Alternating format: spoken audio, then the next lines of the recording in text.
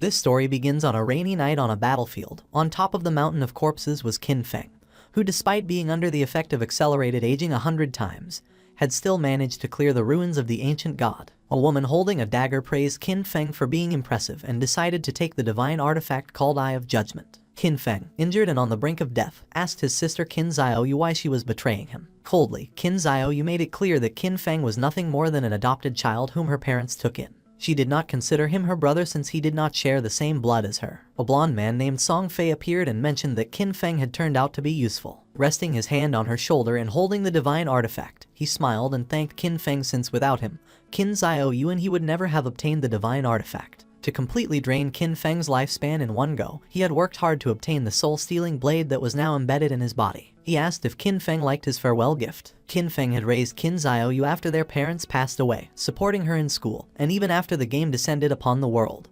He risked his life countless times for her. But now seeing that she had betrayed him, he realized that he had judged her wrongly. Qin Xiaoyu made it clear that after their parents died, Qin Feng kept meddling in her life, giving her orders and controlling her. Before, when Song Fei and she needed his protection, he was still somewhat useful. But now that they had the divine artifact, the only value he had for them was gone. Song Fei lunged at Qin Feng to end his life, promising that he would take good care of Qin Xiaoyu. As death was approaching, Qin Feng promised not to let them get away with it. Just before he could finish the sentence, Song Fei took his life. In 2025, the God-forsaken game descended where the only currency was lifespan.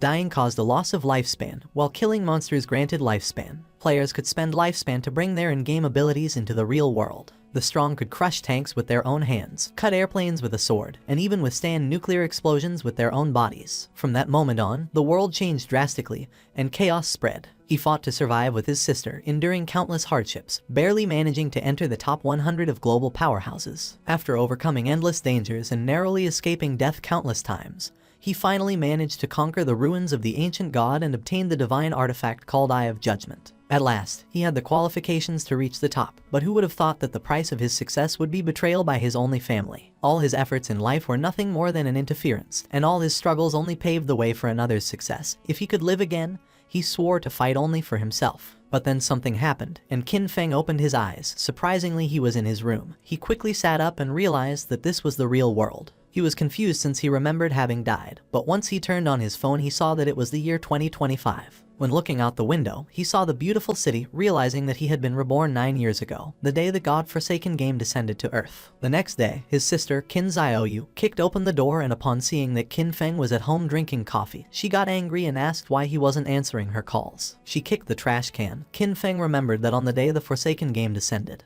he and Qin Xiaoyu had a big fight over Song Fei. On the wall were the posters of Song Fei. Before the game descended, Song Fei was a somewhat famous underground idol, and Qin Xiaoyu was his obsessed fan. Song Fei seemed glamorous on the surface, but in reality, he was a complete scoundrel who had deceived many of his fans to take their money and take advantage of their bodies. And to prevent Qin Xiaoyu from being scammed, Qin Feng always forbade her from associating with that guy.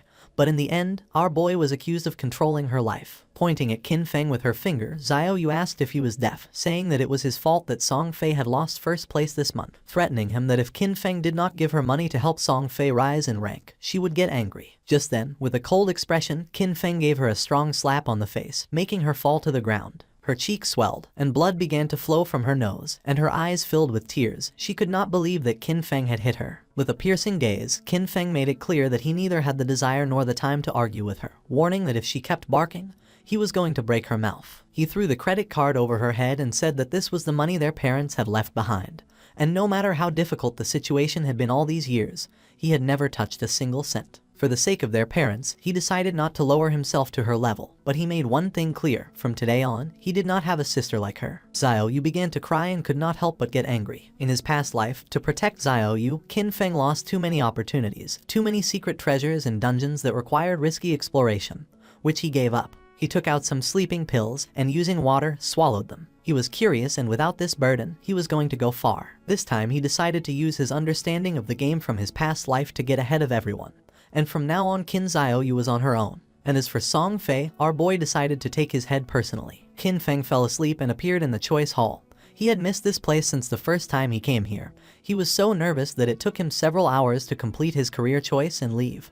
But this time, he had to be faster. In his past life, he chose the warrior to protect Qin Xiaoyu. The warrior class was not weak, but it was no longer the right choice. Now, without the burden of Qin Xiaoyu, he was going to be able to clear solo much faster. Mobility and reaction were the most important things, so without hesitating for a second, Qin Feng chose the assassin class. But then something unexpected happened, and the system reported that the divine artifact Eye of Judgment had been successfully bound. The Eye of Judgment was activated. It had a passive authority. Upon entering the Forsaken game, Qin Feng was going to automatically obtain the highest ranking profession and talent. Our boy was in shock upon seeing that the Eye of Judgment had linked to him after his rebirth, realizing how it worked. As long as the artifact recognized its owner, and even if it was stolen, it would be useless, believing that perhaps this was the reason why he had been reborn. Just then, shadow began to enter his body, then his body started to change and his hair turned white, becoming a shadow. Qin Feng's appearance had changed. Shadow was the highest level hidden profession for assassins. It was completely different from the warrior profession he chose in his past life. Just obtaining this profession had already given him enormous power. Qin Feng's eyes widened in surprise when he remembered that each profession had a very small chance of unlocking its hidden higher tier profession, and the authority of judgment actually made this probability a certainty. The system activated, informing that the authority of judgment was the most genuine and ancient primordial authority in the universe. Its power surpassed rules and order. Temporarily, Qin Feng could not activate this authority actively since he did not possess divinity, but its passive effect was active. This revelation left our boy in shock. In his past life, it was not until the 7th year after the God-forsaken game descended that a powerful player managed to leave God's abandoned realm and reach the realm of order. Only then did humanity learn about the existence of the power of order. But in fact, even years later, no one obtained the power of order. Qin Feng never expected to achieve this. Now at the beginning of his journey, he had already obtained the primordial authority that surpassed order and rules. As long as he could leave God's abandoned realm and reach the realm of order to obtain divinity, he could activate this authority, now having another goal in this life. Now that the profession selection had been completed, the system asked him to enter his game alias. Qin Feng hesitated for a moment but then chose Shadow since his profession had been born from the Shadow. Qin Feng was teleported to the God's abandoned realm. This was a ruined land, full of countless monsters. He had to be careful since the monsters were ready to tear him apart and steal his lifespan. One could leave the town, kill monsters and earn tradable lifespan. But if they died in the game, they would lose half of their lifespan, both tradable and non-tradable. Qin Feng was in Shell Town, a safe zone. Here there were no monsters and players could not attack each other, and the lifespan loss speed was multiplied by 1. Many people were dragged into the game. Some had taken a nap after eating and some others had fallen asleep after a long workday, only to end up in this place. Everyone's attention was fixed on Qin Feng. No one knew what profession he had, nor why it looked so different from theirs. Seeing the dagger, some realized that he was an assassin. Soon, powerful figures from various countries were going to appear one after another, reconfiguring the order of this world. If Qin Feng wanted to get ahead of them, then he couldn't wait since practice waits for no one. Just then, 3 men and an archer were teleported back to the town. You see, if during the monster hunt players died, they would return to the town. The players were furious and panicked since the wild monsters were too strong.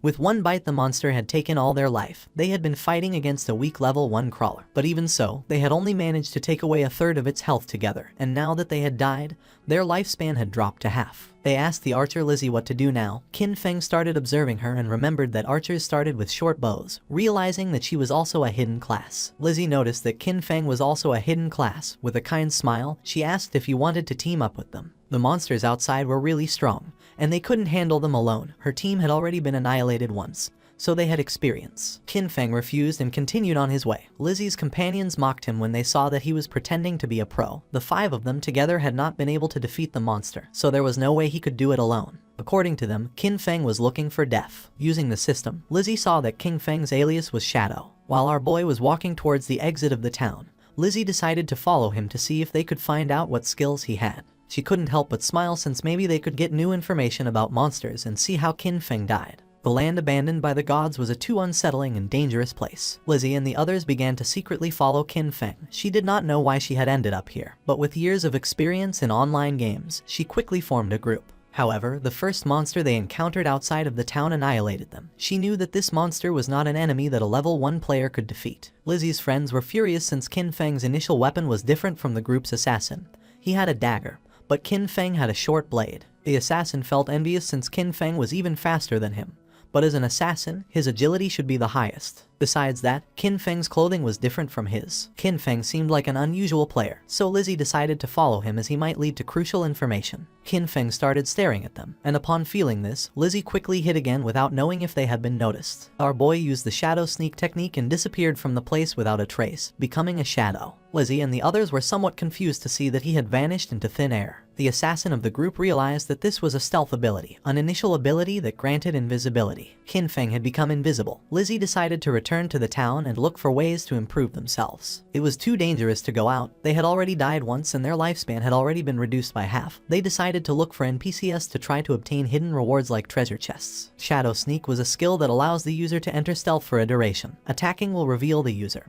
and the first hit after breaking stealth deals increased damage. Stealth Mastery doubles the duration of stealth and increases the level of stealth by 1. As expected, the Shadow class was extraordinary. The stealth of a normal assassin at this level would be easy to detect, but the Shadow class had its own stealth mastery, which made it impossible for anyone, even monsters, to notice Qin Feng in the early stages of the game. Our boy couldn't help but think that Lizzie and her friends were naive since the beginner town had nothing that could really improve your strength. It was just a refuge for players. In this forsaken game, weak players were nothing more than prey for monsters. A few seconds later, Qin Feng's stealth came to an end. For now, the duration wasn't very long. Luckily, the cooldown started as soon as he activated stealth. In just a few more seconds, he would be able to disappear again. The status window of Qin Feng appeared, his codename was Shadow, and his class was also Shadow. He had a non-tradable lifespan of 75 years and 0 tradable lifespan, strength of 13 points, constitution of 13 points, agility of 18 points, and spirit of 15 points. All players started with base stats of 10,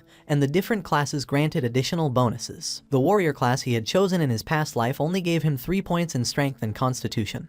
But this time, the Shadow class had granted improvements to all stats, and agility had increased by 8 points. He still had 5 free attribute points to assign. Most players use their points on strength or spirit to increase physical or magical attack power, but that was a big mistake. Without losing a second, Qin Feng assigned the 5 points to agility, now being 23 points. This statistic was key since in the early game, no matter how one allocated their stats, the monsters would always deal overwhelming damage to the players, and the only way to kill monsters without taking damage was to increase agility and boost speed. Then something caught Qin Feng's attention.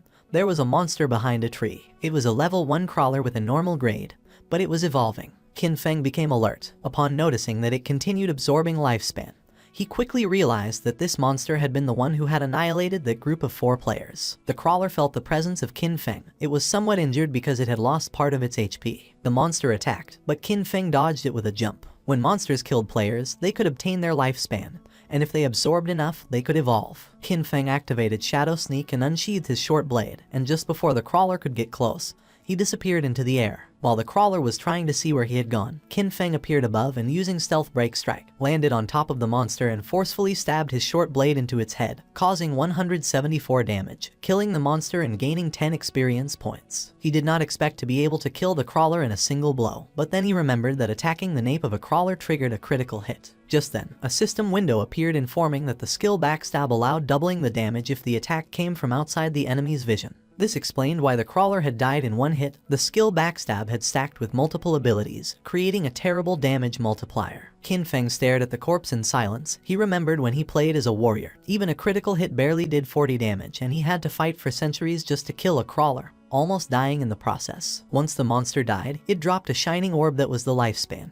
Qin Feng clenched his fist and absorbed the lifespan, gaining 3 days of tradable lifespan, and 54 years and 155 days of non-tradable lifespan. 5 people had died, each losing at least between 20 to 30 years of lifespan, adding up to a total of more than 100 years. But since the crawler had absorbed it first, Qin Feng only obtained 54 years. For now, the non-tradable lifespan was not useful. But at that moment, the authority of the Eye of Judgment was activated, granting Qin Feng the talent called Infinite Evolution. By killing monsters solo, he had the chance to earn evolution points to upgrade skills. Every 24 hours, he would gain 5 evolution points, and defeating a boss class monster alone guaranteed evolution points. Currently, he had 5 points. He had infinite evolution and could improve his skills. In his past life, he had never heard of anything like this, no matter what equipment or skill book monsters dropped.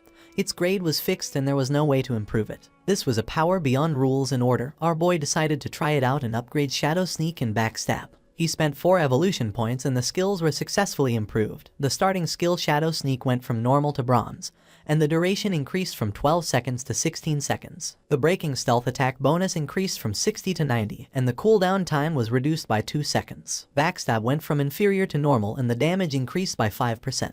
The Shadow Sneak now lasted 16 seconds, and with Stealth Mastery it doubled to 32 seconds. With such an extended stealth duration, he could now remain invisible permanently, and if his abilities had been improved earlier, he would have been able to eliminate even a full HP crawler in a single strike. Just then, a boy who was accompanied by a woman mentioned that this game was easy since even a scrawny guy like Qin Feng had taken down a monster alone. The woman praised him, thinking that with his physique he would be able to face 10 people. The boy began to smile and promised to protect her. Qin Feng noticed that there was a monster hidden in the tree. With a confident smile, the boy asked if he wanted to team up with them. Qin Feng sensed danger and disappeared using the Shadow Sneak. Seeing this, the boy thought that his muscles had intimidated him. A spider descended to the ground, making them panic. This was the level 1 and bronze grade monster nurturer. It attacked, ending their lives. Qin Feng remembered that the nurturer was a beginner boss with 16 OHP points. It was not something that a normal rookie could handle, and besides, it had many small spiders under its command. The nurturer began to feed and Qin Feng took advantage of this moment to check how strong his upgraded abilities were. Using the stealth break strike, Qin Feng stabbed his short blade into the spider's eye. It counterattacked, but Qin Feng reacted in time and after dodging the attack,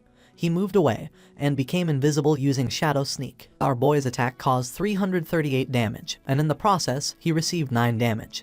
He had barely escaped thanks to his agility. Qin Feng had 130 HP points, and if the spider's attack had connected, he would have died instantly. He was impressed to see that his attack had dealt more than 300 damage to the boss. The nurturer enraged and in the process split the trees in the area in half. Qin Feng was aware that these monsters were intelligent, and that the spider would not just stand still taking hits. The spider was attacking indiscriminately to identify Qin Feng's location. Now even the small spiders were on alert, so he could not rush in recklessly. While the spider was distracted, Qin Feng took the opportunity to throw a rock, which hit its abdomen directly, causing 299 points of damage. Qin Feng grabbed another rock and his assumption was correct, realizing that his main source of damage came from the bonus of the skill Stealth Ambush Strike and the class skill Enhancement, so even by throwing rocks he could still deal solid damage. All he had to do now was wait for Shadow Sneak to come off cooldown, and then throw a rock. This way, the rock was going to activate the bonuses of Ambush Strike, Backstab, and Weak Point Attack. Once Shadow Sneak came off cooldown, Qin Feng threw another rock again,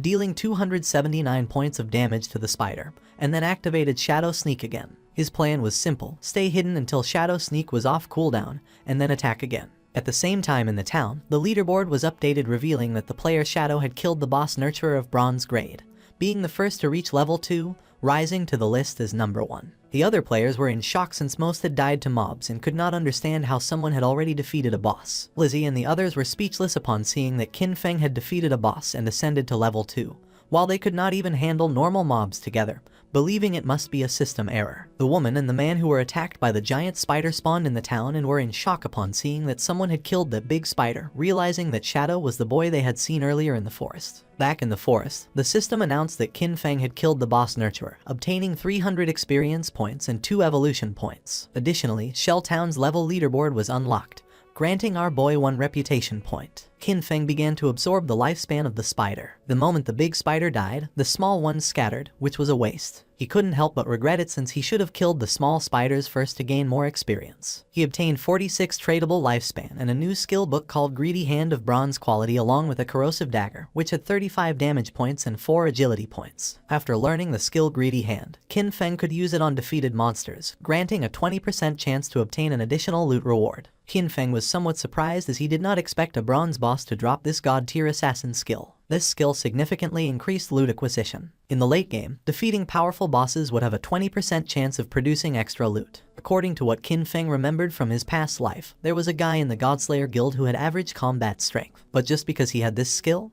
he became one of the most sought-after players. He even had a personal bodyguard who escorted him everywhere. Qin Feng's eyes widened in surprise, realizing that although the activation rate was only 20%, if he combined it with his unlimited evolution talent, he would be able to infinitely increase both the drop rate and the amount of loot. The next day, the students were on their way to school. Xiaoyu's friend asked if she was not going to call Qin Feng and apologize, reminding her that yesterday they had skipped the exam to secretly go and support Song Ye. She was sure that Qin Feng must be angry with her. Xiaoyu refused since she had done nothing wrong, and because of him, they had almost missed the entrance time. According to her, Qin Feng was the one who should apologize. Her friend tried to convince her since Qin Feng treated her very well and also asked what had happened to her face. Xiao Yu stood firm in her decision since all Qin Feng did was meddle in her affairs, and she made up an excuse, saying that she had tripped and hurt her face. Upon entering the school, they saw many students gathered in front of a classroom. The friend became curious and, making her way through the crowd, entered the classroom where she saw that Zhang Wei's body was becoming semi-transparent. One of Zhang Wei's friends explained that he wasn't very sure, but just now, Wei had said he was going to take a nap, and when they turned around, he was already like this. This was not an isolated case, it was all over the internet. People from all over the world were experiencing the same phenomenon, and some experts said that if one fell asleep, they would enter a semi-transparent state like a ghost, and no one knew why. The friend went on alert and decided to call her parents to warn them and advised Xiao Yu to call her brother to warn him as well just in case. But she refused since she preferred to see him dead rather than contact him. Meanwhile, Qin Feng evolved the new skill Greedy Hand, upgrading it from bronze quality to gold. Now, when looting an enemy, the probability of obtaining an extra piece of loot increased from 20% to 70%. And thanks to this, our boy learned Greedy Hand and obtained 2 points. Qin Feng clenched his fist and activated the skill, obtaining 2 evolution points and 46 days of tradable lifespan. He was more than satisfied to have obtained 2 evolution points and knew that to upgrade Greedy Hand to level 3 he needed 3 points, and that soon he would have a 100% chance of obtaining extra loot. He knew that the governments of the world must have realized the situation by now, and more people were going to flood into the game, so he had to accelerate his progress and equip what he could use. Qin Feng equipped the corrosive dagger of bronze quality, gaining 35 attack points and 4 agility points. He activated the shadow stealth to avoid drawing attention from the monsters, knowing that it wouldn't be long before people realized that the skills and equipment from this game could be extracted into the real world. And when that happened, the world would fall into chaos. Extracting skills and equipment required 2 conditions. First, reaching level 10, and second, having enough tradable lifespan. Defeating small monsters took too much time, so he decided to find stronger bosses. While he was walking through the area, he heard someone fighting, and when he went to the cliff, he saw several players fighting against a level 2 sprint predator, bronze grade. Qin Feng was planning to find stronger bosses, and now he had found a sprint predator, being a perfect timing. The monster attacked, but the player carrying a shield and mace blocked the attack without much effort. It was Wang Meng. Qin Feng did not expect to meet him here, realizing that the rumors were true. It was said that when Wang Meng first entered Forsaken Game, he had gathered an entire team of hidden class players. The 6 members of his team were hidden class users. Wang Meng summoned the Holy Barrier, creating a golden barrier to repel the monster. He had the hidden class of Holy Shield Warrior, having twice the basic stats of a normal warrior. And, as if that were not enough, he also had an innate invincibility skill. While the monster was distracted, the mage of the team summoned a fireball which hit directly against the creature's arm. She had the mage class hidden profession called Prophet, which allowed her to inflict double the magical damage of a normal mage and came with an incorporated prophetic fireball. The archer of the team had the hidden profession of the archer class called Sharp-Eyed Shotter, granting the user double the stats of a normal archer, and came with an incorporated rapid shot skill. The priest had the Oracle Priest class, having twice the healing power of a normal priest and a group healing ability. The archer and the mage attacked together, but the monster evaded the attacks without much effort and attacked Wang Meng, forcing him to retreat. The archer panicked upon seeing that the ranged attacks were not hitting, thinking that this boss was too fast. The priest healed Wang Meng, and he decided that the best way to defeat this boss was to keep attacking while the healers took care of healing. Seeing that he planned to wear down the monster's health little by little, Qin Feng thought that Wang Meng was very optimistic, but he knew that he was forgetting the most important thing.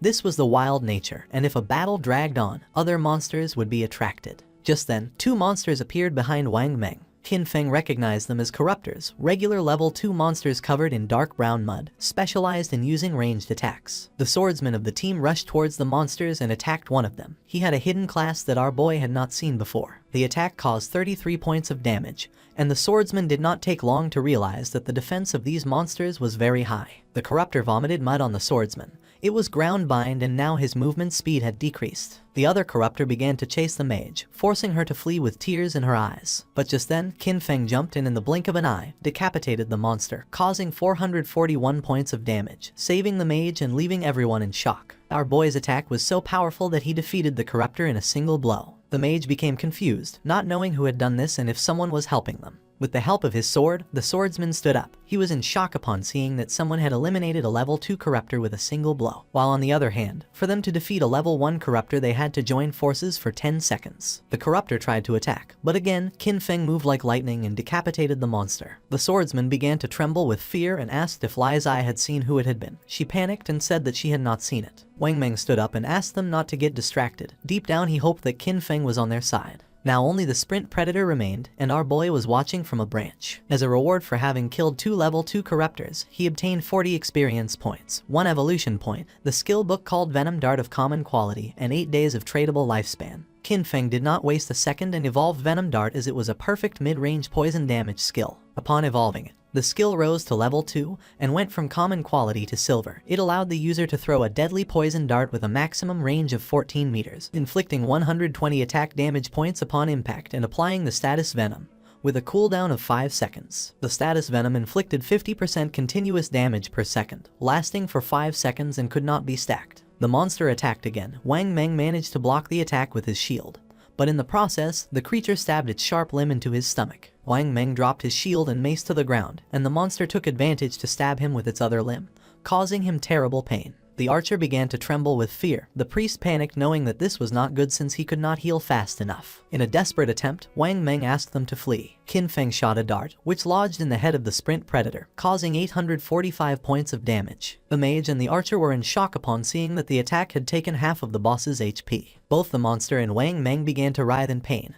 and venom started to emerge from the monster's wound until its body collapsed to the ground, causing 324 damage multiple times. Since Qin Feng had inflicted more than 90% of the damage, the loot belonged to him, and for having killed the sprint predator, he obtained 600 experience points, reaching level 3, obtaining 2 evolution points and 55 days of tradable lifespan. He did not expect that the damage over time of the Venom Dart would activate his class's passive ability. With Stealth, he could remain invisible and throw darts indefinitely, and now nothing in the early and mid-game could stop him. The loot began to emerge from the monster's corpse. Wang Meng was in shock upon seeing the amount of damage the monster had taken, and several seconds later, the loot disappeared. Wang Meng stood up and thanked Qin Feng for saving them, but our boy made it clear that in the wildlands, one could not trust people so easily, leaving everyone in shock. Wang Meng thanked our boy for the advice and they decided not to bother him while he was checking the loot.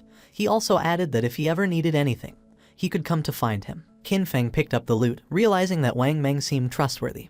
Plus, he had the backing of Daxia's government, which had many resources. Our boy decided to look for a stable sales channel to sell the unused loot. He used Greedy Hand, gaining 3 evolution points and 55 days of tradable lifespan, acquiring Sprint Predator's bronze quality leather greaves. Our boy equipped the leather greaves, obtaining 9 points in physical defense, 5 points in all elemental resistances, along with a 15% cooldown speed. This had been a great loot, since he still had many other class gears and skill books, and once his bag was full, he decided to return to the town and exchange everything for lifespan. His eyes began to shine with confidence since this time his growth was 100 times faster than in his last life. Not far from the area, another team of players was being attacked by more monsters, and seeing that the number of monsters was increasing, they decided it was better to flee. But before they could do so, another much larger monster appeared, and just before the players could escape, the monster attacked with sharp vines, killing them all. The players respawned in the town and couldn't help but feel frustrated since the monsters always appeared in groups and fled when they had low health. It was said that players had to be level 3 to leave the game, but this seemed like an impossible task. Some players thought they needed more people since a team of 3 players was not enough, believing they should form groups of 6 or 10 players. The other player argued that this was not going to work since he had seen a team of 10 be surrounded and wiped out. Plus, too many people were going to attract a boss, and recently, a group of 40 had activated some Curse Master and it had annihilated more than 30 of them in one single strike. Lizzie's team also spawned back in the town. If the players did not reach level 3, they were going to be trapped inside the game forever. They had all ended up here after falling asleep, so in other words, only their consciousness was inside the game, and if they could not get out, their real bodies were going to starve to death. Lizzie was frustrated because she did not know why the game was so difficult. Her friend panicked since they had already died 3 times and their non-tradable lifespan had dropped to less than 10 years, and at this rate, they were going to end up dying in real life. Despite not knowing if it was real or not, Lizzie knew that they could not afford to die again. Upon seeing that Shadow was level 3, she was somewhat confused, realizing that he must have discovered some trick. She knew they needed him to carry them to level 3 in order to escape this game. Clenching her fist, she gave the order to her team to spread the word. They had to get Shadow to help them reach level 3. She was determined to give him 10 million in cash once they returned to reality. The others were in shock, but she knew there was no way Shadow could ignore the 10 million. Back in the forest, our boy took down a level 2 polluter, earning 20 experience points and 1 evolution point. After absorbing the lifespan of the monster, Qin Feng decided that he already had enough evolution points and decided to spend the 5 points he had to evolve Greedy Hand. It improved in quality, going from platinum to emerald, increasing the probability of obtaining extra loot to 160%, and now the extra loot had a 20% probability of being 1 tier higher. Qin Feng was amazed knowing that the effect was insane, realizing that if he kept evolving it, it would reach 100% or even 200%. It was raining, and something caught Qin Feng's attention. It was the monster called Curse Master which was wandering through the forest. This monster was a bronze tier boss and was consuming vital force to advance to a silver tier boss. For Qin Feng, it was normal that this boss had annihilated a team of 40 men. For now, our boy had a full inventory, so even if he killed the monster, he wouldn't be able to pick up the loot, so for now, he decided to mark this place on the map. The boss's evolution took some time, so he thought about emptying his inventory first and coming back later. In the town, the news that someone was offering 10 million for Shadow, the #1 player on the leaderboard, to help them level up quickly had spread everywhere. People were dying, losing lifespans, so the rich had already started looking for a way to escape, meaning that the commoners were doomed. While people were chatting, Qin Feng appeared in the town, leaving everyone in shock. Using the system, he activated the market stall option, making the system announce that he was selling equipment and skills, with the stall available for only 10 minutes. The players were in shock upon seeing that he was wearing 2 pieces of bronze tier gear, and furthermore was selling 2 more. They still couldn't believe that he had killed a bronze tier boss. One of the players asked why they couldn't see Qin Feng's face. Another player explained that he had enabled the face concealment function, making the in-game appearance match the real one, so for this reason he wanted to remain mysterious. A mage approached our boy's stall and with a curious gaze asked how much for the icicle spell, to which Qin Feng replied that it was 100 days of tradable lifespan. She was Grey Rose, currently ranked 11 in Shell Town, who also had face concealment activated. For Rose, 100 days of lifespan was a lot, so she asked if he could lower the price, to which Qin Feng explained that the common tier skill icicle spell increased a mage's early farming speed, and 100 days was already a bargain. Rose asked if she could use real-world money, but Qin Feng refused to accept it, advising her that if she had cash, she could first buy tradable lifespan and then exchange it with him, and if no one offered more, he was determined not to sell the skill until she had the lifespan.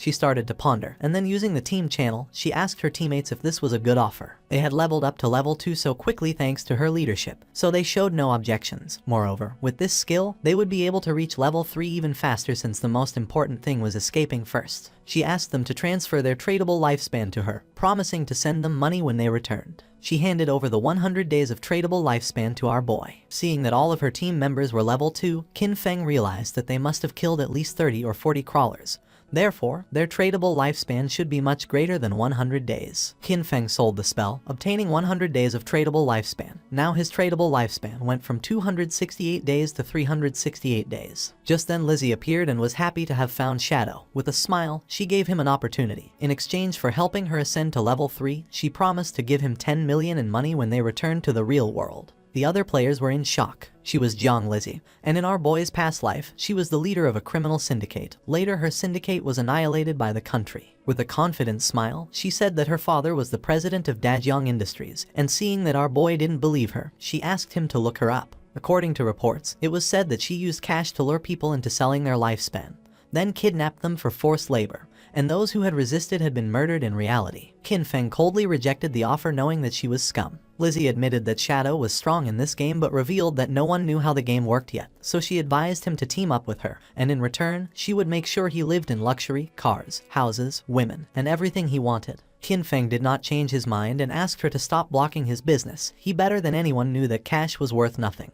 And soon, the only universal currency was going to be the tradable lifespan. Lizzie became arrogant and made it clear that if this were the real world, she would have given him a good lesson. With a murderous look, Qin Feng made it clear that if she said another word, he was going to kill her until her lifespan reached 0. Lizzie and her friends felt the pressure and without losing a second, they ran away from the place. A few minutes later, our boy sold the last item from his stall, the Gleam Robe of Tier Bronze. Now he had a total of 546 days of tradable lifespan, now that he had sold everything.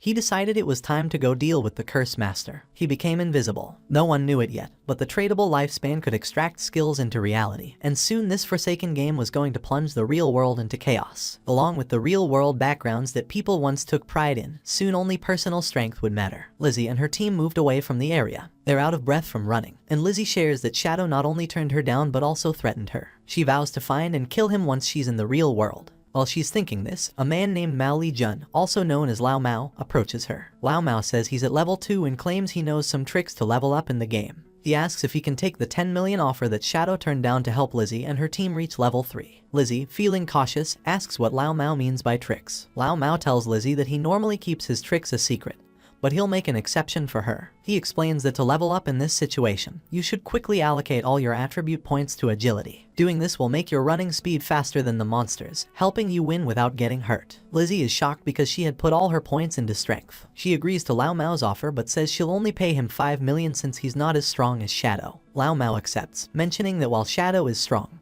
it was odd for him to turn down such a big amount of money. Meanwhile, Qin Feng arrived at the place he had marked earlier on the map. Still in stealth mode, he notes that the monster has advanced to the silver rank, and the gray fog around it shows it's still evolving. He activates his Venom Dart ability, knowing that the monster's evolution to gold rank will take 7 or 8 hours. Not wanting to wait, he launches the Poison Dart, which hits the monster for 659 damage due to his stealth strike. The poison then continues to harm the monster at 219 points per second. He quickly jumps at the monster, using his Shadow Sneak skill, understanding that the silver boss monster's health is 2 or 3 times that of a bronze level 1. Suddenly, the monster starts gathering a massive amount of magical energy in its hands, making it grow larger. Qin Feng figured he just needed to hit the monster with his Venom Dart skill 2 or 3 times. But suddenly, the monster unleashed a powerful attack, destroying the surrounding area. He explains that this monster is a magic-type boss, with skills that deal a lot of area damage at once. After launching the Venom Dart, he quickly retreated and barely escaped the attack's range. Still invisible, he realized that with his current health and defense,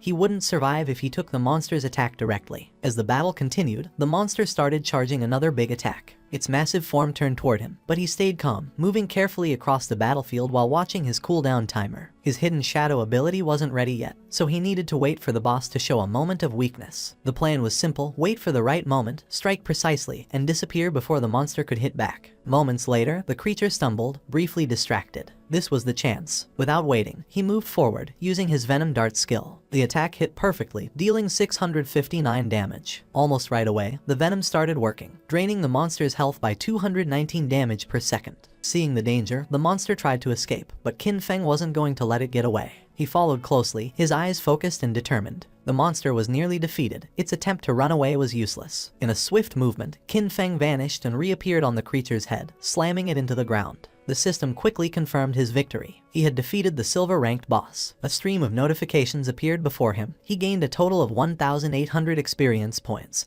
and leveled up from 3 to 5 instantly. He also received 4 evolution points and a surprising 124 days of tradable lifespan. He chuckled, noticing how a single boss kill boosted him 2 levels and gave him extra evolution points. As the monster's body turned into loot, he used his evolved skill, Greedy Hand. The air shimmered as a system screen confirmed the loot was collected. The rewards were even better than he expected, with another 4 evolution points and an extra 124 days of tradable lifespan, doubling his gains. The generous rewards made him smirk. 2 extra bonuses right away were impressive. He realized the silver-ranked boss had given him a total of 12 evolution points and 372 days of tradable lifespan. Just as he was taking in his rewards, another system prompt appeared, revealing an unexpected bonus. The secondary effect of Greedy Hand had kicked in, upgrading one of his looted items from silver to gold rarity. He looked at the notification with interest, a gold tier item. It made sense why Greedy Hand was considered a Jade level skill. It could enhance loot beyond its original quality. His focus then turned to the scattered loot. 7 or 8 pieces of gear had dropped, but he only had 10 slots left in his backpack. He sighed, realizing that running back each time he defeated a boss would waste a lot of time. He knew that a storage ring or something similar would have been perfect to solve this problem. Just as Qin Feng was about to check out a specific item among the loot, the scene suddenly shifted back to the shell town.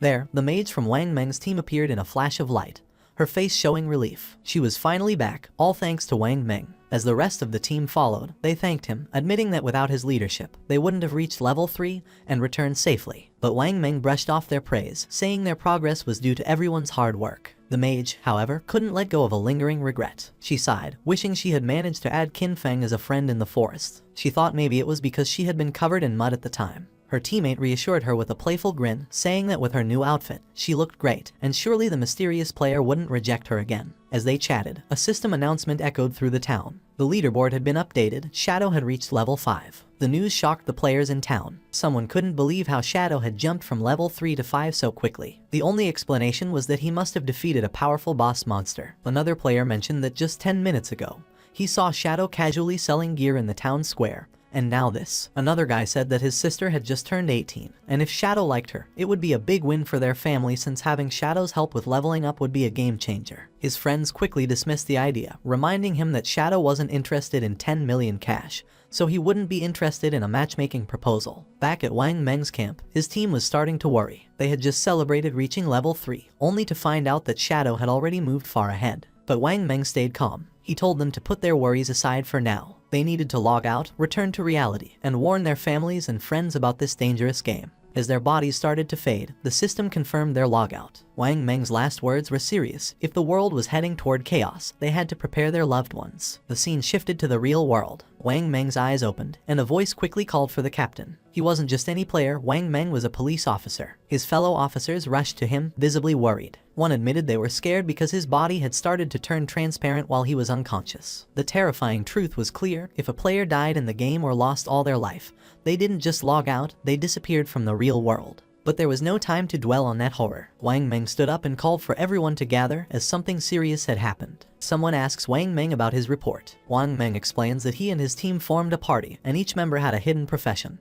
which was a big advantage in the game. Yet, they were almost wiped out by a single monster. They were only saved at the last moment by an unknown player, Shadow. Wang Meng confirms that his report is accurate. He then describes Shadow's incredible progress. When Shadow helped them, he was at level 3. But by the time Wang Meng and his team reached that level, Shadow had already moved up to level 5, a huge jump of 2 levels. This news worries the higher-ranking officers. One of them asks the obvious question, does this mean Shadow is now the strongest player in the world? How did he level up so quickly? The speculation starts, and Wang Meng suggests that maybe Shadow defeated a high-level boss monster or did something equally impressive. Another officer, curious about the details, notices an inconsistency. According to Wang Meng, Shadow was already at level 3 when he saved them. If that was true, why didn't he log out like the rest of them? Could it be that Shadow had no close family or friends waiting for him in the real world? A female officer comes up with a daring idea. She thinks Shadow might be a transmigrator, someone who shows up suddenly and gets stronger fast, as if destined for power. She says that transmigrators are often orphans, which might explain why Shadow hasn't come back to reality. Her words make the room go silent, and realizing the weight of what she said, she blushes with embarrassment. A senior officer, not impressed, calls her NU and tells her to stop making jokes during a serious talk. He dismisses her idea, saying she's been reading too many novels. Then, shifting back to the main subject, the officer shares some crucial information. Secret reports from the higher-ups reveal that researchers are studying a worrying pattern.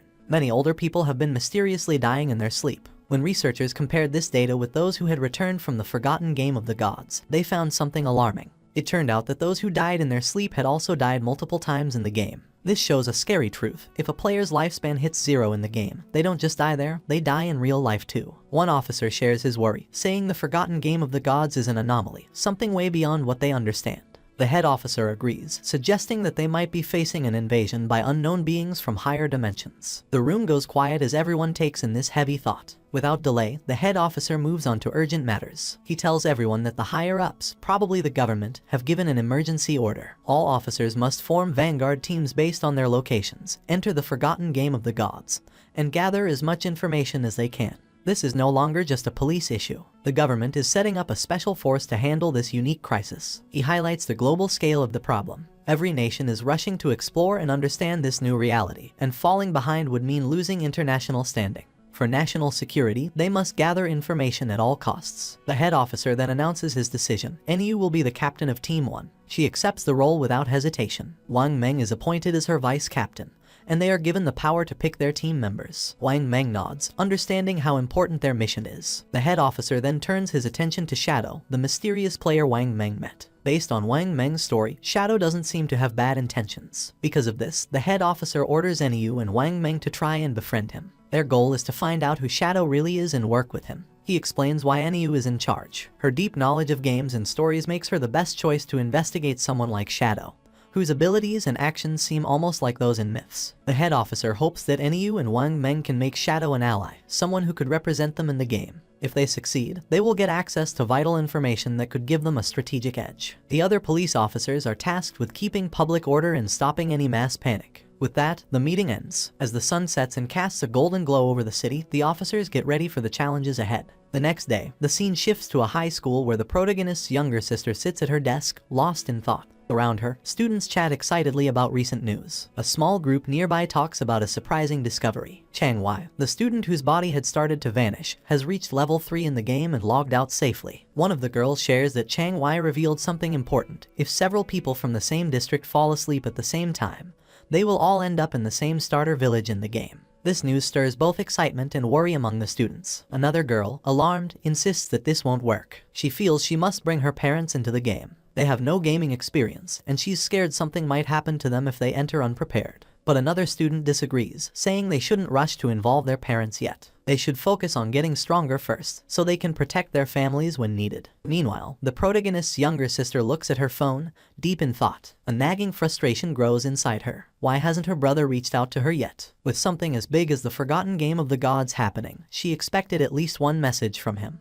But there's been nothing. He hasn't checked on her or even apologized for hitting her earlier. That was completely unlike him. In the past, whenever they argued or she upset him, he would always find a way to make peace. But today, there was only silence. No apologies, no attempts to make things right. Even their parents had never laid a finger on her, yet he, her brother, had struck her. Still upset, she tries to justify her actions. All she did was skip class to see Songfi's concert. Was that really such a big deal? She pouts, deciding that unless her brother calls and apologizes at least 1,000 times, she will never forgive him. Her annoyance quickly turns into excitement as she starts talking about Songfi. Looking back, she's glad she went to see him yesterday. Once the forgotten game of the gods takes over, she might not have many chances to go to his concerts. A dreamy look appears on her face as she remembers last night, thinking about how close she was to him during the show. She pictures Songfi on stage and can't help but gush over how amazing he was. Then, she realizes something. If everyone enters the game world while sleeping, that means Songfi will too. Her face turns red as she imagines meeting him in the game.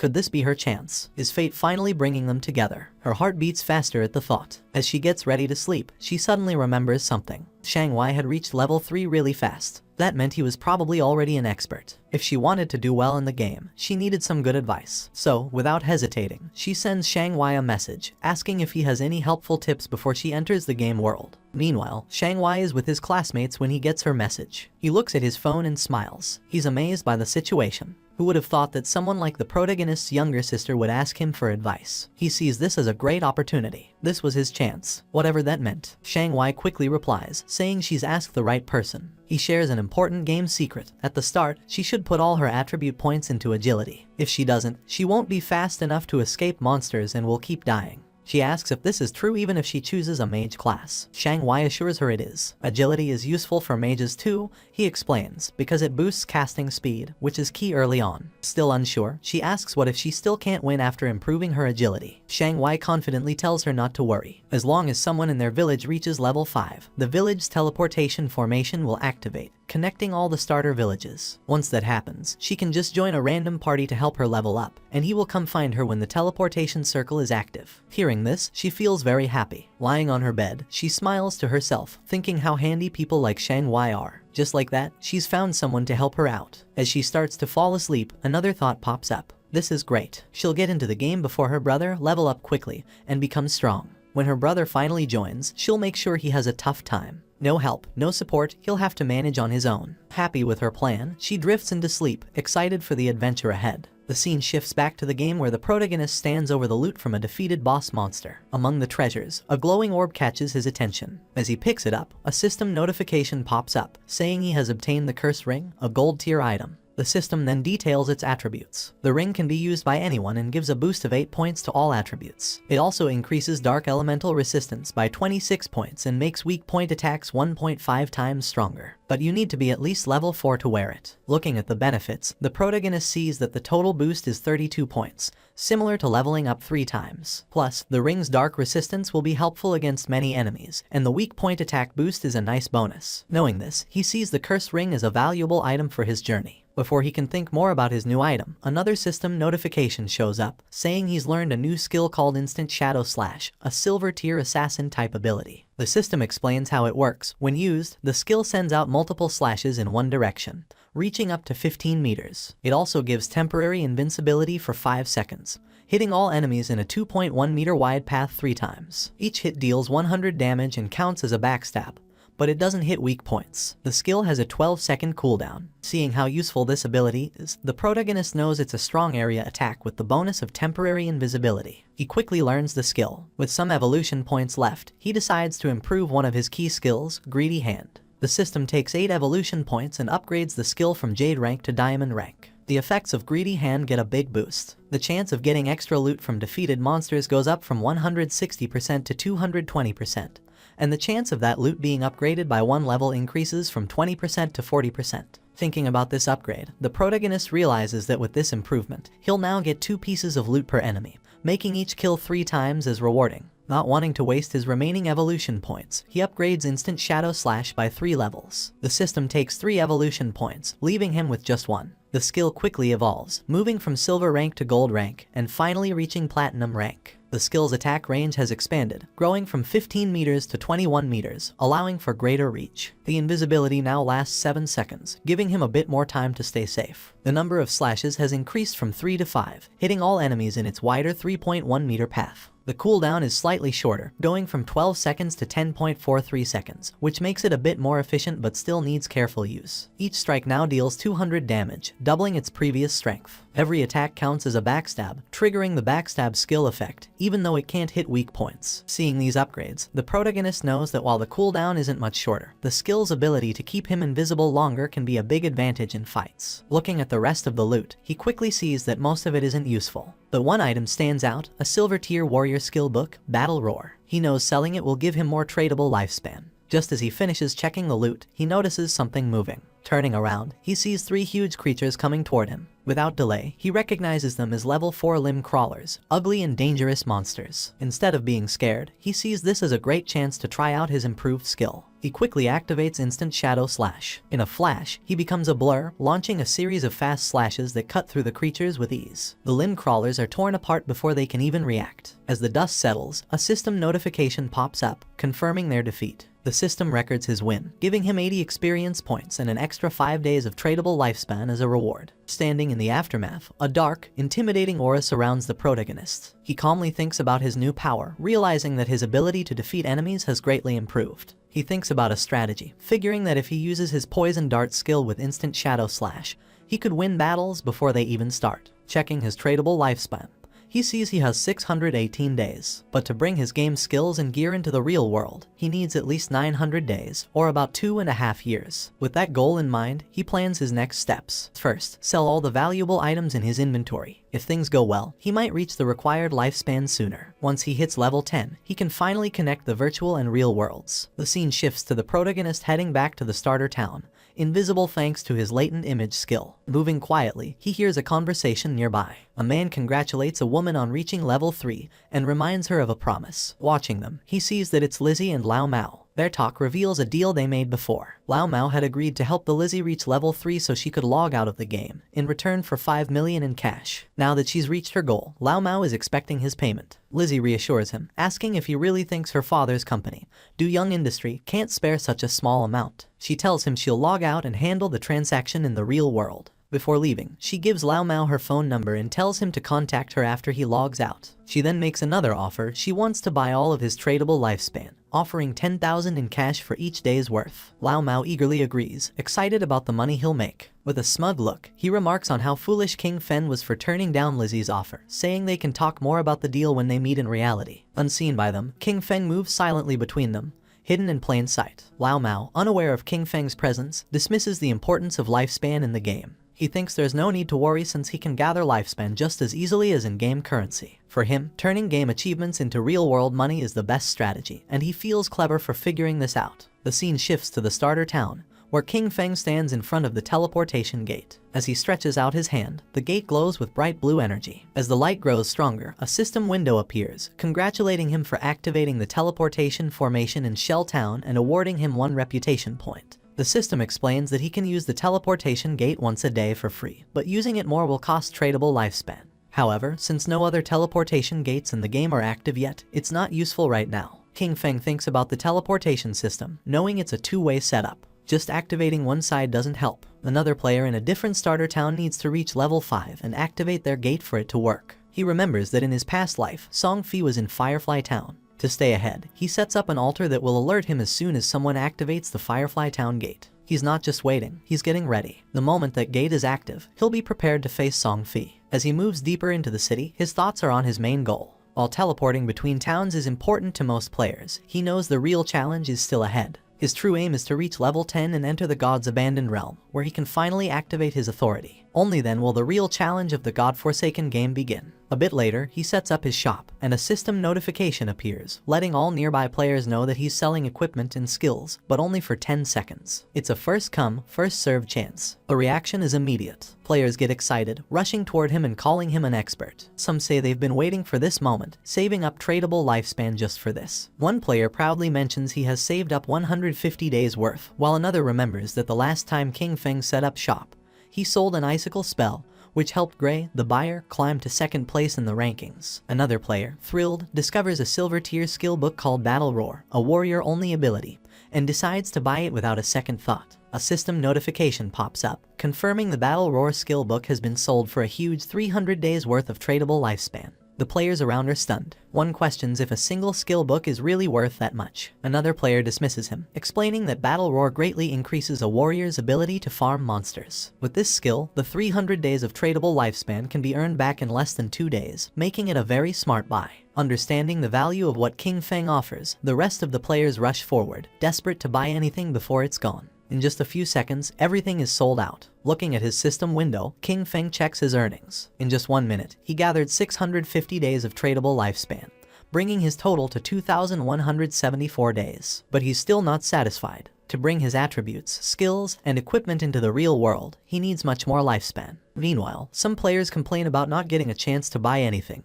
They ask if he'll set up shop here again, and he confirms he will. Suddenly, a female player calls out to him, saying she has a treasure and asks if he's interested in making a deal. As he turns to look, he recognizes her. She's one of Wang Meng's teammates. The system quickly identifies the treasure as a space ring with 12 inventory slots. It adds that the ring doesn't take up King Feng's backpack or equipment slot. King Feng is momentarily taken aback. He knows the true value of the space ring. It's a rare storage item that doesn't use up a ring or backpack slot. Since players can only carry up to 3 storage backpacks, an item like this is invaluable. He understands that while space rings can technically drop from any monster, the chance is incredibly low. The fact that this girl, with her prophet profession, got one so early in the game is amazing. Her luck is incredible. Without delay, he asks for the price of the ring, already figuring out its true worth. In his past life, a 12-slot space ring like this sold for an astounding 3,600 days worth of tradable lifespan. But instead of asking for lifespan, the girl surprises him with her offer. She doesn't want his lifespan at all. Instead, she asks him to add her as a friend and team up with her to defeat a boss monster. King Feng agrees right away,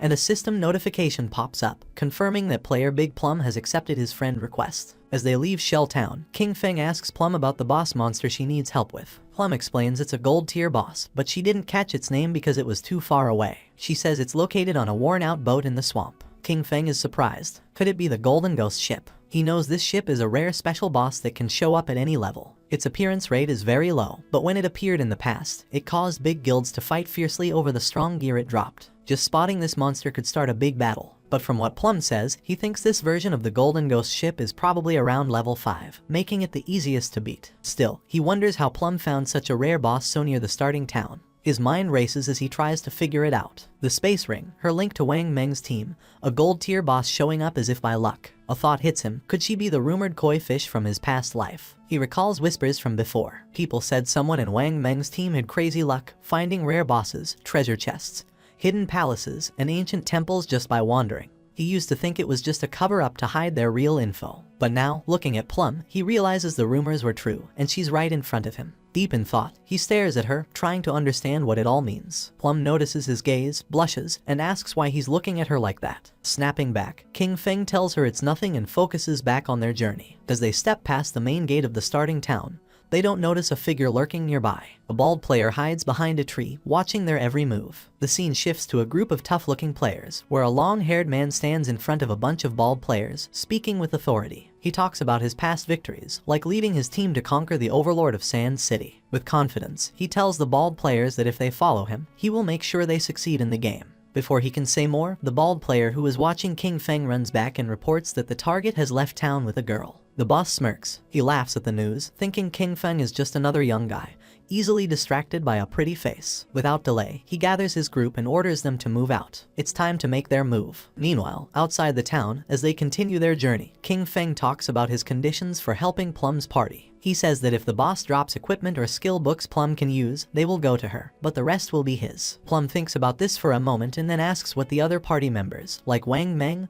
will get from this deal. King Feng explains that since the party has different roles, there's no promise that gear for an assassin will drop. If that happens, he would have fought for nothing, which wouldn't be fair. Understanding his point, Plum agrees to his terms but has a small request. If any gear drops for her captain or other party members, she asks if he would sell it to her at a discount. King Feng agrees. With the terms set, Plum says they will go to the boss's location once Wang Meng and the rest of her party log back into the game. But after walking for a while, she realizes she doesn't know where they're going. It's only when King Feng finally tells her their destination that she understands. They are going to fight the gold tier boss monster now. Plum is shocked. The idea seems crazy. King Feng is an assassin, and she is a mage. He might turn invisible, but she can't take a hit from such a strong enemy. Facing a gold tier boss this early with just the two of them sounds like a death wish. But King Feng stays calm and confident. He doesn't plan for her to fight at all. His plan is to tackle the boss alone while she watches from a safe distance. Even with his confidence, Plum finds it hard to believe. She knows he's strong, but beating a gold tier boss solo is unheard of. Just as she gets ready to question him more, King Feng suddenly stops, sensing something. Without a word, he uses his latent image skill, and he disappears into thin air. Plum is left there, stunned. She looks around, trying to understand what just happened. Moments ago, he was next to her, and now there's only empty space. Confused, she calls out for him, but there's no answer, just silence. Meanwhile, hidden behind a tree, the group of bald-headed players keeps watching King Feng and Plum from afar. Their leader smirks, sure they have the upper hand. But then one of the players notices something odd. King Feng has vanished. Confused, they look to their boss for what to do. Without a second thought, he dismisses it, thinking King Feng must have tricked Plum and left her alone. Grinning wickedly, he orders his men to move in, planning to capture Plum first and have some fun before anything else. As they rush forward, their boss reminds them of his promise that sticking with him means a good life. Now, he claims, even women are falling into their laps. But just as they get close, a shadowy figure appears right in front of them. The leader stops, his grin fading as he looks into the swirling dark aura before him. Confusion flashes in his eyes. What is this? Before he can react, King Feng uses his instant shadow slash skill, and in a blink, it's over. A cold gleam slices through the air, and the group falls, lifeless. Their bodies drop, torn apart before they even know what's happening. King Feng, as if stepping back into the shadows, disappears without a trace. A system notification pops up, confirming his kills. 5 players down, earning him 12 days of tradable lifespan. He glances at the bodies but doesn't give them much thought. Their loot is worthless, barely worth noting. To him, killing them was like taking down 2 low-level monsters. Without a trace of what just happened, King Feng reappears next to Plum, looking indifferent. Plum, still in the dark about what occurred, immediately asks about his sudden disappearance. King Feng shrugs, saying a few people were following them, so he sent them back to town. Plum seems satisfied at first, but her curiosity kicks in and she starts asking questions. She jokes that she thought he left to relieve himself and muses about how handy his invisibility must be. With it, she jokes he could do his business without being seen. King Feng cuts her off, clearly not amused by the odd turn in the conversation. He tells her to focus and hurry up. They need to get to the gold tier boss monster. At the same time in Shell Town, the ground began to shine. And just then, King Feng's sister spawned as a healer. Her eyes widened in surprise upon seeing a magic staff. She picked up the staff realizing that everything was real, so much so that she could even feel things. The player's attention was fixed on her, realizing that she was another newcomer. She was happy since she had obtained the hidden class sacrifice, thinking that it must be very powerful. She firmly believed that with this class she was going to capture Song Fei's attention. She was worried about knowing where Song Fei was right now and if he knew the secret about the starting points. Her eyes began to shine with rage at the thought of where King Feng might have gone. He was always looking after her all day, but when the critical moment arrived, he couldn't be trusted at all. She decided to stop thinking about it since she now had a hidden class and Jiang Wei had promised to help her level up. From now on, King Feng would have to manage on his own because she was not going to worry about him. Her attention fixed on the leaderboard, leaving her in shock upon seeing that rank 1, Shadow, was level 6. She was furious because Jiang Wei was only level 3, and yet dared to boast about how powerful he was. Realizing that Shadow was the true expert, she thought that if she could stick close to Shadow, she would be able to level up faster than with Jiang Wei. But a question came to her mind, where should she go to find that expert? Not far away, there was a group of players talking. They were worried because they couldn't contact Swaying, the healer of the party. It was Wang Men's team. He knew they didn't have time to wait for him, so he asked if anyone had any ideas. One of them, somewhat concerned, explained that they couldn't kill mobs without a healer. The other player argued that they weren't experts like Shadow, who could farm alone, suggesting finding another healer to party up. While they were trying to find a solution, someone greeted them, and when they turned around, they saw King Feng's sister. For her, this opportunity was perfect. With a smile, she asked if they needed a healer, revealing that she had the hidden class life sacrifice. Meanwhile, in the forest, King Feng and Plum were on top of a cliff with a swamp at the bottom, where they saw the Golden Ghost ship lurking. Using Shadow Sneak, King Feng disappeared into the air, asking Plum to hide and be careful of ambushes while he went to take care of the boss. Plum, somewhat confused, nodded but asked him to be careful. Our boy descended onto the swamp, and a system window appeared informing that due to the influence of Ghost Ship, this area had become a violent domain, with a rate loss of lifespan of 100 times. Doing quick calculation, King Feng realized that at a speed 100 times greater than time, staying here for 15 minutes was equivalent to consuming 1 day of lifespan. For him, this kind of violent temporal domain did not have a great effect. The system detected that the Golden Tier Ghost ship was a level 5 boss, and then something unexpected happened. A timer of 45 minutes and 25 seconds appeared. King Feng was somewhat surprised to see that there was a time limit to defeat special bosses like this, but he felt fortunate since there were still 45 minutes left. It was more than enough time to kill it. Using instant shadow slash, King Feng moved like thunder, attacking the boss with powerful slashes, causing a total of 15-0 damage. While the boss was trying to understand what was happening, King Feng deactivated Shadow Sneak and launched a Venom Dart, which hit the ship's bell directly, activating Critical Hit and Stealth Break Strike. While the poison was causing continuous damage, King Feng distanced himself from the boss. To climb at the Golden Ghost ship, there were some challenging points. First of all, many people did not know what its weakness was and believed it had to be its skeletal body, or the ship. But in reality, the weak point was the Ghost Fire Bell located at the tip of the ship. The boss enraged because when its weakness was attacked, it controlled the surrounding water. The boss prepared a massive AI attack, making pillars made of water emerge. Evading the attacks, King Feng began to approach the boss. The water pillars had abnormally high damage, and early-stage warriors wearing silver armor sets could barely take a hit. He was happy since his Shadow class had high agility, otherwise, he wouldn't have been able to dodge. At that moment, hands emerged from the swamp. Decaying zombies known as ghosts began to surface. King Feng remembered that once the AoE attack ended, the boss would summon 12 decaying water ghosts, each with a silver tier capability. Thanks to Shadow Sneak, the ghosts couldn't sense King Feng's presence as he stood right in their midst. The 12 decaying water ghosts were about to attack savagely, and most parties would be in a frenzy by then. And as if that weren't enough, the Golden Ghost ship would summon a decaying water ghost every 3 minutes. If you weren't fast enough in dealing with them, their numbers would only increase more and more, resulting in total party elimination. But since he had been invisible from the start, they wouldn't be able to detect him. He just needed to find the perfect angle. Using instant shadow slash, he started moving quickly and destroying all the ghosts at once. While our boy was taking care of the monsters, Plump was watching from the cliff. She was trembling and red, realizing that this was the power of the ranked 1 expert, Shadow. To her, he was too powerful since he appeared and disappeared without a trace. In the blink of an eye, he had already taken more than half of the boss's health without even giving it a chance to counterattack. But to her surprise, King Feng communicated with her through chat and, calling her by the nickname Little Black, revealed that he was going to die in a while, leaving her in shock. With a confident expression, King Feng said that there was nothing to worry about and the only thing she had to do was wait for him to revive. Plump panicked as she thought our boy had the advantage, and also asked who Little Black was. Calmly, King Feng asked if she wasn't Little Black. She explained that her nickname was Big Plum and not Little Black, which sounded like a dog's name. Someone stomped on the ground forcefully. It was the man our boy had killed before. This time he had brought his entire team and was furious for having been careless. In his glory days, he used to kill legends one after another, but now he was being bullied by a little girl. One of his men appeared running with good news. He had found the girl on the cliff, revealing that Shadow's bastard was challenging the boss alone at the bottom of the cliff. The leader was filled with determination and thought they could kill him since this time he had brought his entire team. In the swamp, the boss was furious and the ship's bell was shining. King Feng was in stage 4 and the most difficult to deal with. The boss raised the ore, creating powerful waves. When it was at half health, it launched massive AI Soul Surge. The waves started traveling through the swamp, making Plump's eyes expand in fear. The Soul Surge disabled our boy's invisibility skill, and something started emerging under his feet. In the next second, a powerful giant pillar of water trapped his body, taking away 1059 points of damage. The system confirmed his death. Our boy lost 326 years of non-tradable lifespan and 1087 days of tradable lifespan. The leader, who was on the cliff, was pleased thinking that King Feng had become arrogant after being called an expert several times. To him, our boy was a fool for believing he could challenge a gold boss alone. Seeing King Feng's lifespan lying on the ground, he and his men started running like mad towards it. They didn't know Shadow was so rich, realizing that such a large orb of light must contain at least 100 days of lifespan. They decided to kill the boss now that it had low health, believing that at the same time they could collect our boy's lifespan. But once they took another step, they appeared in the sky. The leader was confused, not knowing what was happening. He and his men were teleported back to Shell Town.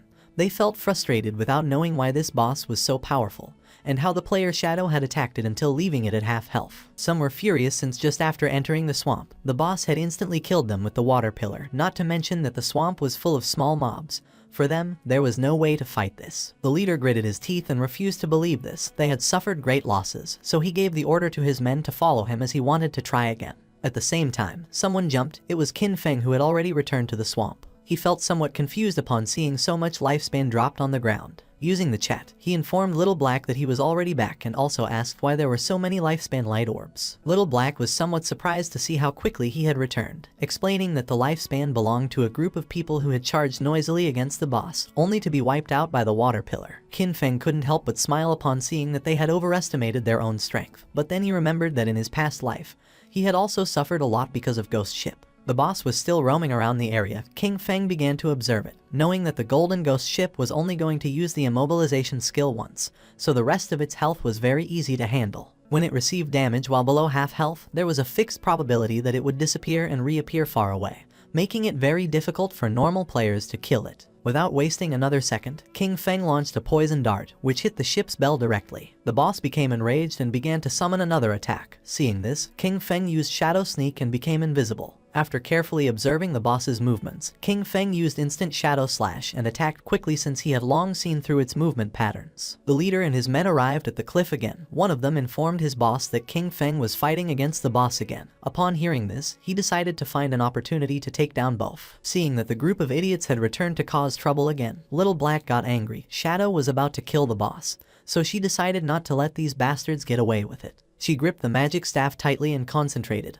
Making thunder appear, a thunderbolt emerged from the magic staff, falling on the men, charring their bodies and leaving the others in shock. The leader, somewhat furious, asked who was attacking him. One of his men began to point at Little Black with his finger, informing that it had been her. He picked up his axe from the ground and gave the order to his men to kill her. Seeing this, Little Black's eyes filled with fear. She started running, asking for help. The leader and his men began chasing her, swearing to kill her. Not far from the area, a man who was hiding behind a tree began to observe them. He was not alone. There was another man behind him. Upon noticing that Little Black and the others were approaching, they hid again behind the tree. Back at the swamp, Qin Feng distanced himself from the boss, his gaze fixed on it, realizing that it was almost dead. But it was as he had expected. Despite being only a level 5 boss, the Golden Ghost ship was difficult to kill alone. He knew that his damage was very low. The battle had taken too long, attracting many people to spectate. Noticing that there were people on the cliff, he realized they were those who had just died. Additionally, he noticed that there was also a group beside the swamp waiting for him to kill the boss before killing him and seizing his loot. The poison started to take effect on the boss, making its eyes start to shine, and not many after, its body started to disappear. The system announced the death of the Golden Ghost ship of gold grade, granting Qin Feng as a reward 48 experience points.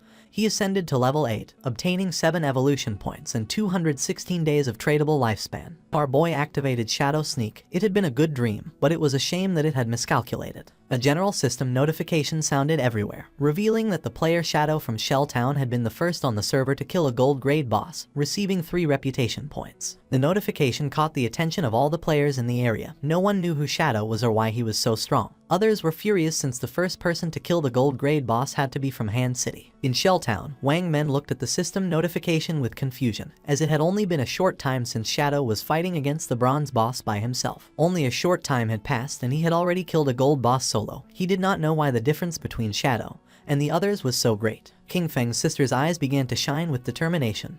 Realizing that Shadow really was the strongest, she thought that if Shadow helped her level up, then she would be able to see Brother Song Fei. The body of the boss disappeared, leaving lifespan and loot on the ground. The boss of the group that was hiding behind the tree couldn't help but smile upon seeing that the boss had dropped so much loot. With a wicked expression, he realized that Shadow had hidden using invisibility without taking the loot, realizing that he must be wary of them. He gave Guang the order to release his skill and find Shadow. They were going to kill Qin Feng and take the gold boss's loot for themselves. Guang nodded his head, then drew his bow, used the skill called Phantom Horned Eagle, and shot an arrow toward the swamp, which transformed into the ghost of an eagle. The eagle flew until it exploded, causing its feathers to start falling over the swamp. Qin Feng began observing them carefully. He did not expect this hunter to learn this anti-invisibility ability so quickly. For him, it was no surprise that they were so confident in killing him and seizing his loot, but it was a pity that his assassin class came with an extra point in invisibility level. Guang's skill was level 1, so it could not break his skill. Confident, Guang turned to the boss, informing that Shadow must have fled after seeing so many of them. The boss and his men began to advance towards the loot. Deciding to protect the loot first, he asked his men not to be careless and to prepare for battle at any moment. The ownership of the boss's loot was 5 minutes. After the time ended, the loot was going to be theirs. A proud smile appeared on their faces, but just then, Shadow began to emerge, making their eyes widen in fear. Just before they could react, King Feng moved like thunder, taking everyone down. Now that the atmosphere was quieter, King Feng's attention focused on the loot. But then a question came to his mind: where had Little Black gone? He decided to forget about it and find her later. For now, he had enough evolution points to upgrade Greedy Hand, so he decided to upgrade the skill before obtaining the loot. Greedy Hand went from being diamond quality to epic. It could be used on monster corpses, having a 220% to 300% probability of obtaining an extra loot drop. The extra loot had a 100% probability of being 1 tier higher. Our boy picked up the loot. He was determined to use the 100% chance to gather all the light together and squeeze them. Greedy Hand started to absorb the loot, making a smile appear on King Feng's face. A bright light began to emerge from the forest, and after using Greedy Hand, he obtained 21 evolution points, 648 days of tradable lifespan, and 2 special items called Ghostfire Bell. King Feng's eyes widened in surprise upon seeing that he had obtained 2 Ghostfire Bells. It was a special item. After equipping it, King Feng would not lose lifespan upon dying, with a cooldown time of 1560 seconds. It had 2 skills, 1 passive and 1 active. Soul Absorption was passive. When killing monsters, the amount of dropped lifespan would increase by 20%, and having 2 Ghostfire Bells at the same time would double this effect. Soul Shock was an active skill. He could shake the bell to immobilize all enemies within a 100-meter radius for 3 seconds, with a cooldown of 512 seconds. The Ghostfire Bell was not considered equipment. It was an item. It did not take up 2 equipment slots, and 2 Ghostfire Bells only occupied 1 inventory slot, making it very convenient. While he was distracted, Little Black contacted him through chat asking him to come save her. Shadow became alert and asked with a worried expression where she was. King Feng, somewhat worried about knowing where Little Black was, the only thing he heard through the voice chat were her screams asking them not to come near her. Little Black was very scared since the leader and his men had already cornered her. They praised her for having strong resistance, but revealed that there was nowhere to escape, advising her to come over calmly, promising that they were going to make her feel so good that she would ascend to heaven. She clenched her fist, and when she looked back she saw that she was at the edge of the cliff, determined not to give these bastards the kill. Without thinking too much about it, she threw herself backward off the cliff, leaving the leader and the others in shock. Her body began to descend rapidly until it forcefully hit the ground, causing her terrible pain and making a pool of blood appear. Her body began to disappear and turn into lifespan. The leader peeked over the cliff and felt somewhat confused upon seeing that she had really jumped, thinking that she was quite resolute. Little Black informed our boy that he no longer needed to save her, since she had died and returned to the town. She felt relieved, as it was good that the tradable lifespans of their party were all on Captain Wang Meng. King Feng felt relieved and asked Little Black to wait for him there, as he was going to pass the stuff to her. She felt happy and praised our boy for having worked hard. He collected all the lifespan that was in the area. This time he had one big. His tradable lifespan had reached 3115 days, and he even had 21 evolution points. He decided to use the points and evolve Greedy Hand. A system window appeared, informing that the skill Greedy Hand had already reached epic. It required 10 times the evolution points to keep evolving. The system asked if he wanted to spend 210 evolution points to evolve this skill. King Feng was not surprised. For him this was to be expected. It was not so simple. The higher the level of the skill, the more evolution points it consumed to evolve. He decided to forget about it and first raise his attack skills, since the higher his damage, the stronger the boss he could face would be, and in this way, he would be able to receive better loot. He concentrated and instant Shadow Slash went directly from Platinum to Diamond. The attack range of the skill increased from 21 meters to 27. The duration of invisibility stayed increased from 7 seconds to 9. Now he could perform 7 slashes on all enemies along the way instead of 5 slashes, with a total duration of 10 seconds. The length of the slash increased from 3.1 meters to 4.1 meters, and now each slash would cause 300 additional damage instead of 200. He used 10 evolution points and now only had 3 points left. The initial skill Backstab enhancement went from normal to gold, skipping bronze and silver. When using Backstab, damage would increase by 30% instead of 15%. King Feng was happy since after evolving instant Shadow Slash twice, its damage had doubled. even if he was not in stealth mode, and without breaking the stealth, he could inflict 3,000 points of damage, and if the stealth was broken and backstab was performed, the total damage of 7 slashes could reach between 6,000 and 7,000. Using the system window, our boy started analyzing his skills. He remembered that the gold tier boss dropped from 2 to 4 silver equipment, with a small chance of dropping gold equipment. Now, due to the effects of Greedy Hand, he had received 11 gold equipment and skill books, 2 platinum equipment, and 1 platinum skill book. This loot was not bad at all since 3 of them could be used by assassin types. Among the equipment was the Ghost Ship Dual Blades of Platinum, an assassin class weapon with a damage of 136 points, agility of 22 points, attack speed of 24%, armor penetration of 17 points. The requirement to use this weapon was to be level 5. The unique effect of this weapon was that each normal attack would inflict damage twice. King Feng equipped the 2 daggers. The effect was not very useful, since basically he always used his skills to deal damage. But the base attack of this weapon was quite high, and it also had 22 agility points. The attack speed was also going to increase the skill casting speed, reducing the recovery time, so it was not totally useless, and as for the armor-piercing properties, the benefits were also quite high. Then, our boy equipped the Ghost Fire Leather Armor of Gold Tier, with a physical defense of 25 points, fire element resistance of 50 points, damage block of 14 points, granting 419 health points, and the requirement to use this equipment was to be level 5. He was amazed since leveling up had not increased his constitution. His current health was 350 points, and this equipment had actually added 419 health points directly. When he put this on, most players now wouldn't even be able to break his defense. Using the system, he decided to make his defensive equipment invisible, and use the starting appearance of the assassin class. This way, others wouldn't be able to see his equipment with their eyes and would have to enter the game interface to check. This wasn't over yet since there was still one last piece left. Upon checking the inventory, he saw that it was a skill book. It was called Ghost Shadow Blur of Gold Tier, an assassin class skill. It had a passive, it granted 15% dodge rate, and dodge activation granted immunity to all damage. King Feng was happy to have finally obtained an assassin survival skill, but then he remembered that this skill was very weak because it was very difficult to increase the dodge rate in this game. And if one spent effort to raise the dodge rate, the other attributes would be low. And if the dodge was not activated, it would be very dangerous. Our boy's body began to shine since he was different from the rest. He could evolve skills infinitely. While increasing the dodge rate, he would not sacrifice other attributes, so there were only benefits for him. King Feng started to move away from the area and decided it was time to return. The remaining loot consisted of warrior, priest, and archer items. He could sell them to Wang Meng with a 10% discount, and although they couldn't afford them now, he was sure that with Wang Meng's personality, he would sell them on credit. This great upgrade was all thanks to Little Black. Without this koi, he wouldn't have been able to find a level 5 ghost ship to attack, so he decided to thank her. King Feng passed by a tree and just at that moment, the leader, who was furious, and his men appeared. King Feng noticed them, and they did too, and their faces turned pale. With eyes full of fear, they started running upon seeing Shadow. As expected, King Feng was not going to let them escape, so he used Shadow Stealth, and while the skill was activating, he let out a sigh. Just before they could take another step, King Feng moved like thunder and finished off all the subordinates. Upon seeing this, the leader panicked and ran with all his strength, but King Feng was not going to allow this. Our boy appeared in front of him and deactivated the invisibility skill. The leader's face touched King Feng's, his eyes filled with tears and fear. He admitted he was wrong and promised not to do it again,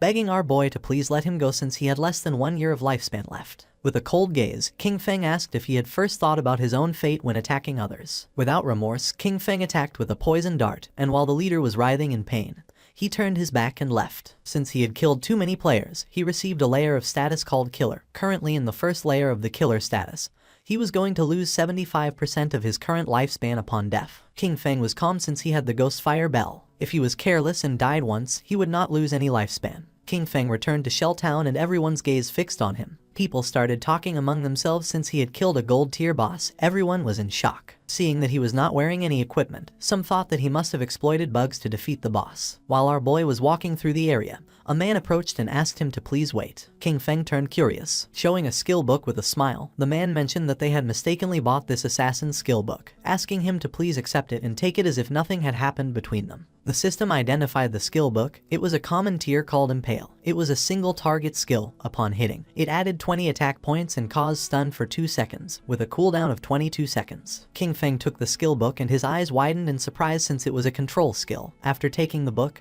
he went on his way, and the man and the others on theirs. One of the men, furious, told Xian Shao that they had been killed by King Feng. For him, it was too cowardly to have to give a skill book to him. The other man nodded since no one treated them like that. The other man decided to use each of their connections to gather people, with everyone contributing. Even a single spit from each of them could drown King Feng, so there was no reason to fear him. With a serious gaze, Zion Shao made it clear that Shadow was growing so fast and leveling up by himself, so he must have a great secret. He wanted to find him in real life and kidnap him, since not only would they learn his secret, but they could even make him their slave to collect lifespan for them. The man praised Zion Shao for this great plan. Zion Shao decided to have the family send a woman to try to extract information from King Feng. When he had heard Shadow's voice just now, it sounded very foreign. He knew he was not within their circle, which meant that he was very poor. They decided to find a professional beauty, as they were sure that King Feng would fall into the trap. King Feng met with Little Black and asked her to accept the trade, since he wanted to give her some things. Upon hearing this, her eyes filled with excitement, but she explained that her name was not Little Black but Big Plum. King Feng gave her a powerful skill and a necklace, and upon using them, fire began to emerge from her magic staff. She was happy because with this skill and the necklace,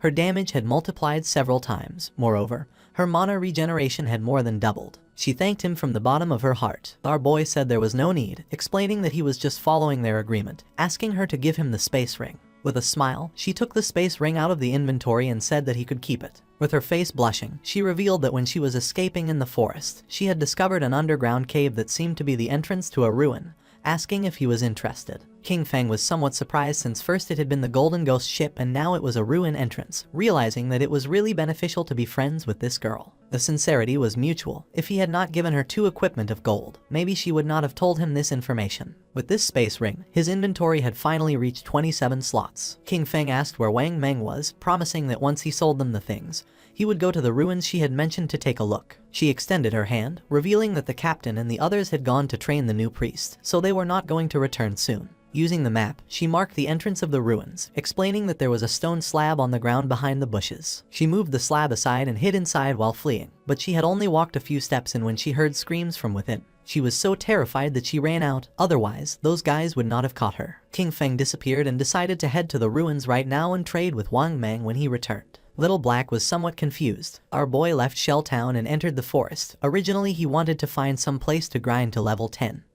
But since there was a ruin, there was no need to grind. Mainly, there were 3 types of ruins that appeared in a beginner's town. They were tombs, cursed ruins, and temples of faith. No matter what type of ruin it was, the small mobs were all bronze tier. There might even be some silver tier monsters. For him, they were a sea of lifespan and evolution points. Following the location that Little Black had marked on the map, King Feng arrived at the entrance of the ruin. Without wasting time, our boy entered, remembering that there were mainly 3 types of ruins that appeared in a beginner's town: tombs, cursed ruins, and temples of faith. There was not much to say about the tombs. They were inhabited by a lot of monsters and it was very difficult to kill them all, and also there was almost always going to be a golden boss at the end. The monsters in the cursed ruins were all cursed by ancient gods and evil gods. They could have been humans in the past, but some went mad and others became ghosts after death. The monsters in the temple were all believers of ancient gods and evil gods. Moreover, the layout of the temple was very complex. The walls were filled with ancient murals. If one managed to get past the last 2, they would receive a special item or a skill book. Upon observing the murals on the walls, our boy realized that this was a temple of faith. He began to observe the murals carefully as they were very familiar. At that moment, roars began to be heard. Our boy started walking down the hallway, realizing that this was the faith temple of the ancient god of judgment. It had the same origins as his Eye of Judgment. At the same time, in the forest was Wang Meng and his party fighting against a monster. Wang Meng drew his shield and blocked the monster's attacks. But then, the monster lunged at him and just before he had time to react, it attacked with its fierce claw,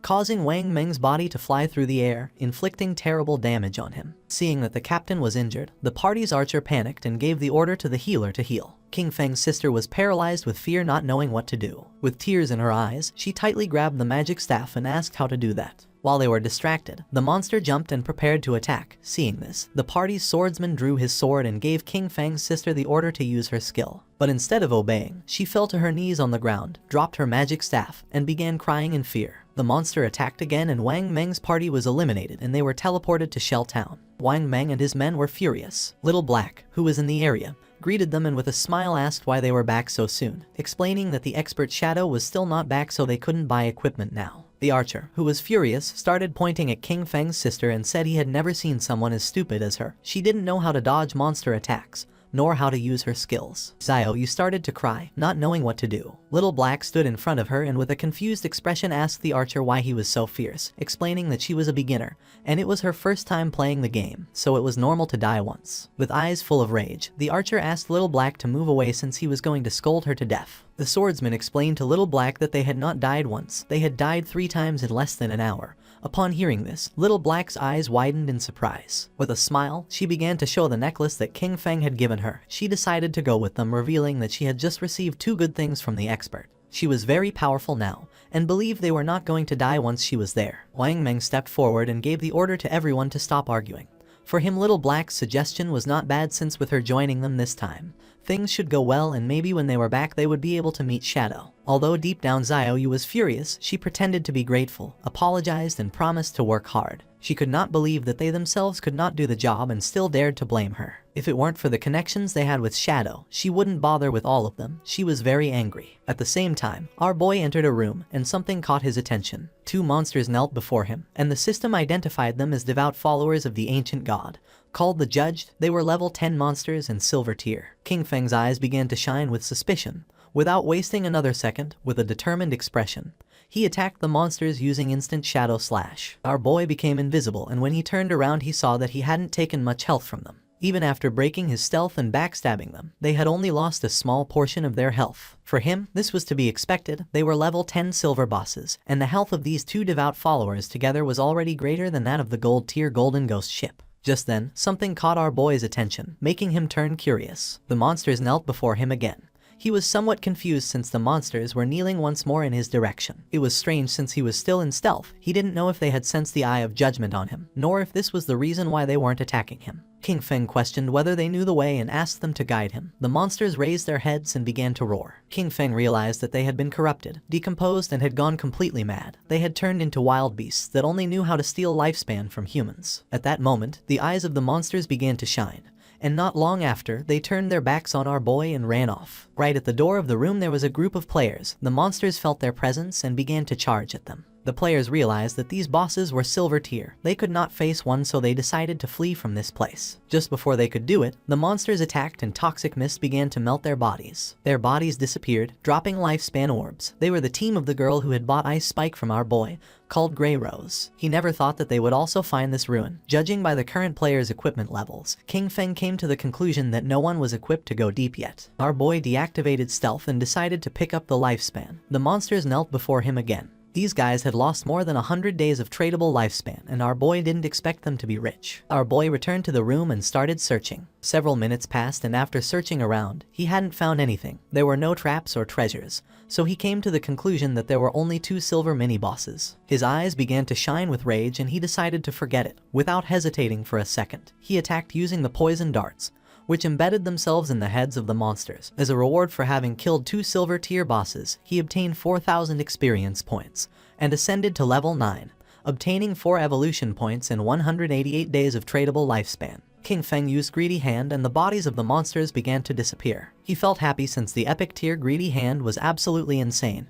He got 32 evolution points, 1504 days of tradable lifespan, 4 gold tier items and 10 silver tier items. He extended his hand, making a pendant appear. He was happy since he had obtained a gold tier item for assassins. It was the Pendant of the Faithful, an assassin class accessory. It was going to grant 15 agility points and 20% cooldown reduction, with the unique effect of summoning a silver tier devout follower to fight for you with a cooldown of 6,000 seconds. King Feng clenched his fist. This necklace had good stats. The 20% cooldown reduction was going to lower the cooldown of his stealth skill from 22 seconds to 19. The cooldown of poison darts dropped from 4.35 seconds to 3.75 seconds. That of instant shadow slash went from 10 seconds to 8. Grinding had become much more efficient, since all his other gear required being above level 8. No one else could use this yet, so he decided to keep it for now and sell it later. Just when King Feng was about to leave, the ground started moving. Our boy became somewhat curious, and when he turned around, a small pillar emerged. His eyes began to shine with joy, since after eliminating all the monsters, the mechanism had been activated. King Feng examined the pillar carefully, realizing that it was a hidden mechanism. Not long after, the mechanism of the pillar was activated, and a platform appeared under our boy's feet. A door that was on the ground opened, and little by little the platform began to descend. It was a lift. Once the platform descended several meters, the door began to close. Several minutes later, it stopped. King Feng felt as if he had descended 300 or 400 meters. This place was dark and seemed gloomy. King Feng's attention was fixed on it. Thanks to his knowledge, he realized that this was the maze hidden beneath the temple. He knew there was a certain chance that a hidden maze would appear in the ruins. He had explored many of them in his previous life, so he knew there were countless traps in the maze. But as long as there were people acting as cannon fodder, there was no danger in exploring them, only that it would take a lot of time. With a confident gaze, he took out the pendant. With his current attributes, if he activated any trap, he would die. But luckily he had this thing, which allowed him to summon a silver-tier devout follower to fight for him. He extended his hand and used the power of the pendant to summon a devout follower, making a zombie appear on the ground. Pointing toward the hallway of the maze, our boy gave it the order to go scout. The devout follower stood up and began walking toward the hallway. King Feng crossed his arms and couldn't help but feel happy, since it was easy to explore with a lackey scouting ahead. But there was still a chance of danger, so he decided to evolve his dodge passive first just in case. He used 11 evolution points, and his ghost shadow blur went from gold tier to epic tier, increasing passive dodge rate from 15% to 75%. Now dodge activation was going to grant immunity to all damage. 75% dodge rate was already very high. He had just enough remaining points to evolve Instant Shadow Slash to Epic Tier. Using 13 evolution points, King Feng evolved his Instant Shadow Slash from Diamond Tier to Epic. The range increased up to 30 meters and the duration up to 12 seconds. Now he could perform 9 slashes instead of 7 with a cooldown time of 8.8 seconds. The width of the slashes increased up to 5 meters and the damage increased from 300 points to 400. King Feng's eyes began to shine, since to evolve from Epic to Legendary it required 10 times the evolution points. The higher the starting tier of an item, the more profitable it was to evolve it. For example, if a skill was of Epic tier at the beginning, evolution to Legendary tier was the first evolution, so it only required the base evolution point of 1. Since the target for evolution was Legendary tier, it required 10 times the points, and 1 times 10 were 10 points. This also meant that if he only obtained an Epic skill, he could quickly evolve it to Legendary tier, then Mythical tier, Ancient tier, and Immortal tier. But if a skill was Normal tier at the beginning, then to evolve it to Epic tier, it would need to be evolved 7 times. And by the time it reached the 10 times point, it would need hundreds of points. But the good thing was that, no matter in which tier the skill started, he could spend very few points to evolve it to Epic tier. In other words, from now on, all his skills were going to be at least Epic tier. He had 11 evolution points remaining, and he could only evolve the starter skill, Shadow Sneak. He used 8 points and the skill went from Silver tier to Platinum. The duration of the skill increased from 16 seconds to 24, and the attack that broke stealth increased by 90, going from 120 to 50. Cooldown went from 26 to 22 seconds. He had the attribute that reduced the cooldown speed by 35%, and for this reason, the final cooldown for Shadow Sneak was 16.3 seconds. The cooldown was still too long, and the stealth breaking attack was a bit low. He knew he needed to swap this skill in the future. While walking through the hallway, the devout follower stepped on a slab, activating a trap, and then a giant rock fell on top of it, crushing its body. Its body transformed into light. Now that the summon had died, he decided to wait for the cooldown before resummoning. This maze was complex and dangerous.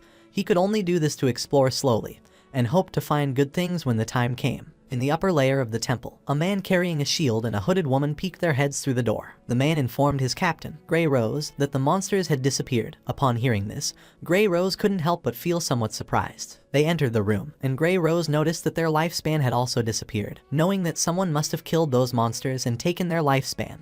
But she didn't know who. The man mentioned that only the expert Shadow could kill 2 silver tier bosses. Grey Rose thought he was right but felt relieved since they wouldn't have to die again. She put her hand on her chin and remembered that when they had come here, they had seen a person who seemed to be communicating with the monsters. She didn't know if it was Shadow, nor if he had a skill that could enchant the bosses. If that was the case, he had an incomprehensible and terrifying power. At the same time, in the second layer of the temple, King Feng's devout follower died again by activating another trap. In front of our boy there was a long path leading to a door King Feng had explored for 3 hours, and this should be the end of the maze. And based on his previous life experience, using human lives to explore would kill at least hundreds. Using the pendant, King Feng summoned another devout follower again. It started walking ahead and King Feng began following closely behind. King Feng gave it the order to open the door. Following our boy's command, the monster began to use all its strength but was unable to open it. It got to the point where its body began to tremble. King Feng's eyes filled with suspicion upon seeing that the monster could not open the door. Then, he approached and touched it with his hand. By doing this, little by little the door began to open. leaving King Feng in shock. A wave and a curtain of smoke began to emerge from the other side of the door. Our boy began to sweat, knowing that this was not good. On the other side of the door, there was a room full of pillars, and in the center there was a chest covered with thorny vines. Kin Feng entered the room, and upon observing carefully, he noticed that the chest was full of thorns. It was locked, and next to it there was an NPC. The NPC was a woman who had the lower part of her face bandaged. The system tried to detect her stats, but it was unable. King Feng's eyes widened in surprise when he saw that there was no information about her. It was the first time he met such a mysterious NPC. The woman began to whisper in a strange language, and then she knelt down and her body transformed into light and began to disappear. King Feng started to observe her closely, not knowing why she had disappeared. Then, the thorns that were on the treasure chest also began to disappear. King Feng did not lower his guard, since even though he could not see the information of that mysterious woman, he knew that she must be related to the Eye of Judgment. The chest began to shine golden, and our boy noticed that it contained epic tier items, but he knew he had to be careful since there was a chance he would encounter a mimic or a trap. Pointing at the chest, King Feng gave the order to his summon to go open it. Following the order, the monster opened the chest and a bright light began to emerge from it. King Feng's eyes widened in surprise as he realized it was a skill book, a godly skill for assassins containing passive and active effects. The chest contained an assassin-type skill book of epic tier called the Stole of Mercy. It had the passive effect of 100% weak point hit correction,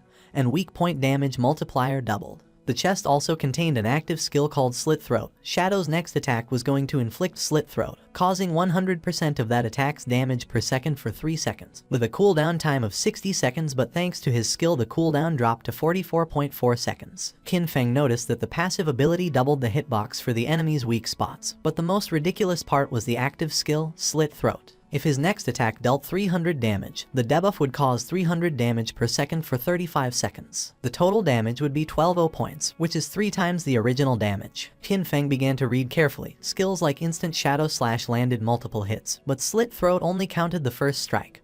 Also, this skill was only of epic tier, so it only needed 10 evolution points to upgrade it to legendary. This loot had been a great harvest since his burst damage had just increased several times. Kin Feng began to move toward the exit. Knowing that it was all thanks to Little Black, he decided that it was time to return and sell the leftovers to her party. Using the chat, he asked Little Black to tell Wang Meng to return to town, since he had items to sell him. Upon knowing that Shadow had finished exploring the ruins, they decided to return now. Once Kin Feng arrived back at the starter town, his eyes widened in surprise. A crowd of players were waiting for his arrival. All wanted to add him as their friend. Some even offered to be his followers, promising to cheer him on. The chairman of the Runding group from the city of Zhonghai had come to formally invite Shadow to join their corporation. Kin Feng even had fans from Firefly Town who had come to greet him. Players from different towns had come to form teams with Kin Feng. Seeing this, he realized that the teleportation gates from other towns had started activating. Finally, he could go to Songfei's Firefly Town. Without wasting another second, Kin Feng disappeared without a trace, becoming a shadow. Using his invisibility skill, Kin Feng began to move away from the area, and the players started fighting among themselves, thinking that he had left because they kept bothering him. Kin Feng reached Little Black and caught her attention. Raising her hand, she informed her captain that the expert Shadow had arrived. Something caught Kin Feng's attention. It was none other than his sister, Qin Xiaoyu. She began to show a kind smile. Many questions came to Kin Feng's mind. He didn't know how she had managed to get into Wang Meng's team, knowing that Wang Meng's crew could be destroyed because of her. He knew he had to be careful, since everyone knew that Shadow existed now. He couldn't reveal his true identity. He still couldn't use his powers in real life, and with so many eyes on him, even a kitchen knife could kill him right now. Xiaoyu couldn't help but blush as she could tell how powerful he was just by looking at him, realizing that compared to him, Wang Meng's party was like trash. She thought that if he carried her, then she could reunite with Song Fei in a matter of days. Using the system, Kin Feng explained to the captain that this equipment was perfect for their party's classes. Moreover, the skill books could increase their combat power. Our boy set an initial price of 22 days of lifespan. For Wang Meng, this was very expensive, since they were all silver and gold tier. For now, they could not afford it. Kin Feng said that there was no problem since they could pay him later. Wang Meng was sincere and thanked him, not knowing how to repay him for helping them. If ever Kin Feng needed them in the future, he only had to say the word and they would do their best to help him. The swordsman of the party put on a golden helmet. According to him, Shadow was awesome. He could not believe that he was getting gold tier equipment so soon. Wang Meng also equipped the equipment, obtaining a gold tier skill, with which his DPS had tripled. He could not avoid crying since Shadow even let them buy on credit, realizing that he trusted them. Wang Meng began to inspect his inventory but did not find anything for priests, leaving Xiaoyu somewhat confused. The archer was furious since she was lucky to leech EXP from them. Xiaoyu approached Kin Feng and introduced herself as the priest of Wang Meng's party and asked if he had any equipment for her. The system informed our boy that the player, Little Graceful, wanted to add him as a friend. Xiaoyu's eyes widened in surprise. Qin Feng began to stare at her with a cold gaze and disappeared without a trace, leaving poor Xiaoyu in shock. With a confused expression, she asked where Shadow had gone. Wang Meng explained to her that he probably just hadn't gotten any priest drops this time, and that maybe next time he would bring items for her. The archer revealed the harsh truth. Qin Feng had intentionally ignored her. For Little Black, Shadow was very cool as he appeared and disappeared like a dragon. Qin Feng walked away from them, knowing that he currently had a gold tier priest staff in his bag, and also a gold tier priest skill book. But there was no reason why he would give such precious things to Qin Xiaoyu. As he progressed, he would have tons of unused equipment and skill books. Selling them individually wasted too much time. But Wang Meng's backing with the authorities was perfect for bulk buying of him. He could not allow Xiaoyu to affect his cooperation with the authorities. He needed to quickly find a priest for Wang Meng's team to replace her. His eyes began to shine with seriousness when he thought that he needed to find Little Zhu quickly. Hu Yixu, the former manager of the Godslayer Guild in his past life, she was a hidden class priest called White Avian Priestess, which came with a white bird that could heal and apply buffs. She was the only priest he knew who could defeat epic tier bosses alone. She was his powerful ally, and compared to her, Qin Xiaoyu was complete trash. Qin Feng activated the gate, remembering that Little Zhu was also from Firefly Town.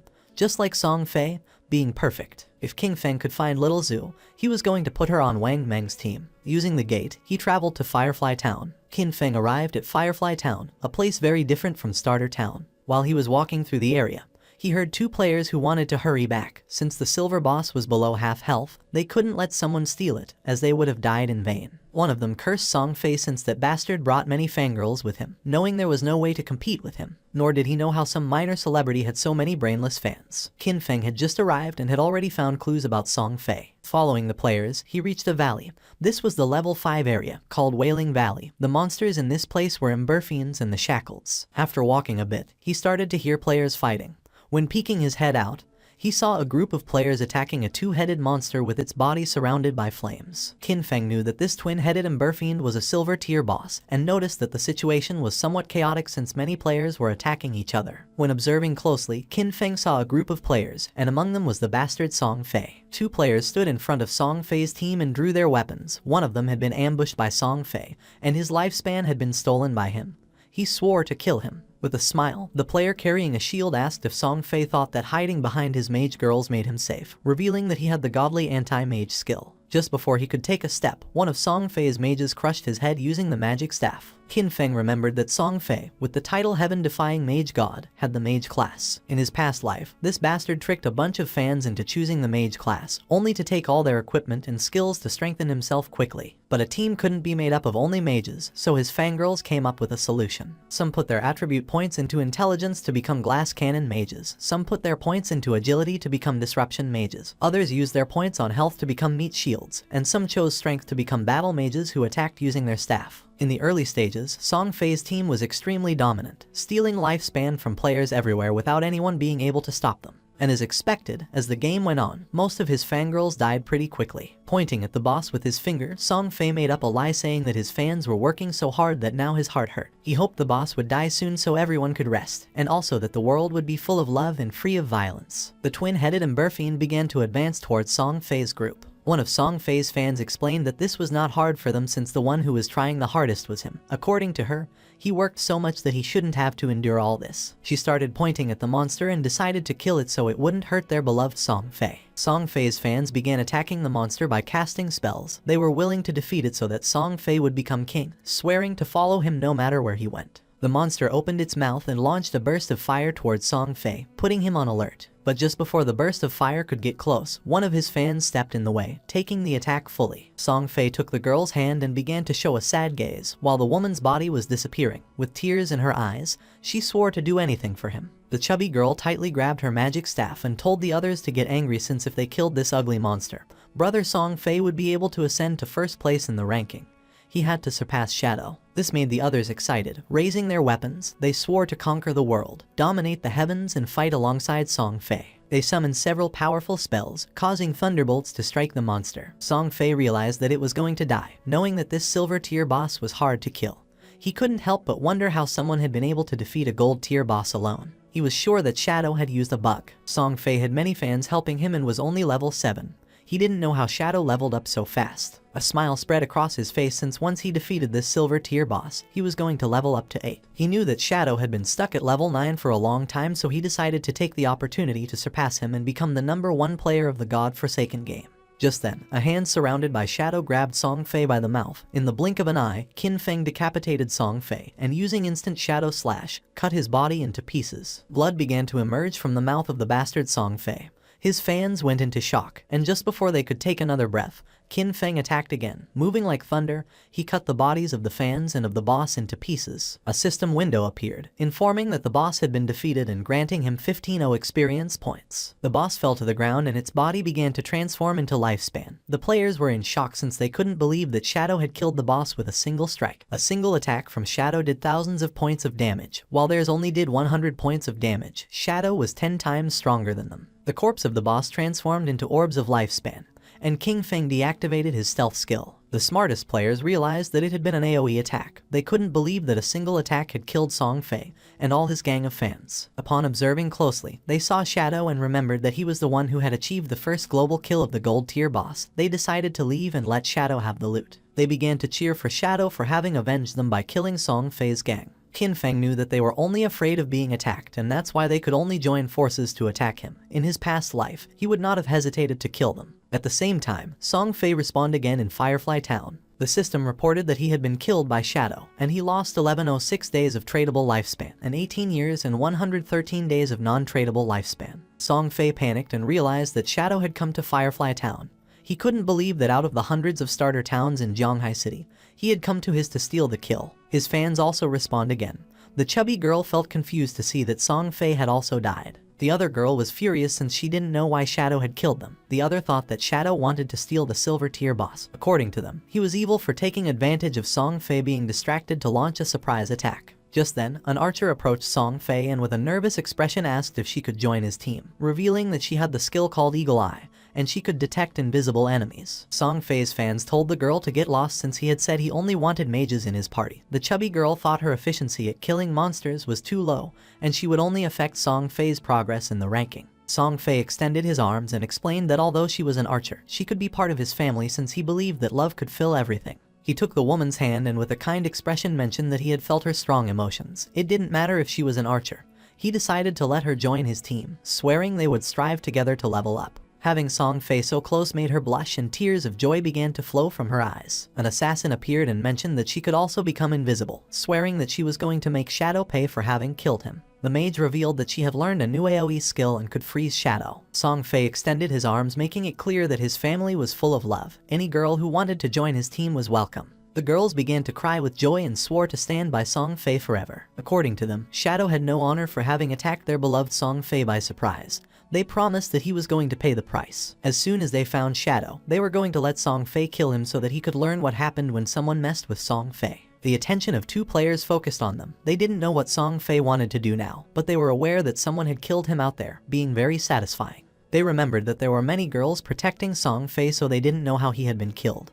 But then they realized it must have been Shadow. According to them, Shadow was incredible. And seeing the girls crying for Song Fei, they thought these girls were not right in the head. A smile spread across Song Fei's face as he was confident that with so many people as witnesses, when he defeated Shadow, everyone would know that it was useless to be strong if one fought alone, especially being an assassin. According to him, Shadow was a soft assassin who had dared to challenge a great and noble mage like him. At the same time, Qin Feng picked up the loot using Greedy Hand, obtaining 16 evolution points, 217 days of tradable lifespan, 6 pieces of silver tier loot, and 1 piece of golden tier loot. Qin Feng decided to evolve the skill Graceful Liberation, consuming 10 out of 19 points. The skill went from epic to legendary. The passive effect Weak Point Attack Correction went from 100% to 200%, and the Weak Point Attack Multiplier was doubled. The active effect also improved. The next attack was going to trigger Throat Slit effect, causing 150% attack damage per second instead of 100%. With a duration of 3 seconds, the cooldown of the skill went from 30 seconds to 18.5.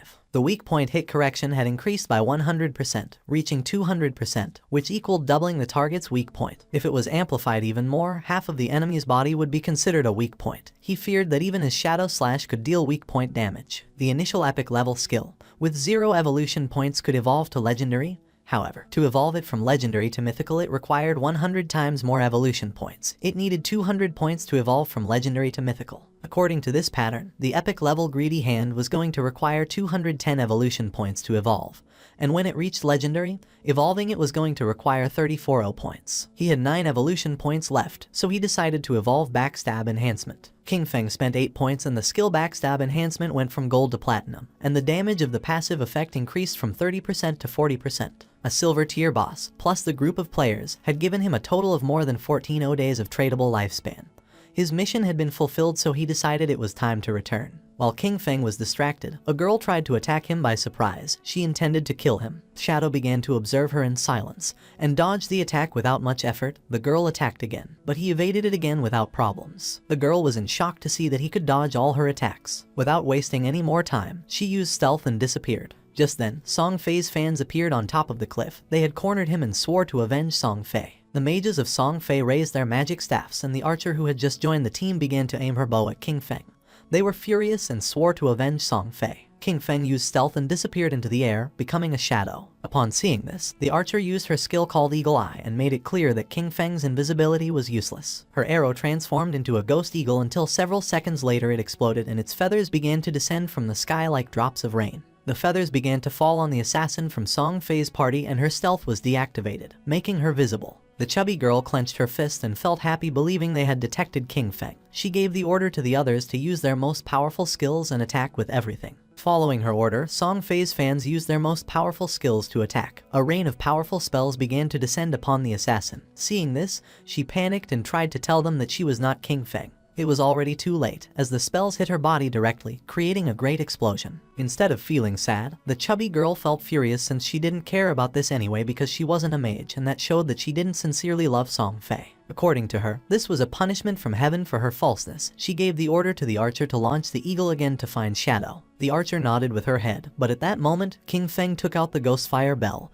and started shaking it, activating its active effect called Soul Attack, which could immobilize all enemies within a range of 100 meters for 3 seconds, with a cooldown of 521 seconds. Just before the archer could use her skill called Eagle Eye again, an aura appeared around her body and those of her friends, leaving them immobile. Seeing this, they felt confused. Just before they could take another breath, King Feng appeared and using Instant Slash, attacked like thunder, cutting their bodies into pieces without even giving them a chance to react. Song Fei, who was hiding behind the corner, peeked his head out and felt confused, not knowing what was happening or why they had suddenly died. At first he thought the culprit was Shadow, but then dismissed this idea since if he had made a move, he would have revealed himself. King Feng, who was invisible, approached him and with an arrogant gaze made it clear that his death was near. Upon hearing Shadow's voice, Song Fei's eyes widened in fear and surprise, making him tremble. Without losing another second, he activated his magic shield, causing a powerful shield to appear around him. But to his surprise, King Feng launched a poison dart which passed through Song Fei's shield without much trouble, breaking it into pieces. The dart hit him squarely on the forehead, making the bastard Song Fei fall to the ground and start screaming in agony. Song Fei's body transformed into orbs of lifespan.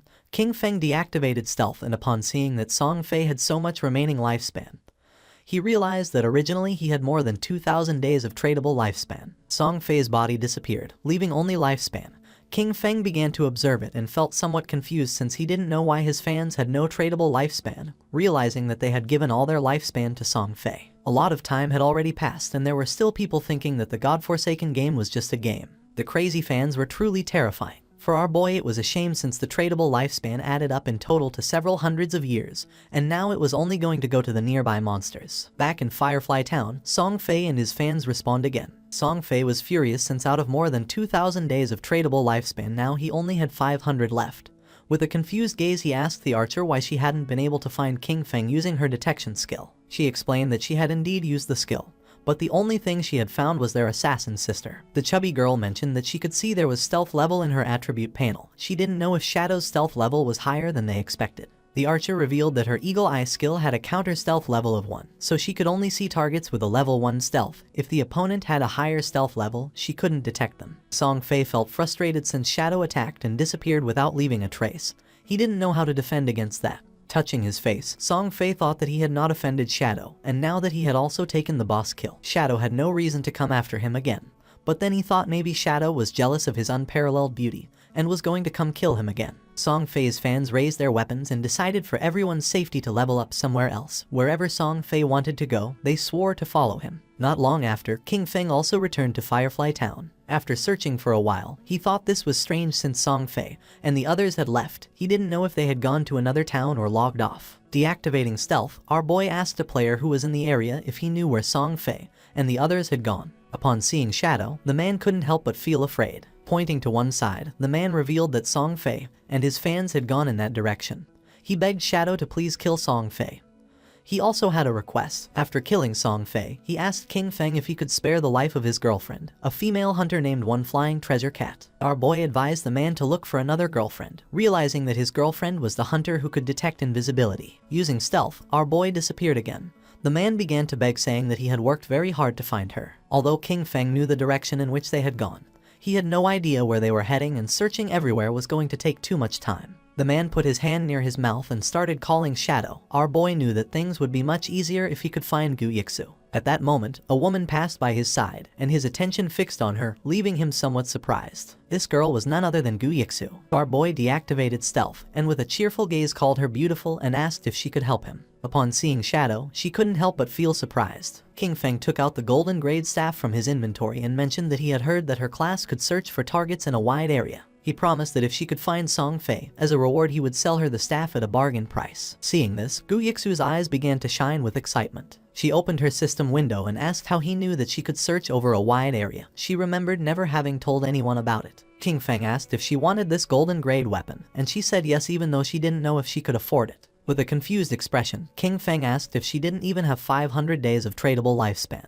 revealing that the original price was at least 700 or 800 days. Upon checking her system window, she realized that she did have 700 days to buy the staff. Hearing this, our boy made a deal with her and handed over the staff. A system window appeared to confirm that the transaction had been successful. She took the staff and started drooling. Our boy gave her a gentle tap on the cheek so she'd stop drooling, asking her to hurry up. Upon hearing this, she blushed and nodded with a smile. Using the new staff, she began to use her powers and concentrated. Even though it was the first time she met Shadow, he gave her a strangely familiar feeling. Her owl began to fly around her, and she asked if Shadow wasn't afraid that she would take things and leave without helping him. With a serene expression, our boy asked if she didn't hate Song Fei. Seeing that he knew that she hated Song Fei, Gu Yixu's eyes widened in surprise. She didn't know if Shadow could be a friend of hers in real life, but his voice didn't seem like it. King Feng started to smile and decided that she should guess. She raised her hand and the owl began to fly. She was too lazy to guess. Just then, her eyes widened in surprise. The owl began to fly over the town, and in the distance in the middle of the canyons she saw Song Fei and his fans. Her owl finally found where Song Fei was hiding in the rocky canyons and quickly told King Feng the place. She also told him to hurry because Song Fei and his friends might leave before he got there. The owl could fly fast, but following them for too long could make it really tired. Shadow, ready to go, told her not to worry because he'd be there super quick. Right then, King Feng took off like a shot, zooming over rocks and through rough spots without slowing down. But then, the owl stopped flying. That made King Feng stop too, because it meant something was messing with their tracking. He looked around and saw a tree with a weird sign on it. Wanting to know more, he got in touch with Yu again, and she had the owl check the area. Soon, the owl found 2 more trees with the same signs. One was 100 meters ahead, and another was 100 meters to the left. King Feng went up to each tree, touching the symbols very carefully. When he touched all 3 with a bit of his energy, a bright light connected them. Then, the ground in the middle started shining, and suddenly, a treasure chest with a bright green light and golden glow appeared. Feng was shocked. A treasure like this in a simple place like Firefly Town. He could hardly believe it. These treasures, left by ancient gods, were super rare and could pop up anywhere. Some brought monsters, some unleashed swarms of beasts, and some, like this one, had incredible treasures. Yu, watching through her owl, couldn't believe it either. That green chest could be worth 1,000 days of someone's lifespan,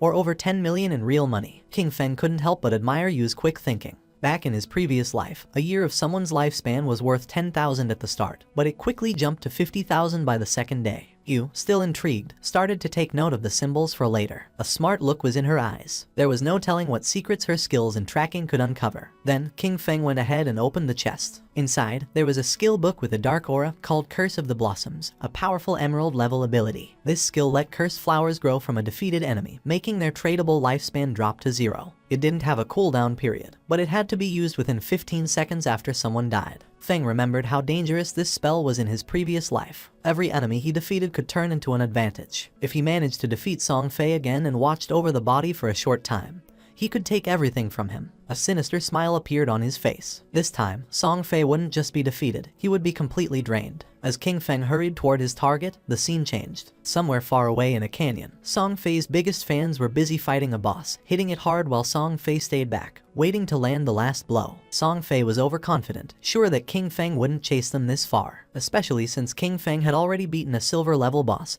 and embarrassed him twice. That should have been the end of it. But Song Fei was mistaken. Right when the boss was about to go down, the girl who was a bit heavier noticed another group fighting a different boss nearby. Song Fei, smooth as ever, convinced his fans once more. He said the other group were fans of a rival idol, trying to make him look bad. The faces of his fans twisted with anger. No one was going to outdo their dear Song Fei. Without a second thought, they charged at the other group. The other team, thinking they were about to get some help, welcomed them. But before they could even say hello, the heavy girl slammed her staff down, knocking out their leader in one hit. The rest of the team was shocked as Song Fei's fans turned on them, madly talking about idols and fate. When one of the enemy tried to ask what was going on, they were quickly shut down by a spell. Then, in a strange turn, the fans started spouting odd poems, talking up Song Fei like he was some kind of god. After they took out the other team, the girls made way for their golden prince Song Fei to finish off the boss. Song Fei kept up his act, pretending to be grateful and showering them with thanks that didn't mean a thing. He made up stories about almost getting caught in an ambush and called them heroes. His words made them all blush and giggle. They were totally caught up in his make-believe world. But that was the end of it. At the same time, Shadow appeared at the edge of the canyon. Song Fei felt something wasn't right and got a cold feeling down his back. But by the time he turned around, it was too late. Feng's sword moved through the air like it was meant to punish, striking in an instant. Song Fei's head was cut off in one smooth motion,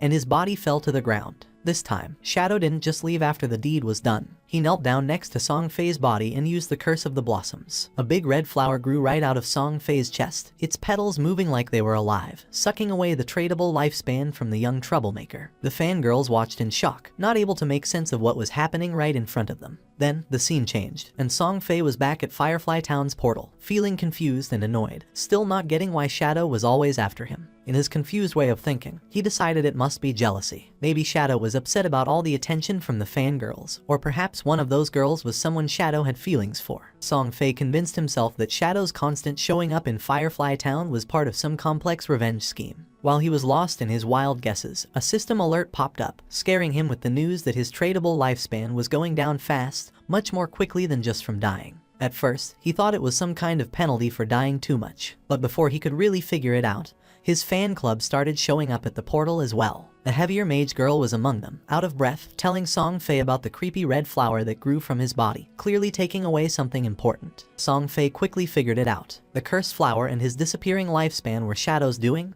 thanks to a scary new ability. The realization hit him hard, and he suddenly ordered his fans to log off. He knew if they kept losing to Shadow, their tradable lifespan could drop to 0, which meant actual death. Still acting the leader, he called them his family, promising to step into the real world to extend their lifespan, and come back with new gear bought with the lifespan they had saved up. The girls, still totally under Song Fei's spell, were all in, imagining their big return to beat Shadow with new power. Even as Song Fei disappeared from the game, anger and frustration warped his face. He wasn't ready to see this as a loss. After working for 2.5 years to get to where he was, he couldn't stand the thought of being taken down by some unknown player. In his mind, with enough money, he could crush any obstacle. He just needed some time. Back where the fight had happened, red flowers were everywhere, each one growing from a fallen player, quietly taking away the tradable lifespan from Song Fei's fans. With Shadow's relentless attacks, his rank as a killer had jumped to level 4, making the loss of tradable lifespan upon death a staggering 96.8%.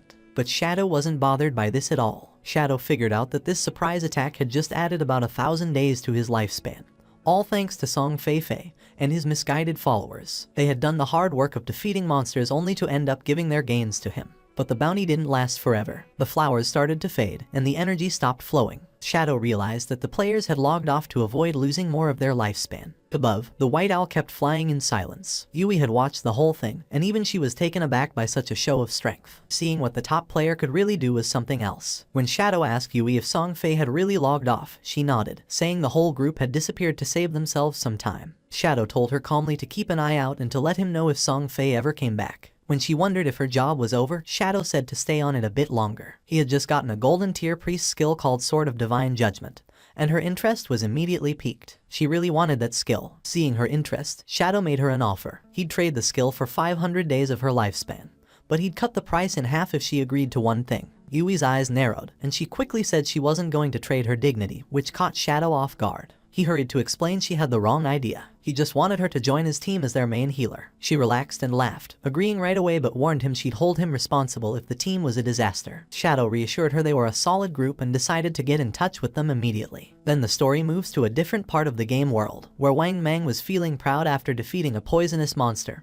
happy about the experience points. He called over to Ju for a heal and something to counter the poison, but Ju was stuck, not knowing what to do. Wang tried to remind her again about her priest class's ability to remove toxins, but before she really got what he was saying, she accidentally used the skill on a tree instead of helping Wang, who needed it. As time ran out, Wang fell to the ground, succumbing to the poison, his victory over the monster wasted. The team was left in shock, frustration simmering as they looked at Feng's sister, unable to believe how useless she had been. Standing near the teleportation stone later, the team leader faced a tough decision. He knew they needed a new healer since every skilled hidden class priest was already taken. But they couldn't continue like this. Zhao, on the other hand, was blissfully ignorant of her failure, lost in fantasies of being the chosen one, a goddess in this new realm. She believed her quick leveling was a sign of her destined greatness and anticipated joining her brother, Song Fei, in glory. But at that moment, news from Shadow reached Wang Mang, bringing a surge of excitement. A hidden class healer, a white bird priest, had agreed to join their team. She was also strong in other roles. This was the chance they were waiting for, and the leader immediately asked Shadow for her location. Shadow told them the new healer was in Firefly Town. It wasn't the best place for leveling up, but it was important to get together and start moving as a team. Wang agreed and got ready to head there, but he knew he had to address the issue with Zhao first. He carefully told her they were moving to a zone with higher levels because Shell Town was too crowded. He said it in a way that made it seem like her low level was the only issue, to avoid hurting her feelings. But before she could respond, the whole team took off, clearly happy to leave behind a healer who couldn't actually heal. Zhao didn't seem bothered, though. She saw their leaving as a good thing, thinking they weren't strong enough for her anyway. She decided she'd find Shadow and make him help her level up. Meanwhile, Wang Mang made it to Firefly Town and found Shadow and Yu. Right away, he gave them the lifespan he'd gotten from their last fight, ready to settle up and get going with the new team setup. As they moved forward, Wang realized just how challenging it was to keep up in this game. While making plans, he brought up a new ally, a captain named Yu. Hearing that name made Shadow stop dead in his tracks, his thoughts racing. That name wasn't just random. Then, suddenly, she showed up, greeting them with a cheerful wave. Yu caught the attention of both men right away. Shadow was in disbelief. The woman standing before them was the Yu, also known as Justice Execution, the only one in the game with the Dragon Swordsman hidden class. In Shadow's previous life, she was in the top 20 players worldwide and played a crucial role for the country's official forces. She was a national hero, respected and feared. And there she was, showing up early, glowing, and looking at Shadow with clear admiration. Yu introduced herself with a warm smile, admitting her admiration for Shadow. She even half-joked about him being a time traveler or a reincarnated hero because of how quickly he was advancing. Shadow stayed quiet, his mind wandering back pre-his past there where their paths had crossed later, and under much grimmer conditions. She hadn't been part of Wang's team back then, which made this early encounter quite the surprise. She likely had a good amount of tradable lifespan already, probably gathered for government groups. As a dragon swordsman, known for their toughness, she was an ideal candidate to hold such power. Shadow saw the wisdom in the government's choice and respected it. Yu was straightforward, too. She told him if he had any gear to sell, she and her group were interested in buying. She sweetly but firmly reminded him of the responsibility she carried for her city. Shadow saw no benefit in opposing her, and they both understood that. He agreed, mentioning it would be short-sighted to pass up a chance for such a beneficial deal. Though Yu appeared cheerful and unthreatening, King Feng knew well there was much more beneath the surface. The fans of Song Fei logged out of the game. They had seen the official announcement that left them in shock. Lifespan in God-forsaken game was real,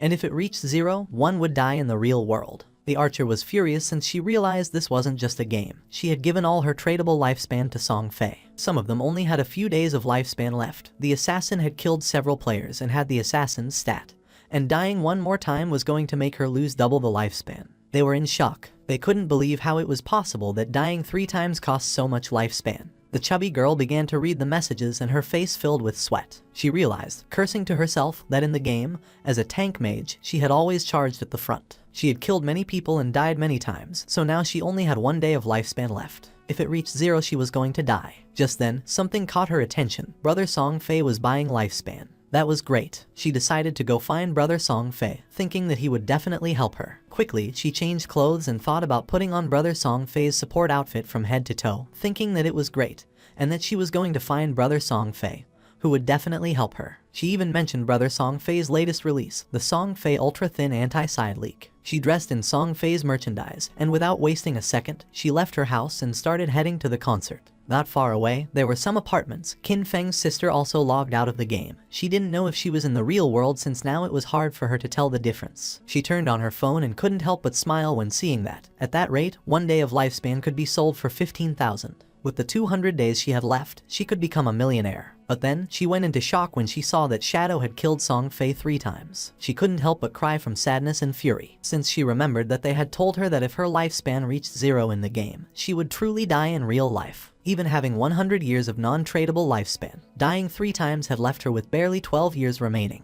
Then she remembered Brother Song Fei and wondered why Shadow had killed him. According to the group chats, Shadow, despite being surrounded by dozens of people, had managed to kill Song Fei 3 times. To her, he was something so terrifying and incredibly strong. The chubby girl started sending messages through the chat, saying that Brother Song Fei needed help at this moment. She asked any sister in Zhonghai City to go find her to sell their tradable lifespan to her. She also revealed that Song Fei was at Dajiang Plaza at that moment and that the exchange rate for lifespan was 1 to 10,000. This was the perfect opportunity to get rich and help brother at the same time. King Feng's sister put on her clothes. She couldn't believe that Brother Song Fei was in Dajiang Plaza, not far from her. She thought she couldn't just stand by and watch his lifespan run out. She had to go help Brother Song Fei. Thanks to that Shadow and the others, she had managed to save more than 200 days of tradable lifespan. Just enough to help Brother Song Fei. Without wasting any more time, she decided to go to Dajiang Plaza. At the same time in the game, our boy slaughtered several monsters without much difficulty. A system window appeared, informing him he had reached level 10. His attributes had increased by 2, and he had gained 5 free attribute points. He had unlocked class promotion. In addition, as the first player to reach level 10 in the Zhonghai City area, he had earned 7 reputation points. As the first player in the Great Xia Kingdom area, he had earned 14 reputation points, and as the first player worldwide to reach level 10, he had earned 21 reputation points. The window also revealed that the teleportation function to the continent of Forgotten Gods would be unlocked when there were 7 level 10 players in the Zhonghai City area. The system revealed in all towns that Shadow had reached level 10. People were in shock and commented with amazement. They said that, as expected, it was Shadow again. He had gotten the first kill of a gold tier monster and was the first player worldwide to reach level 10. They thought Shadow was simply too strong. They had also heard that the big shot had even killed a small celebrity several times recently. According to them, Song Fei deserved it. Other players were expressing their frustration. They cursed, surprised that Shadow was from Grand Xia, and compared their own progress, pointing out that their hidden smith class was only at level 8, while wondering what was going on with Shadow. No one knew if among the 1.5 billion people in Tianju, there really wouldn't be anyone who could catch up to him. Our boy was near a shore, and decided to use the points he had obtained. He consumed 13 evolution points, leaving him with 0 points. His initial skill, Backstab Enhancement, evolved from Platinum to Emerald, increasing its passive effect from 40% to 50%. Even though his tradable lifespan was just a little over 7,000 days, he realized it wasn't enough. He knew that to leave Starter Town, they needed to gather 7 level 10 players to activate the teleportation portal to the continent of the Forsaken Gods. But since the highest level at that moment was only 7, they would have to wait a bit before it became possible. He decided to go back to the real world to take care of a matter. His figure disappeared with the sand, and several seconds later, he opened his eyes in the real world and the system asked him, "Do you want to consume tradable lifespan to transfer your skills to reality?" Without losing a second, Qin Feng accepted. When the system asked what skill he wanted to extract to the real world, he stood up and decided to extract his class. The system then consumed 1,000 days of tradable lifespan and completed the extraction. He gained the Shadow, its passive was activated, and his attributes increased, Strength by 3, Constitution by 3, Agility by 8, and Spirit by 5. Then, he decided to extract level 2. The system informed him that he had successfully extracted level X2, consuming 2,000 days of tradable lifespan in the process. His level in reality immediately increased to level 3, and his stats received a boost, Strength plus 4, Constitution plus 4, Agility plus 14, and Spirit plus 4. The system reported that he had consumed 900 days of tradable lifespan and extracted the skill Shadow Step of Platinum tier. It also informed him that he had consumed 2262 days of tradable lifespan and extracted the skill Venomous Dagger of Silver tier. He was happy since he still had 1292 days of lifespan left and for now could not extract other skills. He had only paid the price to extract a low-tier skill, but had obtained the Shadow Step of Platinum tier, being a beneficial deal. He couldn't help clenching his fist and feeling furious when thinking about Song Fei. Now his base stats were double those of an average person, and his agility had reached 32 points, surpassing the human limit. With unlimited invisibility and the poisonous dagger that could be thrown up to 14 meters, he could definitely find an opportunity to finish off Song Fei. King Feng started browsing on his phone and was surprised to see that Song Fei was aggressively buying lifespan. He wondered if Song Fei planned to enter the game and then go after him. He saw that this bastard was in Dajiang Plaza and calculated that being about 7 or 8 kilometers away,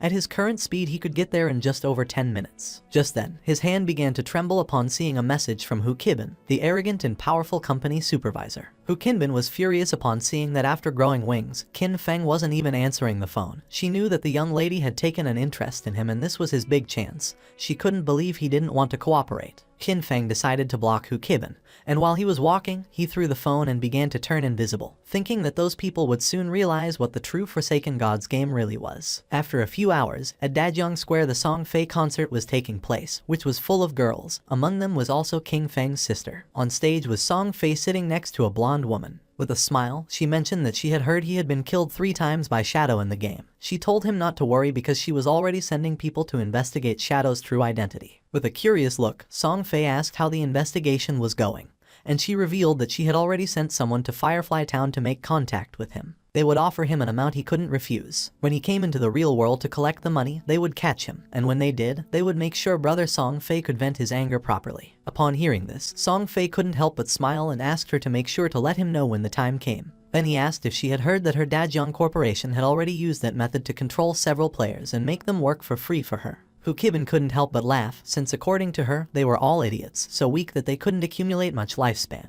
For her it was much better to be on Song Fei's side, since so many women voluntarily gave him their lifespan, and were even willing to die for him. Song Fei started laughing maliciously. A man who was among the audience began shouting and demanded that they all stop recklessly selling their lifespan to others. Turning to Song Fei, he added that Song Fei knew full well that lifespan was tied to life and death, yet he was still brainwashing his fans and aggressively buying up their lifespan. He accused Song Fei of endangering lives and declared that they were going to report him. Song Fei couldn't help but smile, thinking that there was always a fool who showed up to cause trouble. He stood up and made a public statement, saying that he had noticed some of the recent debates. He stated that his actions in acquiring lifespan had occupied certain public resources and caused inconvenience to the public, and for that reason, he felt deeply regretful and offered his most sincere apologies. His fans said that he didn't have to apologize since he hadn't done anything wrong. With a sincere smile, Song Fei admitted that he was truly grateful for all the support and affection from his fans. At the same time, he sincerely urged everyone to remember that all love should be positive and uplifting. He hoped everyone could follow their idols with rationality. During that special moment in the game, while ensuring their personal safety, they also needed to work together in a more positive way to contribute to society and bring positive energy. With his face full of tears, he explained that while the entire nation was being affected by the game, he had been actively cooperating with the authorities and working hard within the game. That was the reason why he had used his personal wealth to acquire lifespan, hoping to become a quality idol in the game, someone worthy of liking. He had done this to give back to his fans, hoping that everyone could gain something outside of the game and live a happy, peaceful, and safe life and work together for a better tomorrow. But he never expected that it would cause so many problems for everyone. His words made all his fans unable to avoid crying. He apologized to everyone for having caused them trouble. This made everyone feel sad. They started shouting, saying that he had not done anything wrong. They got angry with the man, calling him a bunch of savages and telling him to leave from there, since they were voluntarily helping the brother, and told him not to insult their genuine intentions. The chubby girl went up on stage and asked everyone not to listen to those ridiculous rumors from outside. She didn't know how they dared question the brother, since only fools with pig brains believed everything, asking how the lifespan of the game could possibly affect the real world. She put her hand over her chest and declared that she was the one who was willing to die for the brother. She said that when she logged out, it showed her that she had less than a day of lifespan left, but she was perfectly fine. Even if the rumors were true, if even they didn't have the resolve to die for the brother, then they didn't deserve to say that they loved him. His words made the other fans feel excited, and they decided to give all the lifespan they had to Song Fei. He was happy to see the enthusiasm of his fans. He extended his hand toward the chubby girl and mentioned that being loved by someone like her made him feel truly honored. The chubby girl, in turn, was crying and willing to die for him. Just then, something flew out and went through Song Fei's head, leaving everyone in shock. Song Fei began bleeding from the mouth and his hair started falling like leaves. Song Fei's body fell on the shoulder of the chubby girl, making her eyes fill with fear. She fell on her butt to the ground and started screaming. She didn't know what was happening. Once it was revealed that Song Fei was dead, all his fans panicked. The guards began to escort Hu Kibin, and she couldn't help but cry and scream. She said that she had seen it, that when Song Fei died in the game, his body was surrounded by an orb of lifespan, and that they should leave immediately. She knew that the person who killed Song Fei clearly did it using a skill from the game. She wondered, horrified, if the skills from that game could really be used in the real world, and how that was possible. She thought about the actions, killing Song Fei instantly, becoming invisible and collecting lifespan, and concluded that the only person who could do that was Shadow. Just then, a dart pierced her head as well, killing her instantly and leaving the guards in shock. Among the crowd was King Feng. It was already dusk, and the news announced the tragic death of superstar Song Fei in Dajiang Plaza. It was also reported that his most devoted fans had sacrificed all the lifespan they had left, falling dead next to Song Fei's corpse, and the police investigation had revealed that his death was due to supernatural abilities. The faces of King Feng's sister and her friend were full of tears and fear. She was sad since she still couldn't believe that just the day before they had gone to see Song Fei's concert, and now he was already dead. The friend wasn't dumb at all and realized that the throwing knives and invisibility must be abilities from the godforsaken game. She wondered if Shadow had been the one who killed Song Fei, since she had heard that Shadow had killed him 3 times in the game. Xiaoyu was confused as she wondered how the game's skills could appear in reality. She couldn't believe that Shadow had killed Song Fei. She remembered that Shadow had killed him several times in the game and came to the conclusion that, in reality, the only one who would kill Song Fei would be Shadow. The throwing knives and invisibility weren't those an assassin's skills. It had to be. The killer was Shadow. Her brother had been killed by Shadow and her world was already left without light. If Shadow could find a way to use the game's skills in reality, then she would get close to him, approach him. No matter what it cost, she would become stronger. From that day on, she would have only one goal. They stopped the taxi and got out. Her friend was somewhat confused and asked if she was okay. Xiaoyu's eyes were full of rage because all she wanted was to kill Shadow and avenge her brother Song Fei. At the same time, our boy was quietly eating noodles in a restaurant. In the godforsaken game, although players were invincible in reality, they still consumed energy, and if they got hungry, they still needed to eat. Just then, his phone started ringing, and when he unlocked it he saw that he had a message. Someone informed him that Fat Hu was furious. He had blocked his phone in WeChat, and if King Feng didn't go soon, he would be expelled and wouldn't receive his salary for that month. The message was from young Xiaoya, whom he considered a good girl, although quite delicate and often bullied. In his previous life, she had also been a member of his Jan Shen guild. King Feng asked her not to worry about him or the job but to focus on leveling up in the game. She was confused since she asked King Feng if he had played the game. She had heard that it was very difficult and that the lifespan of many people was almost exhausted. Our boy explained that, whatever her profession was, she simply had to focus on improving agility at the beginning.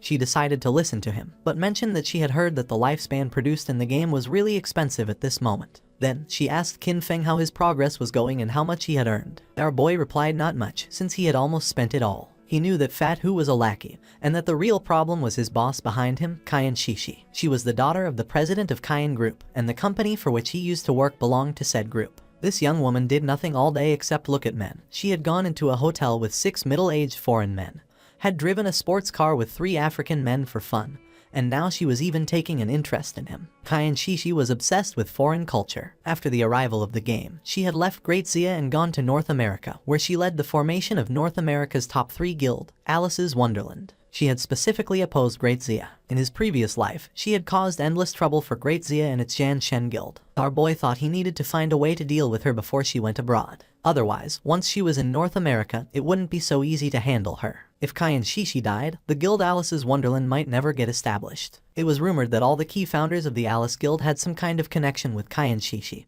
and as soon as that woman disappeared, the bond between those founders would naturally break. His phone started ringing again. Now it was a call from Xiaoyu. She was somewhat confused to see that Qin Feng was still answering calls, as she thought he had died in the game. Now that he was still alive, she let him know that she had earned enough money to buy a house, so he no longer needed to worry about her. Our boy decided to play along and asked if she had anything else to say. She asked him not to bother her anymore and said that she would not look for him either. She also asked him not even to try finding out where she lived since from now on, she had cut ties with him. Our boy hung up the call and couldn't help but feel happy. He decided it was time to return and continue leveling up since it wouldn't be long before someone reached level 10 and learned that skills could be transferred into reality. By then, the world would no longer know peace. Not long after, Xiaoyu and her friend also logged back into the game. The friend was somewhat confused and asked if it wasn't too harsh to cut ties with her brother and advised her to make peace. Xiaoyu stood firm and refused, revealing that she had sold her lifespan to the Kain group, sold for a full value of 2 million. This left the friend in shock. Xiaoyu also mentioned that she had bought a house and that they would live together. She added that soon she would meet Shadow,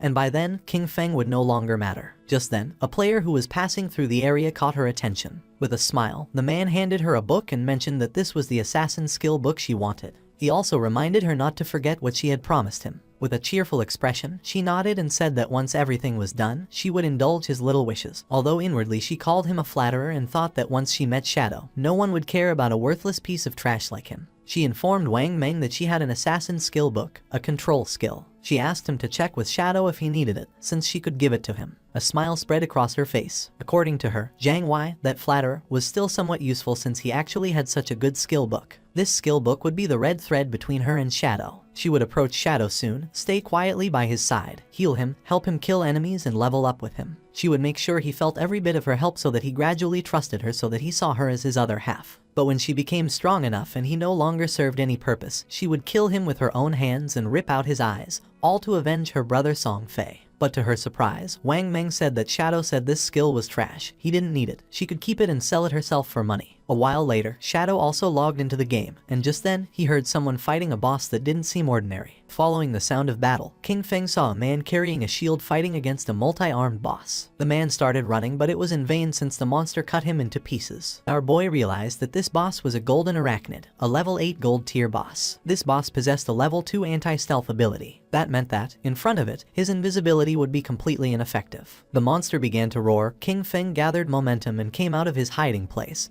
and attacked quickly, using Shadow Slash, causing it several thousand points of damage. He had the buff, damage doubles when attacking outside the target's sight. He knew this effect, in a situation where the enemy could see through invisibility, wouldn't activate, which significantly reduced his damage. However, the legendary effect of Graceful Liberation amplified the head and heart weak points of the golden arachnid by 200%. Out of the 9 strikes of Shadow Slash, 3 were judged to have hit the target's weak points, dealing 3 times the weak point damage, which directly made up for the lost damage. It was truly a legendary skill, and he had to thank Xiaohai for that, as she had helped him find that faith temple. A mage was watching the battle. According to her, Shadow's damage was insane since a single skill had reduced Golden Arachnid's health bar by 1/6. King Feng attacked with a venomous throwing knife, which stuck into the monster's head causing 1,783 points of damage. Venomous throwing knife was still only silver tier, and its damage was already falling behind. He still needed to advance his profession to gain a higher level of invisibility. To King Feng's surprise, the monster lunged at him and prepared to attack. Seeing this, the mage panicked, but King Feng's eyes began to shine with confidence. The monster attacked, but he dodged the attacks without much effort. The mage and her friend were in shock, wondering what kind of speed this was. They noticed it wasn't just the speed. His reaction was incredibly fast, and he seemed to know the boss's attack patterns too well. In terms of speed, he was almost on par with the boss. He dodged each one of its attacks as if he had fought against this boss countless times. In his previous life, he had been with Qin Xiaoyu, and she couldn't even protect herself, much less heal him. Over time, he had developed this skill, since a warrior not only needed to withstand blows, agile movement and evasion skills were also essential. His eyes began to shine with fury, as that was also the reason why he had been able to reach the world top 100 with just an ordinary warrior class. He attacked the boss with a series of slashes, and now its life had dropped to less than half. Our boy became invisible, and thought that compared to special bosses like the Golden Ghost ship,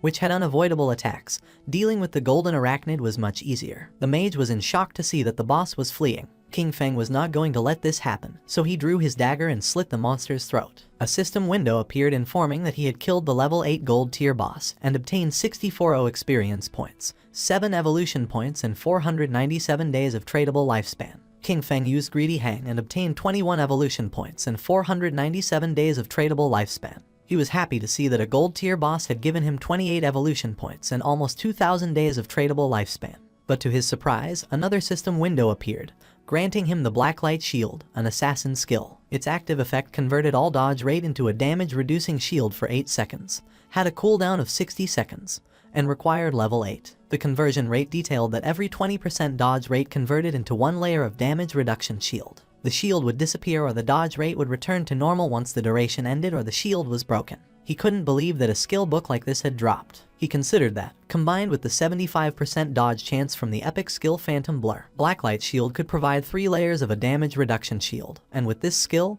he could take down many bosses without taking any damage. He spent a total of 6 evolution points. As a result, the Blacklight Shield was upgraded from Platinum to Epic tier. Its duration increased progressively from 8 to 10, then to 12, and finally to 14 seconds. Furthermore, its conversion rate improved, so now every 10% of dodge chance was converted into 1 layer of damage reduction shield, an improvement from the initial 20%, then 15%, and then 12%. He was happy since he now had 7 layers of damage reduction shield. With this, he could even explore many high-level areas ahead of time. He still had 22 evolution points left, so he also decided to evolve the venomous throwing knife to increase its damage. He spent 16 evolution points, and the venomous throwing knife of silver tier evolved into emerald tier. Its maximum range increased from 14 to 17 meters. The continuous damage had no weak point bonus, lasted for 5 seconds, and could not stack. The additional damage on hit increased from 120 to 240 attack, and the venom now dealt 80% of attack per second, instead of the previous 50%. He was aware that evolving venomous throwing knife 3 times had at least doubled its damage. With a base cooldown of only 5 seconds, it could continuously output damage, making it no weaker than Shadow Slash, and he had gotten 2 assassin class gear pieces, so he would equip them right away. He also obtained the Agile Ring of Platinum tier, an assassin class accessory that provided plus 20 agility, plus 20% movement speed, plus 20% attack speed, and plus 20% cooldown speed, with an equipment requirement of level 8. Additionally, he got the heavy red leather gloves of gold tier, an assassin class armor that provided plus 18 physical defense, plus 15 to all elemental resistances, plus 12 constitution, and plus 588 HP. With an equipment requirement of level 6. With these 2 pieces of equipment, his cooldown speed was now at 55%.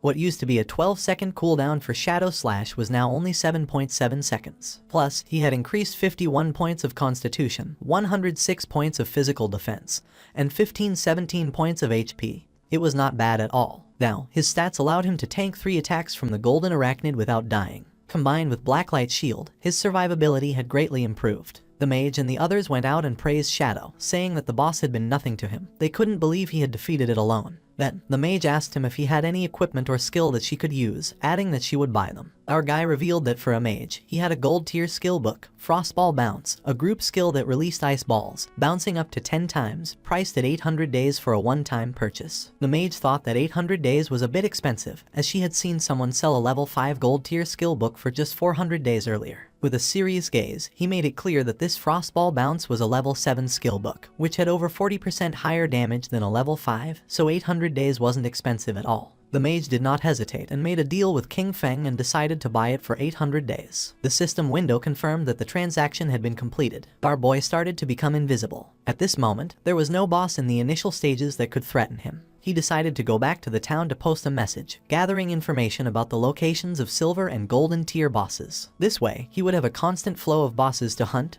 and his leveling speed would be maximized. Wang Meng informed him that Xiaoyu, the priestess from his team, wanted to send him a skill book. He found it interesting and wondered what kind of skill book it would be. King Feng was somewhat surprised to see that Xiaoyu wanted to send him a skill book. Moreover, it was one of bronze tier. He wondered what it could be, but even so, he decided he should take a look at it. King Feng wasn't stupid at all and knew that now everyone speculated that he had killed Song Fei, and right after that she was trying to send him a skill book. He decided to reject her offer while wondering if she was trying to associate with him or if she was trying to avenge Song Fei, or maybe both things. Wang Meng informed her that Shadow said her skill book was trash, he didn't need it, and she could keep it and sell it for money. King Feng asked Wang Meng to go to the town, since he had something to sell him, and to prepare some lifespan. With a serious look, Wang Meng decided to ask him a question, and our boy asked what he meant and if he was asking whether he had been the one who killed someone. Then, he revealed that he had been the one who killed them. For King Feng, Wang Meng was his friend, so he knew that during the time Song Fei had been murdered, Shadow had been disconnected the whole time. The motive and timing of the crime matched perfectly. Since Wang Meng had asked this, it meant that the authorities had already deciphered most of it. King Feng asked if Wang Meng was trying to arrest him, as he knew that in 2 hours other players would reach level 10 and the ability to transfer powers to reality would no longer be a secret. He considered it the perfect opportunity to see how the Daxia government would react to this and would take it as a test. King Feng returned to Firefly Town and reunited with Wang Meng and the others. Enyu asked if he was really admitting to having killed Song Fei. King Feng nodded. With a smile, Enyu mentioned that King Feng was, in fact, the main suspect. However, they also knew that Song Fei and Jiang Lai had harbored malicious intentions toward him, and that Da Jiang Industries had captured and abused many players, forcing them to work. Strictly speaking, killing those two had been an act of self-defense. King Feng realized that since they couldn't uncover his true identity, they had chosen to maintain a temporary cooperation with him. He reflected that in his previous life, by working with the officials, his record had been spotless. However, this time he had directly killed Song Fei and Jiang Lai, which might cause some changes. He was eager to see how much his rebirth could alter that doomed era of games. For now, he considered selling the platinum tier equipment he didn't use. Since they were backed by the authorities, they would accept equipment and skill books of any class,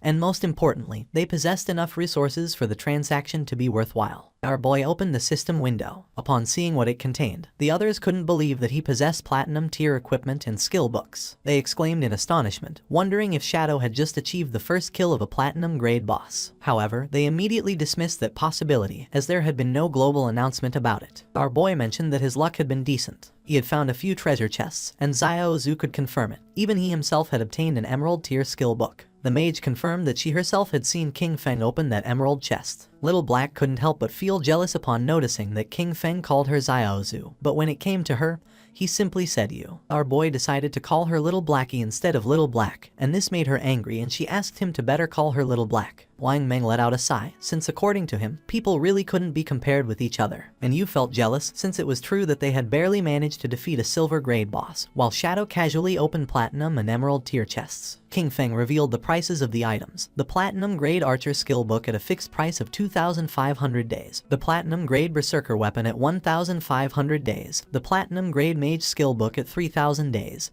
And the gold equipment and skill book package at 8,000 days. Including the remaining platinum equipment and skill books, which totaled 25 items. He offered a discount, setting the total price at 16,000 days. Wang Meng was in shock and asked NEU to pay whatever he said. Then he asked if she wasn't going to try bargaining. With a smile, she mentioned that she thought the price was quite fair. She would also include what Xiao Zhu and Wang Meng owed her from before in the deal. The transaction was completed and King Feng praised her, calling her a true heroine, direct and decisive. Deep down, King Feng knew that once the tradable lifespan exceeded 10,000 days, the unit would change to years. 60 years converted to days were approximately 22,000 days. At the current exchange rate, that equaled 400 million in cash. Even for the officials of Zhanghai City, it was a huge expense, but the benefits for them far outweighed the money. After all, with this batch of equipment and skill books, many teams under the tutelage of Zhanghai City officials could develop ahead of schedule. He was aware that the stronger the authorities became, the more unnecessary problems could be avoided in the future,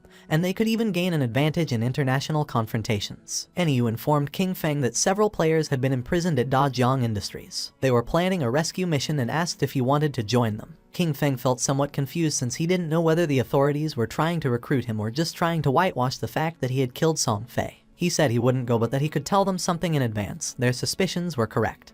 He had indeed used game skills to kill those two, leaving everyone in shock. King Feng made it clear that, while in the game they reach level 10, they could consume lifespan to extract skills from the game into reality. NEU realized that for this reason, Da Jiang Industries was also buying lifespan at that time. Once their people reached level 10 and extracted skills from the game, their rescue mission would face even greater resistance. King Feng was glad that she had understood and decided it was time to leave. Not long after, he transformed into Shadow and disappeared from the place. With a serious look, NEU gave Wang Meng the order. From that moment on, they should level up separately. She explained that their 6-person team already had high levels, and when they stayed together, they defeated small monsters with a single blow due to excessive damage. However, if they separated, each leading a team, they could greatly improve their overall leveling efficiency. Wang Meng nodded his head, and NEU mentioned that everyone should reach level 10 first. Then, she told him to log off for a moment to report that intel. 2 players who were in the town noticed that Shadow was setting up a stall again.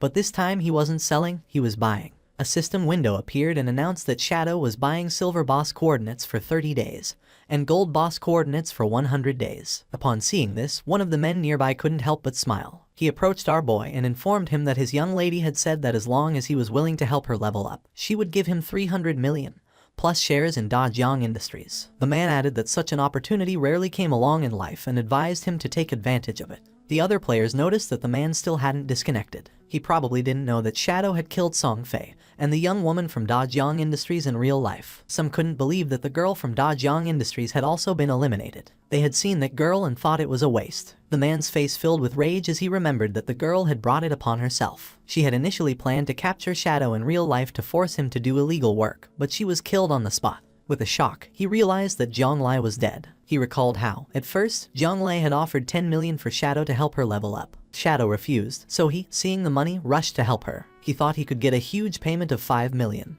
But when it came time to collect the money in real life, they knocked him out. When he woke up, he found himself locked in an unknown basement. They whipped and abused him every day, forcing him to earn lifespan for them in the game and lure more people in. He never expected that Zhang Lai had already been killed by Shadow. With a bitter laugh, he thought that hateful woman got what she deserved with a good death. He used to mock Shadow for being stupid, but it turned out the real fool was him. Upon seeing his expression, King Feng realized that he must have helped her tie up quite a few people. The man got nervous and refused, then mentioned that he had been forced to do it and decided to leave. King Feng knew this guy was trash and decided to let the officers take care of him. 2 players approached King Feng and revealed that they had the coordinates for a silver boss, offering them for 30 days, and proposed closing the deal. Someone arrived in the city and everyone's attention turned to them, realizing it was Ace of Spades. It was said that she was Kayan Shishi, the heiress of the Kayan group in reality. They warned each other to stay away from her since she had killed quite a few players, and to be careful because she might try to steal their lifespan. Yang Shishi logged into the game along with her men. She couldn't help but smile, since she didn't think the game was anything special. You only needed to spend money to buy a lot of equipment and skills. As long as her combat power was ahead of other players, when she found someone with lifespan, she would kill them and take it. She was furious since that damn game had delayed her flight. At that moment, she should have been in North America, enjoying pleasures with Big Dick and Max Fackle, surrendering herself to lust and passion.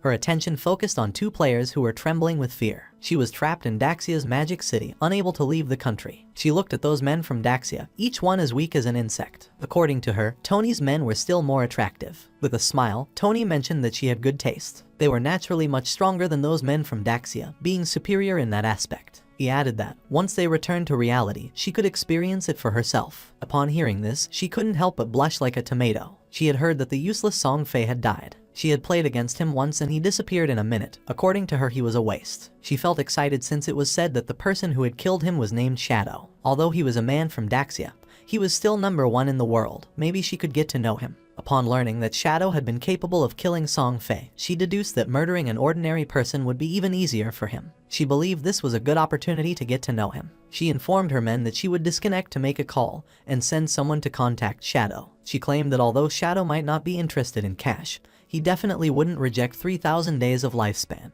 To obtain this, all she would need was to kill an ordinary person with a simple flick of the finger. Internally, she chuckled softly, promising never to forget the expression on Qin Feng's face when he rejected her, and stated that soon, Qin Feng would die. At the same time, in the forest, a player killed a monster and its body transformed into lifespan, while a healer was healing him from the monster's attacks. The man was exhausted and asked Xiaoyu that next time she healed him, not to be so extreme, since he was about to meet his great-grandmother. Xiaoyu turned her back on him and asked why he was being so fierce, adding that he wasn't dead. With a confused look, the man replied that he hadn't meant to be fierce. He was just reminding her. She mentioned that the system had warned her that her hunger level had reached 90%.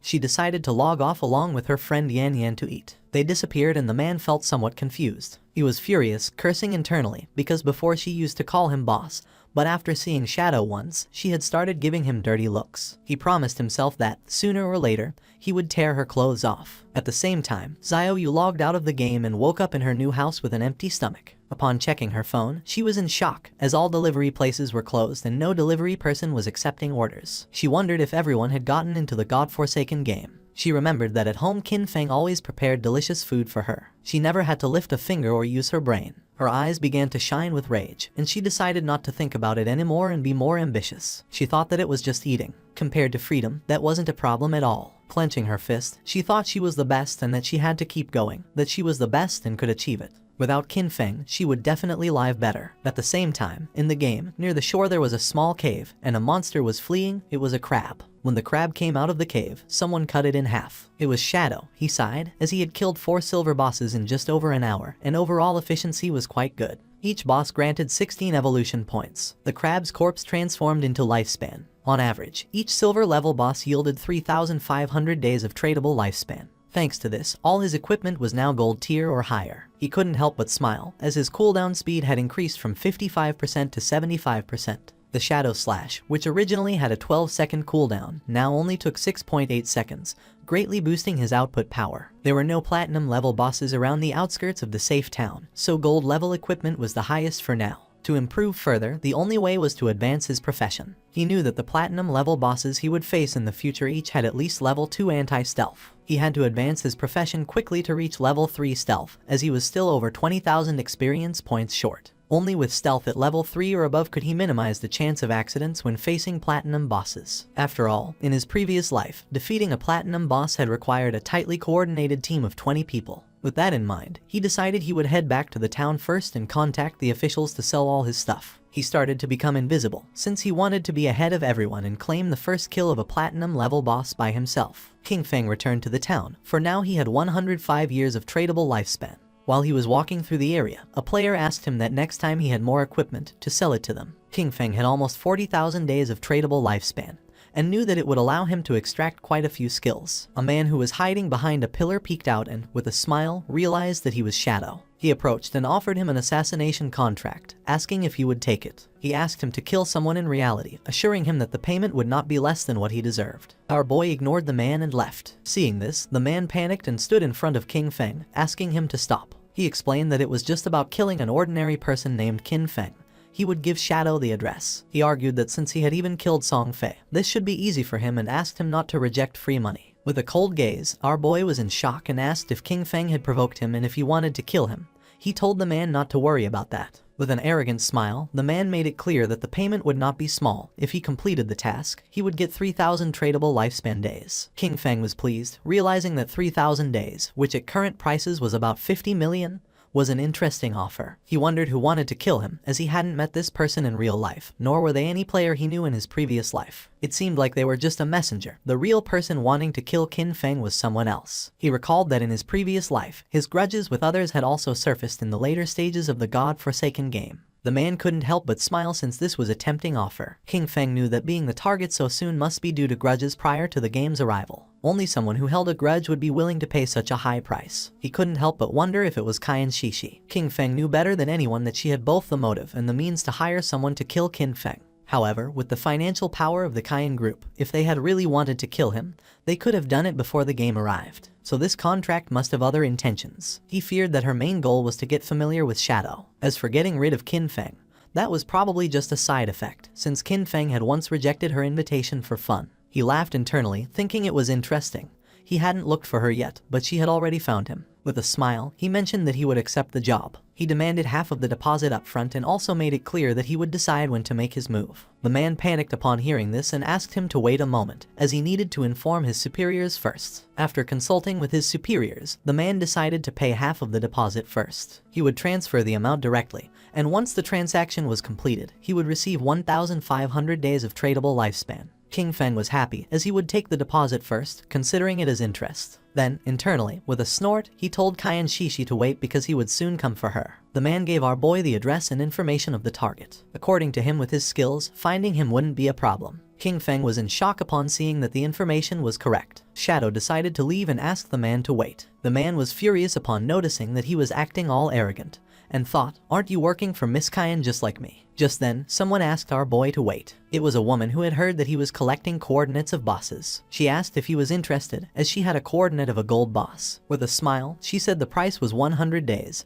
He could pay after seeing the boss. King Feng thought this was good and decided to go with her. The woman asked him to follow her, and mentioned that the place was a bit far north of the city. King Feng asked what the name of the boss was, and the woman said it was called the Plague Enveloper. Upon noticing that she knew the name of the boss, he asked if she had really seen it. She didn't know if he could handle it alone and if he wanted to take a healer, warning that the boss had area toxic damage. Our guy refused and decided to go without a healer. King Feng was aware that the Plague Enveloper was indeed a golden level boss. This boss had a poisonous aura. As long as one stayed within its range, they would continuously lose health every second. Therefore, to deal with this boss, one had to kill it as fast as possible. For him, at that moment, it was just a matter of using a few skills. Not long after, the woman took King Feng to a cave and mentioned that the boss was inside. She added that her team had eliminated all the monsters, but they had not been able to defeat the boss. She decided to guide Shadow inside. They entered the cave and the woman began to point at a tree which was in the middle of a swamp full of poisonous aura, and revealed that there was the boss. Seeing that she hadn't deceived him, King Feng decided to give her the lifespan, and a system window appeared confirming that the transaction had been successful.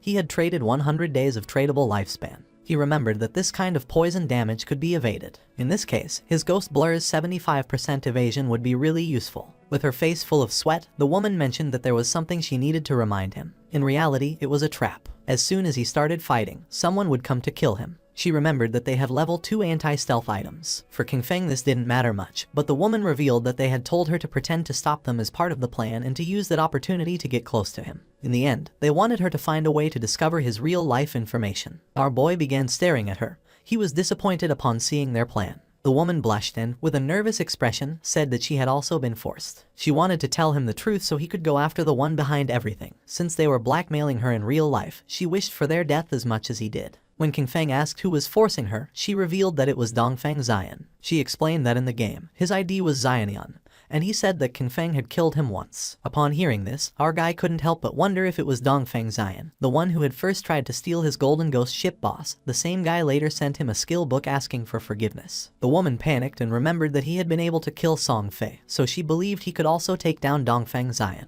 She was putting all her cards on the table with him and begged him not to betray her. The best thing, she emphasized, would be for him to eliminate Dongfang Xian or else she would be doomed. According to King Feng, they had really come up with a childish plan. He had never heard of that guy in his past life and considered that he was probably eliminated early. King Feng decided to start by killing the boss, since he knew he could massacre a passing dog. King Feng became invisible and jumped off the cliff, asking her to go along with their plan. She should let her people get close, and he promised to take care of the rest. The woman panicked and thought everything was lost. They were doomed. According to her, Shadow was surely going to die. She remembered that previously Dongfang Xian had led 3 teams, 18 people in total, to fight against that boss, but they had been annihilated in half a minute. While King Feng was descending upon the boss, she revealed that the continuous poison damage was too high. They hadn't even managed to reduce the boss's health by 5%.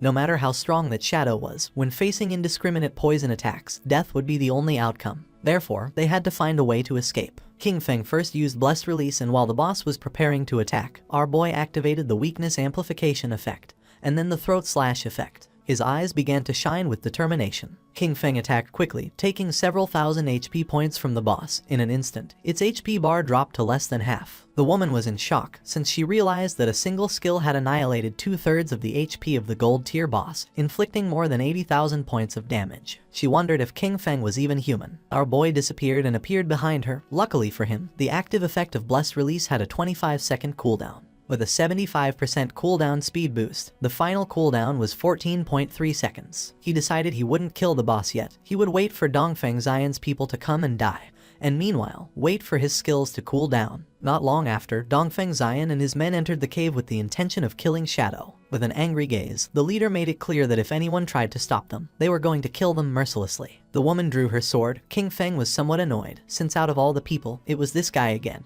and now he was also involved with Dongfang Xian. He wondered if their plan, which consisted of Snowy pretending to block this group, would really work. He didn't know if Snowy's combat power was really that strong. More than 10 people were rushing in, and he wasn't very sure if she could really stop them. Snowy used her powers and summoned a golden shield. Seeing this, Shadow understood why they had chosen her to act. With this defense, there really weren't many who could break through it in the early stages of the game. The men began to attack the shield. King Feng knew that she had encountered an ancient god's blessing in the wild and had gotten a golden level treasure chest. His eyes began to shine with seriousness, and using instant shadow, King Feng attacked quickly, cutting their bodies into pieces. With eyes shining with rage, King Feng used the skill Blooming Curse and the corpses of the men transformed into flowers. Snowy was in shock since, according to her, it was terrifying. A single skill had killed so many people, and she wondered what those crimson flowers were. Fortunately, she hadn't listened to Dongfang Xian, or otherwise she would have died miserably like Song Fei and the others. She asked Shadow to add her as a friend, promising that if she had the chance,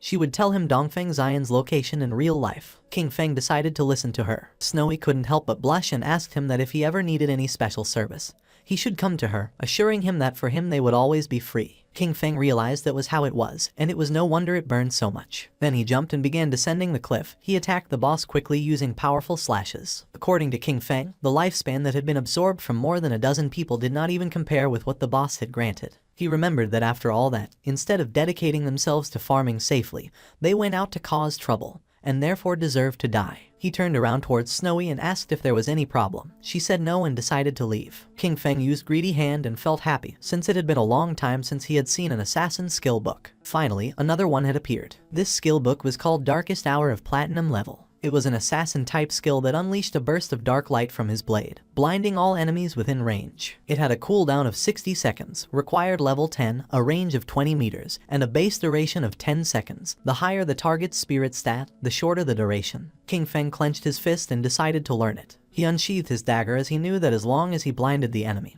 he could still trigger double damage even if he wasn't in stealth. With this, no matter how high the boss's anti-stealth level was, it wouldn't affect his damage output. This dagger was the Plague Blade. It was an assassin-type weapon that granted 216 attack points and 42 agility points. Furthermore, it increased the weak point attack multiplier by 0.3. The equipment requirement was level 10, and all of its attacks inflicted a poison that detonated after 3 seconds, dealing 50% of the original attack's damage. King Feng decided to leave the cave, as he considered it had been another excellent and profitable day. He had already accumulated 98 evolution points and would soon be able to evolve his epic grade Greedy Hand to legendary. He left the cave and the small monsters were frightened. He realized that he only needed a little more than 10,000 EXP for his class advancement, so he decided to go farm monsters directly. King Feng began to massacre all the monsters he saw, causing the others to start fleeing in terror. But King Feng was not going to let this happen, so in the blink of an eye, he finished them all. He couldn't help but smile since he could finally advance his class. Golden energy appeared around his body, and a system notification informed him that his shadow class had advanced. His current tier changed from tier 0 to tier 1. The class attribute bonuses also increased. Strength went from 3 to 9, Constitution from 3 to 9, Agility from 8 to 24, and Spirit from 5 to 15. His class passive 1 now doubled stealth duration and, as a new feature, allowed him to use stealth skills while in stealth mode. Class passive 2 increased his stealth level from +1 to +2. Finally, class passive 3 improved his damage when attacking from outside the enemy's line of sight, increasing it from double to triple. Our boy started to look at his hand as he realized that with the class advancement to tier 1, the attribute bonuses had tripled. He understood that he could even activate stealth while already in stealth, which meant, as long as his cooldowns were short enough, he could stay permanently hidden. Not only that, the damage dealt from attacks launched outside the enemy's line of sight had increased from double to triple. He mused that this was just tier 1, no wonder it was the strongest stealth class. At that moment, the system announced that there were already 7 players who had reached level 10 in Zhonghai City. It also informed that the teleportation matrix to the abandoned Divine Continent would be activated in 10 minutes, and urged players who met the requirements to prepare to depart. A table appeared, showing Shadow in first place, followed in second place by Grey Rose. In third place were Snowy Day, Black Elf Da Lai Zai, and Wang Meng. Finally, in fourth place were Huaiyu and Yuhan. King Feng noticed that it was already 8:30 p.m. He had not expected so many players in Zhonghai City to have reached level 10. The ranking table was full of familiar faces, and he remembered that the last time, at the same hour, that table had been completely occupied by foreign players. His eyes began to shine with seriousness upon realizing that the impact of having sold so much equipment and skill books had begun to manifest. He thought that maybe the world order from the previous time would change, and he was really hoping it would. In reality, it was already night, and the police had arrested several men. One of them reported that all main members of the Dajiang Industrial Criminal Group had been arrested. However, he added that 3 key members were still inside the game, with their bodies in a state of non-existence, which made their capture impossible. They were waiting for further instructions from the commander. The commander praised his comrades for their good work and ordered them to inform Manhua, assigning them the task of finding a way to force the suspects to disconnect. He told his companion that this method was effective, since even if the criminals hid in safe towns where they could not be attacked,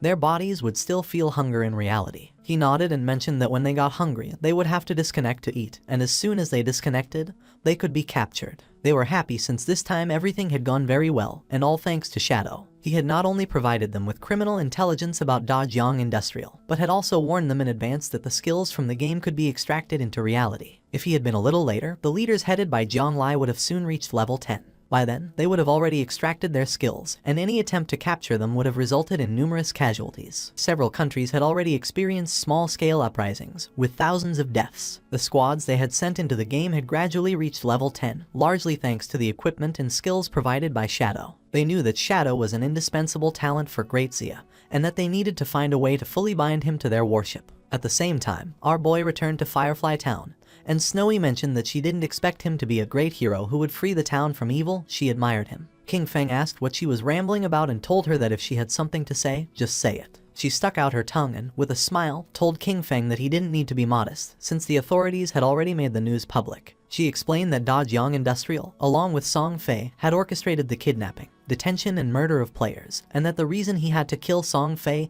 and Jiang Lai was under official orders. King Feng remained silent. He could not believe that the authorities were clearing his name, and he could not help but think that, surely, they were doing it to facilitate future cooperation with him. When King Feng asked if she had already discovered Dongfeng Xian's location in the real world, she mentioned that he had not yet disconnected and asked him to wait a little longer, assuring him that she would send him the information as soon as she obtained it. King Feng began to walk through the city. He considered that everything else could wait. The urgent task was to head first to the divine abandoned continent. He noticed that quite a few people were already using the teleportation arrays of the town. However, no one had yet been able to use the continent's teleportation array. Using the teleportation matrix of the town, he decided to go to the divine abandoned continent, since he considered that the current areas of the town were only beginner zones and that the real game began upon arriving at the divine abandoned continent. The players who were nearby went into shock. They couldn't see anyone and wondered who had just teleported. One of them exclaimed that it obviously had to be Shadow. Another, confused, commented that he possessed level 2 anti-stealth and questioned how it was possible that he couldn't see him. Quickly, someone else snapped at him that he was an idiot, explaining that it simply meant Shadow's stealth level was higher than 2. Several seconds later, our boy appeared in the divine abandoned continent, and just as he expected, everything was exactly like in his past life. This place was empty, there wasn't a single player in sight. While our boy was exploring the area, a monster with glowing eyes started staring at him intently. They were the familiar ruins of Zhanghai City. When players from different cities arrived at the abandoned divine continent for the first time, they appeared in the ruins of their own cities. The location of these urban ruins matched perfectly with their real-world geography, and the reason for this had always been a mystery. The monster emerged from its hiding place, and upon noticing this, King Feng turned around. A worm-shaped monster appeared and began to roar. The monster attacked fiercely, destroying the ground. Using Shadow Blur, our boy dodged the attack, and then using Instant Shadow Slash, he cut the monster in half. A system window appeared informing that he had killed a level 11 Earthshaker. Just then, more Earthshakers appeared and tried to attack King Feng, but he jumped and dodged the attacks. With his eyes shining, he used Blessed Release, and then activated Instant Shadow Slash and cut the monsters into pieces. The bodies transformed into Lifespan, and he knew that there were no longer safe zones like in the towns. The monsters lurked from all directions, ready to attack at any moment. But he was aware that, as long as one could find the refuge hidden in the ruins, a fortress could be established and dominate the area. He remembered that the best refuge in the ruins of Zhanghai City was located in the northwest. It was exactly the refuge of the Godslayer Guild from his previous life. At the same time, in the divine abandoned continent, another group of players also arrived. It was Wang Meng's party. Little Black was somewhat surprised, while Wang Meng did not know why this place looked like the ruins of a modern city. For them, this place was very familiar. Little Black began to point toward the tower and asked if these were not the ruins of Jiangnan City. Du Yixu replied that yes, and confirmed that she was right, adding that the towers of Jiangnan City were still standing. Little Black began to look around the area, since she had heard that someone had said they had seen Shadow teleport here, and she was insistently wondering where he was. Du Yixu asked her to stop searching, adding that he could turn invisible. At that moment, 2 Earthshakers emerged from the ground. Seeing this, Wang Meng drew his shield and warned everyone that they were being attacked by monsters. Du Yixu used her skill called Elven Blessing.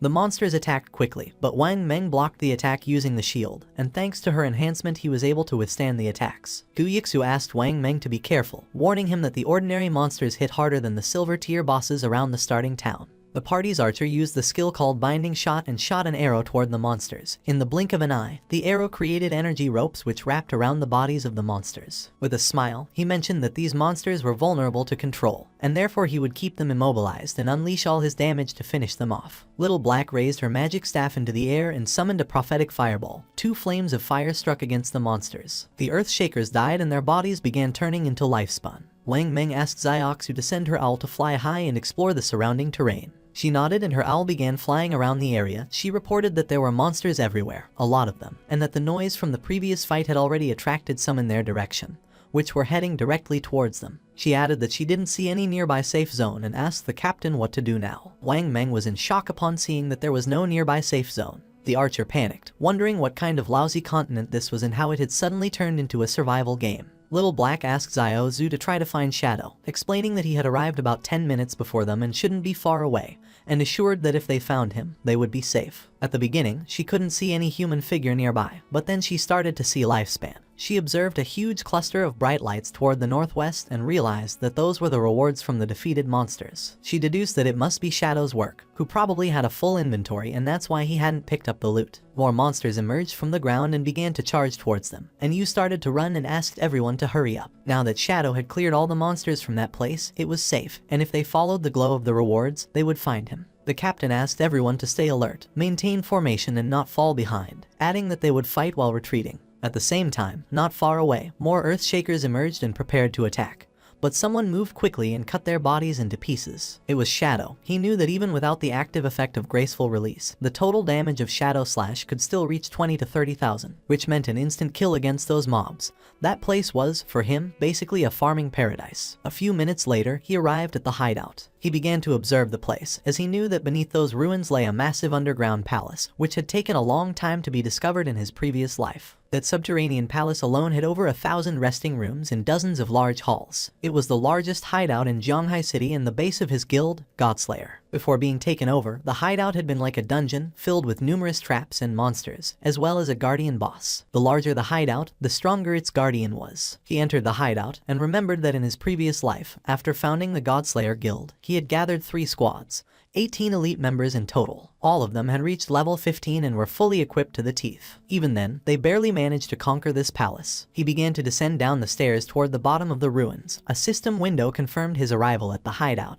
This place was full of monsters and was known as the land of soul purification. His eyes began to shine with confidence since he knew that being alone he was going to be able to conquer this place. A system window appeared informing that if he defeated the area guardian, he could claim ownership of that region. The monster's attention fixed on King Feng, and they all lunged at him. Our boy remained calm and drew his dagger, realizing he was facing a level 12 gold tier mob, an elemental spirit. Just before the monsters could attack, King Feng used his skill called Darkest Hour, and then used Shadow Flash Slash and massacred the monsters in the blink of an eye. King Feng began to move quickly and started cutting into pieces all the monsters he encountered, making their bodies turn into lifespan. He could not help but feel joyful since, as long as the enemies were blinded, all his attacks would receive a damage increase. Even his basic attacks were enough to finish off those level 12 monsters in one hit. Despite the fact that the 15 monsters in the hall had been eliminated, the soul cleansing grounds, however, still contained dozens of halls and thousands of small rooms. A slight smile appeared on his face. It was, indeed, a massive task. He began to carefully observe the lifespan,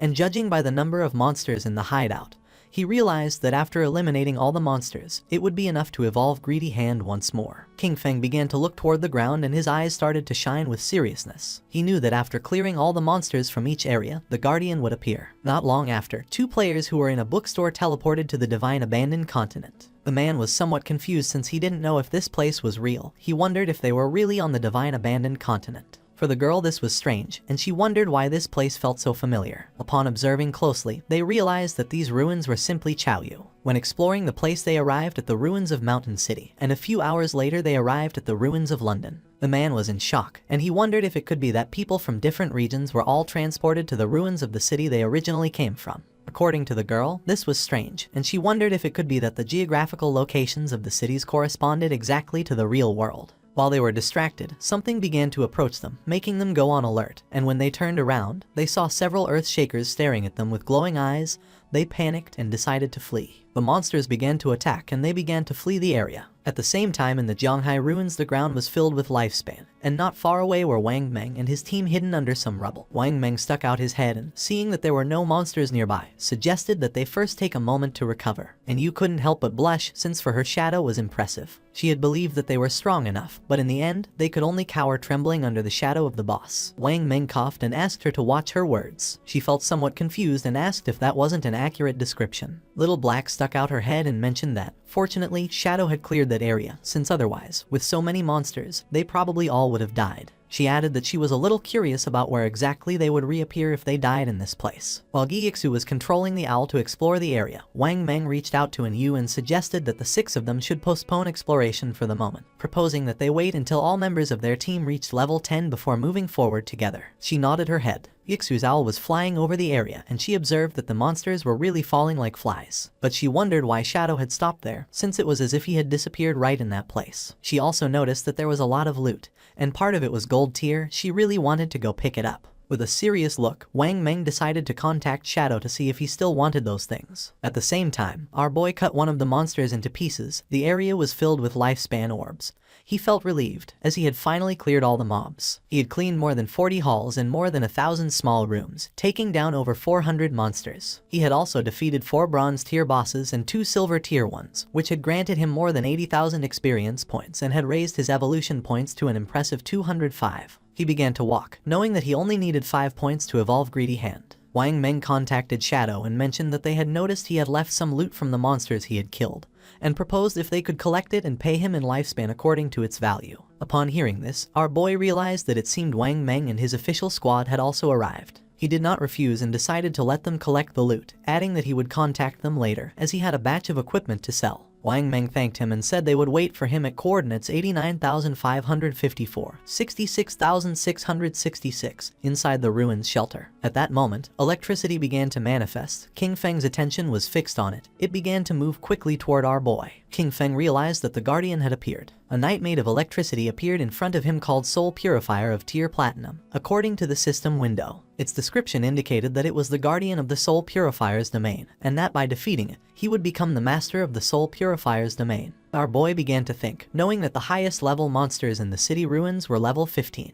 This Soul Purifier, Faisal, was already the highest level monster within the city ruins and also the highest grade boss. If he remembered correctly, this boss had a total of 750,000 HP and 3 phases. Using instant Shadow Slash, King Feng decided to take the first step and attack, but the attack didn't have much effect. King Feng attacked using Throat Slash. This time the attack took a bit of HP from the boss. It raised its hand and summoned a spear of electricity. A rain of spears began to descend from the sky towards Shadow, but he started moving quickly and dodged the attacks. While dodging the attacks, he realized that if he were hit by those lightning attacks, with his current defense and lightning resistance, death was certain. He knew that any skill or attack from a platinum level boss or higher had hit correction. With his current evasion rate of 75%, normal monsters only had about a 25% chance to hit him, but the Soul Purifier's attacks hit him with at least a 50% probability. However, his agility attribute had already reached 182 points, and at maximum speed, his running speed exceeded 40 meters per second.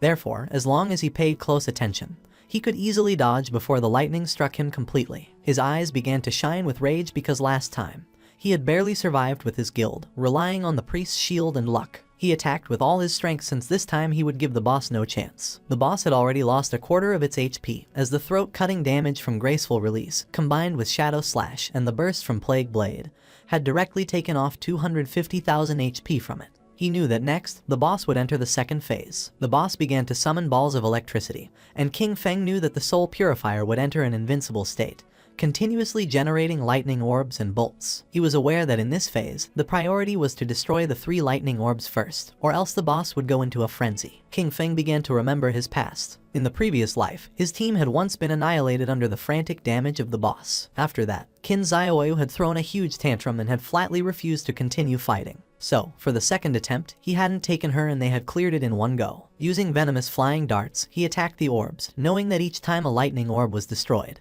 it would receive corresponding damage, and that once all 3 orbs were destroyed, it would enter the third phase. King Feng threw another dart, which hit the third orb, causing the boss's HP to drop below half. Its eyes began to shine with rage. It extended its hand and electricity started spreading through the area. King Feng remained calm because he knew that in the third phase, the Spirit Purifier continuously unleashed wide-area lightning attacks. He remembered that last time, the guild had equipped all participating members with full sets of lightning resistance gear, in addition to 4 priest and healing shields, barely managing to survive it. King Feng jumped and a barrier appeared around his body, since this time there was no need for all that trouble. He used Graceful Release and Black Light Shield. With the continuous lightning on the ground, he decided to attack from the air. Upon noticing that there were continuous lightning strikes on the ground, he decided to attack from the air. King Feng used Graceful Release and the Black Light Shield, then his eyes began to shine with determination. Using Shadow Slash, our boy attacked quickly, cutting off the boss's head. After defeating it, King Feng landed on the ground. A system window notified that he had killed the Soul Cleanser Faisal of Platinum tier. As a reward, he reached level 11. His 4 main attributes increased by 4 points and he obtained 10 free attribute points. Additionally, he gained 20 evolution points and 1,520 days of tradable lifespan.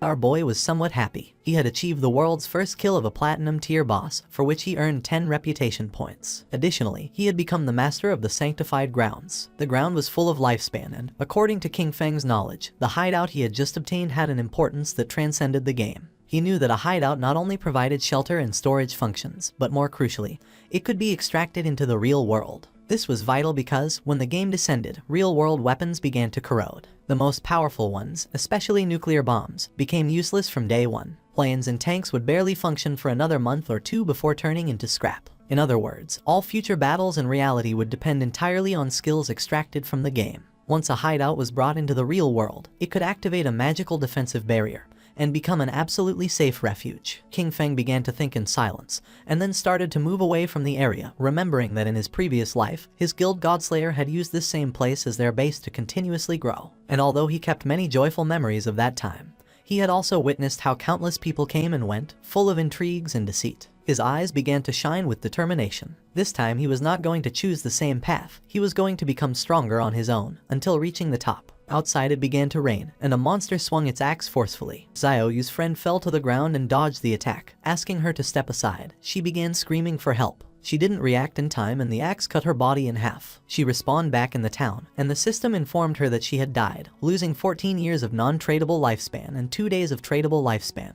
She went into shock upon seeing that she had died again. Her friend was furious. He called her an idiot and scolded her, asking how it was possible that she hadn't dodged the big axe wielded by the boss. She got angry and asked him who he thought he was insulting. She scolded him, saying he was the tank and if he didn't attract the boss's attention properly, how was she supposed to dodge the skills? He got even angrier and, calling her an idiot, asked her how he was supposed to attract the boss with an AoE skill. After arguing, he left the party. Xiaoyu's friend panicked when she saw that the tank had fled and started asking for help since she was being attacked by the boss. The boss attacked with its axe, and not long after, the friend also respawned back in town. With a worried expression, she suggested to Xiaoyu that they better focus on killing small monsters to level up first, explaining that she was uneasy because they didn't have much lifespan left. Xiaoyu began to ponder in silence. At that moment, the system revealed that the player Shadow from Jianghai City had achieved the world's first kill of a platinum level boss, gaining 10 reputation points. Everyone's attention was fixed on the system window. People couldn't believe what they were reading. It seemed crazy to them that someone had managed to solo kill a platinum level boss. Many commented in amazement that they had barely made it to the continent, while Shadow was already farming there alone. The name Shadow echoed once again, and everyone wondered about his true identity. The feat was incredible, considering that most players hadn't even seen a gold tier monster yet. It was evident that this was someone immensely powerful. Xiaoyu was somewhat confused, since she did not know why the other players were so weak. She knew that they fought simply to kill a silver tier boss, and she wondered how the hell it was possible that Shadow had achieved the first kill of a platinum tier boss. Back at the hideout, our boy began collecting the lifespan orbs. After killing the Soul Purger, he had reached level 11. He knew that after level 10, each level up granted +4 to all attributes and 10 free attribute points, so he continued assigning all his points to agility. His reasoning was that with high enough agility combined with his infinite invisibility, he could kill many bosses without taking any damage. He was in shock, as he did not expect the boss kill to grant him 20 evolution points immediately. This meant that he could evolve his skill Greedy Hand once more. He could not help but feel happy, since the additional loot rewards had increased from 3 to 5. Moreover, he had obtained an extra storage space of 100 slots. He spent 210 evolution points, which left him with 15 remaining. As a result, his Greedy Hand skill evolved from epic to legendary. The assassin skill now granted a 500% chance to get an extra loot reward, and that extra loot had a 100% chance to increase by 1 tier. Additionally, he gained a new passive effect, 100 slots of greedy space for item storage. King Feng decided to use his legendary tier Greedy Hand skill to collect the loot, and as a result, he obtained 5 extra loot drops. Additionally, he gained 100 evolution points, bringing his total to 115 remaining points. While observing the system window, King Feng noticed that 2 pieces of assassin gear and a book of assassin skills had dropped. However, since his level was still not high enough to use them, he decided to store them for the moment in the safe house warehouse. King Feng summoned a devout believer and gave it the order to collect all the loot from the palace and pile it up. The devout believer got to work. King Feng was happy because he knew that the 115 evolution points he had left could be used to upgrade those skills that had not yet reached the epic level. He consumed 42 evolution points to evolve Shadow Stealth 3 times to epic level. As a result, its stealth duration increased from 36 to 60 seconds. The attack that broke the stealth now dealt 300-500 damage, and its cooldown was reduced from 22 to 15 seconds. Next, he used 34 evolution points to evolve Backstab Enhancement twice, bringing it to epic level, and increasing its backstab damage bonus from 50% to 75%. He then consumed 6 evolution points to evolve Darkest Moment through Platinum, Emerald, and Diamond to reach Epic. The ability now unleashed a burst of dark light that blinded all enemies within its expanded range of 50 meters. Its base duration increased to 16 seconds, though it would be shorter against targets with a higher spirit attribute. Finally, he spent 33 evolution points to evolve Bloom Curse 3 times to the legendary level. The skill could now be used on player corpses within 60 seconds of their death and gain new effects. It could simultaneously absorb 50% of the target's remaining non-tradable lifespan, and also absorb scattered non-tradable lifespan light spheres. Any corpse drained by Bloom Curse would cease to exist. His eyes widened in surprise upon realizing it could absorb the non-tradable lifespan orbs. He remembered that in many high-level areas and in the rage zones of special bosses, the lifespan was depleted at a speed hundreds or thousands of times faster, and this consumption affected first the non-tradable lifespan. Snowy contacted King Feng and congratulated him on the first kill of the platinum level boss. She also revealed that she had good news. The Eastern Sage had just logged off. She mentioned that she had heard that his clan was gathering at the Jiangnan Hotel, and apparently they had bought a large amount of lifespan with the intention of turning it into combat power within the game. While the devout believer was piling up the loot, King Feng praised her. However, she replied that there was no need to thank her, since that was what she was supposed to do. She revealed that he had to defeat Eastern Sage without fail, or else she would be doomed. King Feng asked her not to worry and began storing the loot. He realized that all the items fit and he still had half of the space left.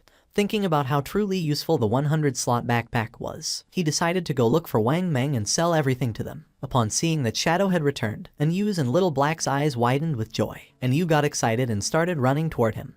But just before she could give him a hug, King Feng stopped her with his hand and got straight to the point. He made it clear that, as usual, he set the price and if they didn't accept it, they could pass. He explained that more than 30 items were common grade and bronze junk, so he would give them a discount, a single price of 950 days of lifespan. With the mark of King Feng's hand on her face, and with a smile, Anyu mentioned that she agreed. They had already calculated the value of the items they collected earlier, which was approximately 1,000 days, so to simplify everything, they would give 2,000 days for the entire batch. King Feng felt somewhat confused and mentioned that this batch consisted of silver level, gold level, and platinum level items, with a total value reaching 18,000 days of tradable lifespan. She opened the system window and, while browsing through the contents, was visibly surprised. She couldn't believe there was platinum level equipment. She herself only had one piece of gold level equipment and thought that only a true boss would be willing to sell items of that caliber. Excitedly, she realized this would undoubtedly accelerate Zhonghai City's development, and thanked Shadow profusely. Our boy said that there was no problem, since they were helping each other. With a nervous gaze, Little Black asked Shadow how it was possible for him to have so many inventory slots and if by any chance he was Doryman.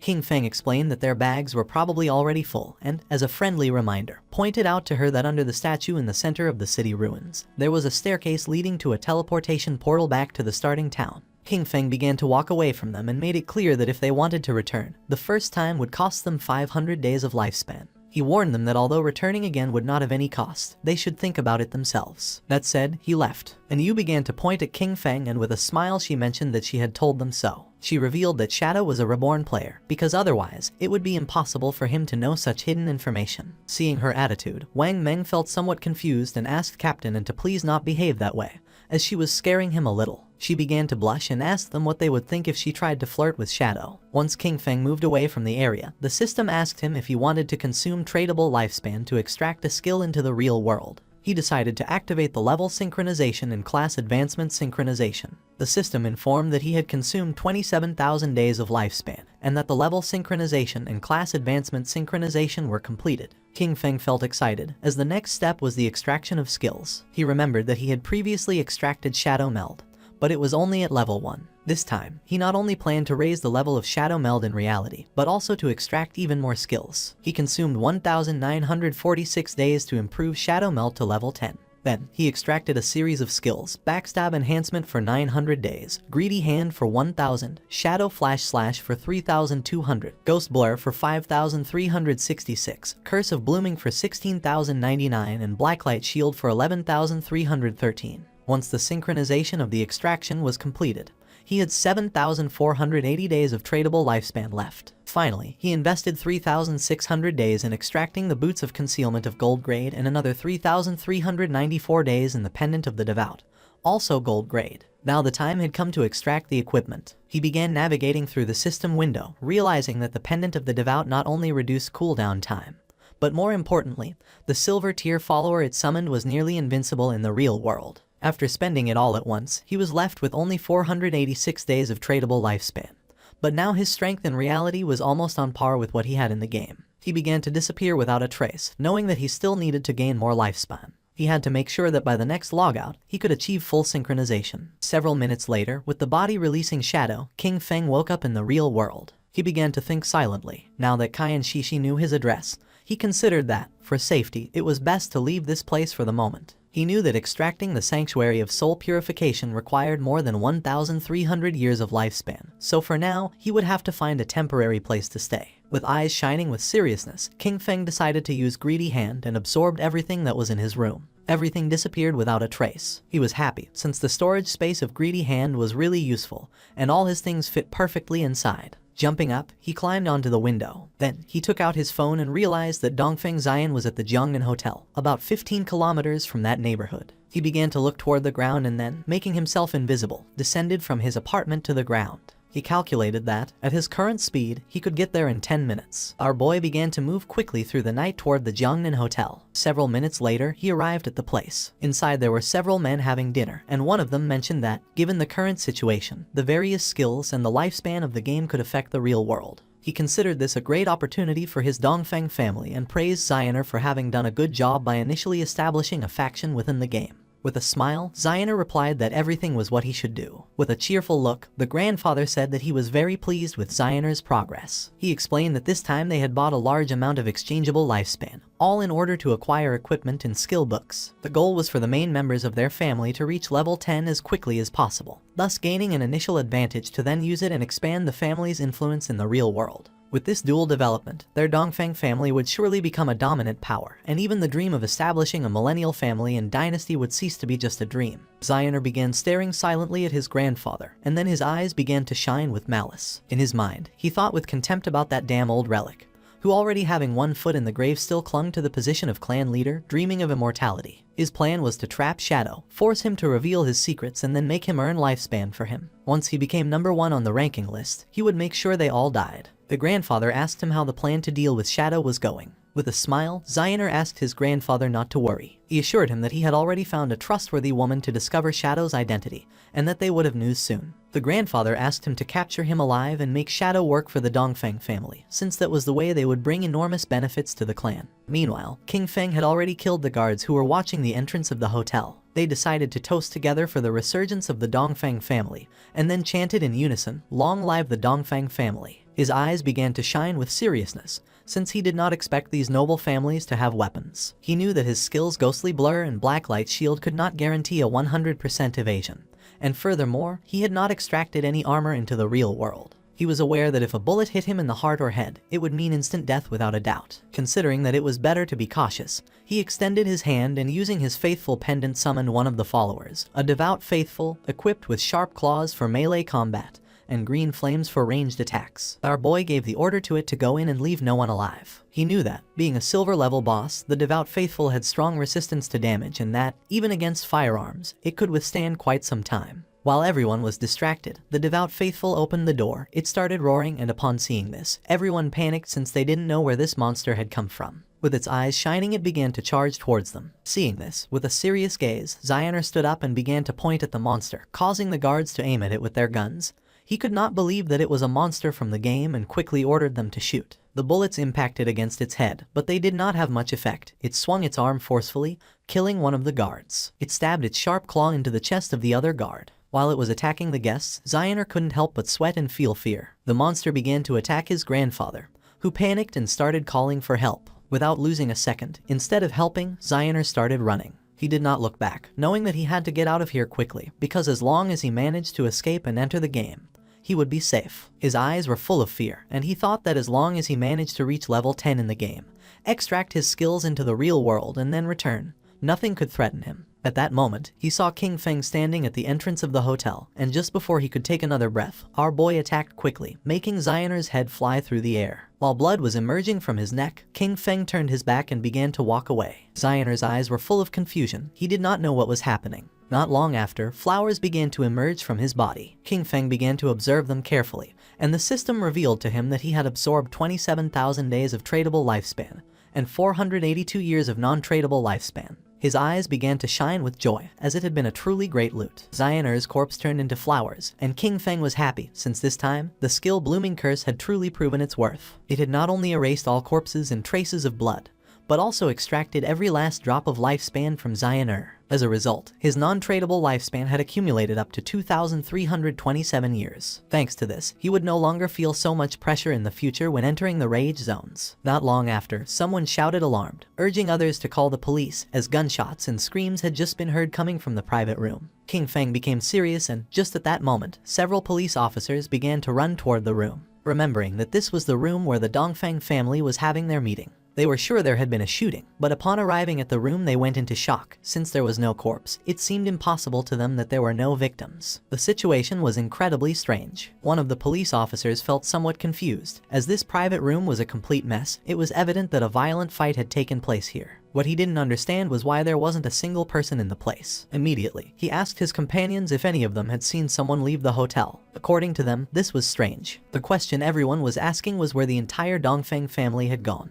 It was as if they had completely disappeared, and they thought it best to call the investigation unit. Meanwhile, King Feng had already left the hotel. King Feng began to move away from the hotel. His next target was the Cayenne Corporation. However, its main headquarters had already moved to North America before the game descended. At this moment, only the CEO's daughter, Cayenne Shishi, was trapped in the Demon City area, and he needed to eliminate her before she left the country. The distance from Zhonghai City to Demon City was nearly 300 kilometers. If he traveled on foot, it would take him 2 or 3 hours, and that was too much of a waste of time. King Feng got ready to sleep, knowing that he needed to find a way to get a mount. Our boy returned to the godforsaken game and stood up upon realizing that there were still some silver and gold tier bosses left in the ruins, and decided to go farm them. Captain Yu contacted Shadow and informed him with great enthusiasm that she had excellent news. She explained that Ziohai had just found the entrance to a tomb, but a gold tier vengeful spirit was guarding it and they couldn't defeat it. King Feng was somewhat surprised to hear this and asked how she had found the entrance to a tomb. Captain Yu revealed that, on their way back to the starting city, they had taken a slight detour to avoid some small monsters. While walking, they suddenly noticed that someone was missing.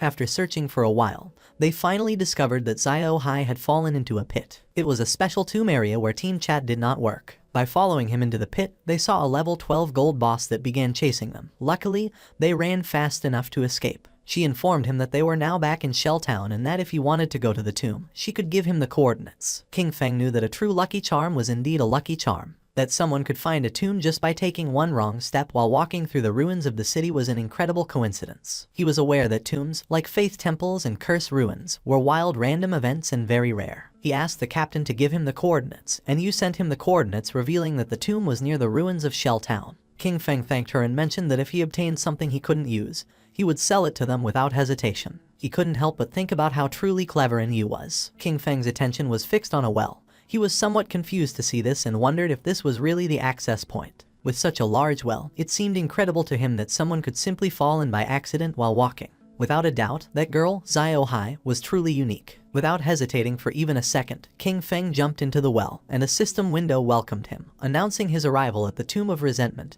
and notifying him that his long-range communication would be blocked. King Feng landed at the bottom and began to walk down the corridor. At that moment, a giant monster appeared before him, the Wailing Spirit, a level 12 creature of gold rank. King Feng began to observe the boss in silence. He had never encountered this Wailing Spirit in his previous life, but judging by its form, he deduced that it must have an extremely high attack power and a wide attack range, definitely being a type of physical damage. This explained why Yu and the others had fled in panic. The equipment and skill books he had sold them did not increase their defense much. He estimated that Wang Meng, being a holy shield warrior with about 5,000 HP at this moment, would probably lose at least half of his health with a single hit from this boss. King Feng began to observe the boss in silence, aware that if it hit him with its axe, death would be inevitable. Combining the skills Blessed Release and Instant Shadow Slash, King Feng attacked quickly, cutting off the monster's arms. He knew that this boss had very high defense, and the damage of Instant Shadow Slash was only 80% of normal. But this didn't matter, since the creature wouldn't be able to withstand the subsequent damage from throat slitting of the skill-blessed release. At that moment, the monster's arm started moving toward King Feng, making him panic. Not long after, it exploded, but King Feng reacted in time and jumped away from the area. He was somewhat surprised. It was a corpse explosion. He acknowledged that he had been careless by not dodging it, and fortunately,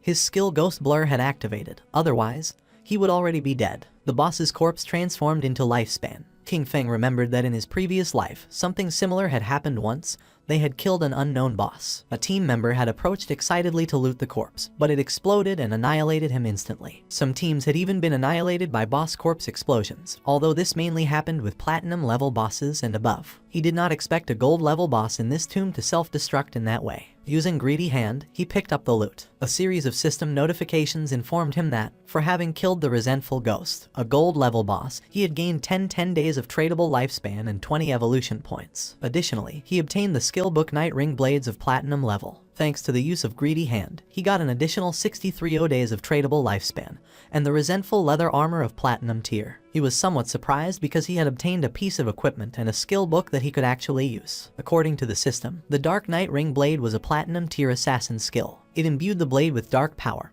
dealing dark elemental damage to all enemies within a 5-meter radius and adding 500 points of dark elemental attack. Its cooldown was 10 seconds, reduced to 5.7, and the required level to use it was 11. King Feng was happy, as this was exactly the elemental damage skill he needed for the assassin class. Since the shadow class had higher spirit attributes than strength, its magic attack power surpassed physical. This perfectly explained why elemental skills like Dark Night Ring Blade suited him so well, and he understood that he should focus more on enhancing his spirit stats to maximize this type of damage. He had 9 points in strength, 9 in constitution, 24 in agility, and 15 in spirit. Phew. King Feng decided to advance the skill to epic level to see the result. Immediately, he consumed 6 evolution points, leaving him with 36 remaining. The skill Dark Night Ring Blade evolved from Platinum to Emerald, then to Diamond, and finally to Epic. As a result, the radius of effective dark elemental damage increased from 5 to 12 meters, and the added dark elemental attack rose from 500 to 13 points. Our boy thought that, after the evolution of the skill, the range had expanded from 5 to 12 meters and the additional attack had increased from 500 to 13 points. His eyes filled with seriousness, as he knew better than anyone that, being an area attack, the additional attack power was not so strong and the total damage per use could not be compared to that of Shadow Slash. However, it was a divine skill for eliminating groups of small enemies. Shadow Slash had a cutting range of 5 meters, but ultimately it was a linear skill. In contrast, the Dark Night Ring Blade was an area skill, so its effectiveness was much greater when surrounded. The system informed him that the Resentment Leather Armor of Platinum level granted plus 55 physical defense, plus 45 to all elemental resistances, plus 42 damage block, and 777 points of health. The level requirement to equip it was 11. Additionally, it possessed the Resentment effect, which granted him 30 points of base attack power after being attacked. King Feng began advancing toward a giant door, knowing that the Resentment effect did not have much impact. However, the base defense, resistances, and block on this leather armor were very high, so he could replace the Golden Ghostfire leather armor level 5 he wore. In total, the rest of the loot added up to about 20 items, and selling them all would bring him more than 10,000 days of lifespan. Now that he could enter the tomb, he hoped to find good material inside it, and if he managed to get a mount, that would be best. At the same time, a goblin swung with force its sword, cutting Xiaoyu and her friend in half. She and her party respawned back in the town. The man was so furious that he started shouting like a madman. Then, he grabbed Qin Xiaoyu by the collar and made it clear to her that she was a useless person who grew in height but not in brain.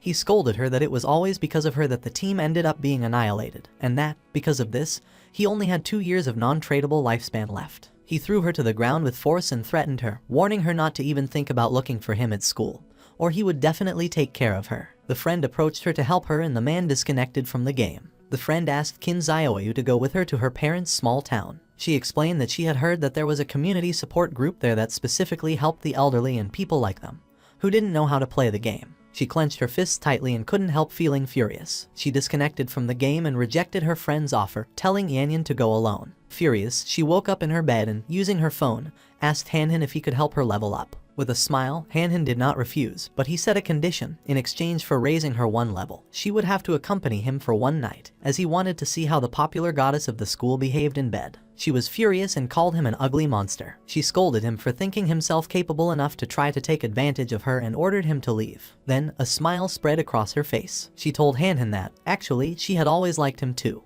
but that she hadn't accepted his confession earlier because her brother, Qin Feng, was controlling her. Now that she had cut ties with him, they could finally be together openly and without worries. He didn't fall into her trap. He called her an idiot and asked if she was trying to kill him with laughter. He pointed out that, if she had already cut ties with her own brother, who knows what she could do to him next. Finally, he ordered her to get out. She started contacting everyone. First, she reached out to Sharp Young Master, inviting him to her house to keep her company and, by the way, help her level up. However, he recognized her immediately and mocked her, boasting that he was now a platinum-level talent and had plenty of women, before ordering her to get lost. Then, she tried her luck with brother Xiao Ma, telling him that she was bored and waiting for him in Shell Town. The response was just as curt. He reminded her that everyone knew how she had deceived Jiang Wei and threatened to hit her with his new skill. She was sad and desperate. She cursed those men, thinking that not one could be trusted when it really mattered. In her desperation, she lamented that she only had 2.5 years of non-tradable lifespan left and didn't know what she was supposed to do. Her eyes were full of tears. She felt alone. She thought of King Feng and then remembered that he definitely would not ignore her. He must have a way to solve this, and she had to go back and find him to confirm it. It was night and, several hours later, she arrived at King Feng's apartment. For a moment, she thought that once inside she would find Qin Feng, apologize with some kind words, and that he would definitely forgive her. However, almost immediately she rebelled against this idea. She had done nothing wrong.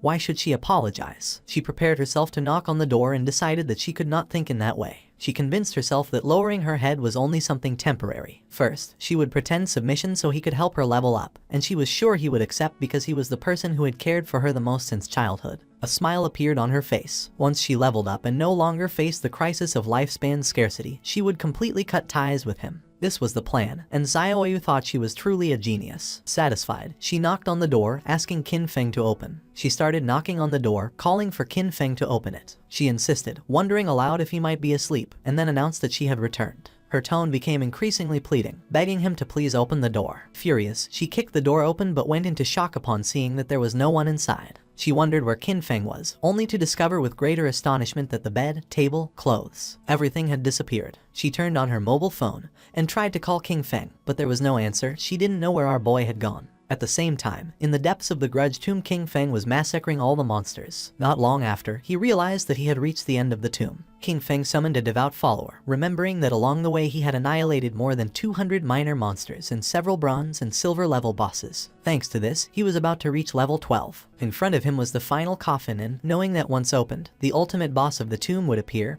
he hoped it would be platinum level. It began to push the coffin. King Feng's attention was fixed on it, and not long after, something strange happened. Evil energy began to enter its body through the eyes and mouth. The system informed our boy that his devout follower had been annihilated. King Feng realized that this was Death Miasma, a gold-level boss. He cursed his luck for having run into this disgusting thing, as he knew that this boss had no physical form, which made it completely immune to physical attacks. He remembered that in his previous life, someone released this boss, and it ended up spreading to a nearby base. Countless unsuspecting civilians were killed or injured. Being possessed by this was practically a death sentence unless a teammate helped dispel it or one belonged to one of the few classes that could use special invincibility type skills to survive. The eyes of our boy began to shine with seriousness, and he decided to use the Dark Night Ring blade. Shadow began to spin around his body. Thanks to this, he was able to see the true body of it, which was hidden inside the miasma. Using the dagger, King Feng attacked the true body and a system window appeared, informing that he had killed the gold tier boss, Death Miasma. King Feng knew that the strength of this boss was clearly above platinum level, even though it was classified as gold tier, and its drops were only of gold grade. Fortunately, the skill he had recently learned, Dark Night Ring Blade, was one of magic damage. The corpse transformed into Lifespan Orb, and using Greedy Hand, King Feng picked up the loot. He sighed. After all the effort it had taken to clear this tomb, he hoped that it would drop gold tier loot. King Feng obtained the rare item called Mount Bell. He was in shock upon seeing this. Our boy was happy since the boss had really dropped a mount. This showed him that Lin Liu's famous koi luck was not just a simple rumor, it was a completely real fact. According to the system description, the Mount Bell, Ghost Night Wolf served to summon a level 11 Ghost Night Wolf. This creature could assist in battle and also be mounted, requiring the user to have a minimum level of 11 to use it. King Feng remembered that the Ghost Night Wolf was one of the fastest mounts that could be obtained in the early stages of the game. The Ghost Night Wolf was level 11, and its grade was gold. It possessed 148 strength, 155 constitution, 135 spirit, and an impressive 191 agility. The mount would gain experience alongside its owner, growing stronger over time. However, if its bell were traded, the creature's level would reset to its initial state. Its abilities were also noteworthy. Dash. When mounted, it increased movement speed by 245%. Nightwalk. At night, it allowed the mount to remain permanently in level 1 stealth. Attacking would break this effect but added 120 reveal damage, and it took 60 seconds to re-enter stealth. Pounce. It allowed the mount to pounce on a single target 3 times in succession, with each hit dealing an additional 267 physical damage on a 12-second cooldown. Wolf Howl. It granted allied units a bonus of plus 35 attack, plus 35 physical defense, and plus 35 all-element resistance for 18 seconds, with a 600-second cooldown. King Feng knew that it was not just a mount, but also a battle pet. The fact that it also included a stealth skill made it an immense gain. It was night, and mounted on the ghost night wolf, King Feng emerged from the ruins and began heading to his next destination. His plan was clear: reach level 15 and accumulate enough lifespan to be able to extract the mount. Once he disconnected from the game, he would go directly to Magic City to eliminate Kai and Shishi, cutting off any future threat at its root. King Feng passed by Zhanghai Coliseum and remembered that it covered an immense area and had 2 additional underground levels, forming a complex labyrinth. The place was full of monsters, which made it the perfect site for him to level up quickly. Taking small jumps, the Ghost Night Wolf climbed on top of the Zhanghai Coliseum wall, which was full of powerful monsters, who began to stare at our boy. The Ghost Night Wolf made a jump. King Feng and his beast began to descend from the sky towards the monsters. King Feng's eyes began to shine with determination.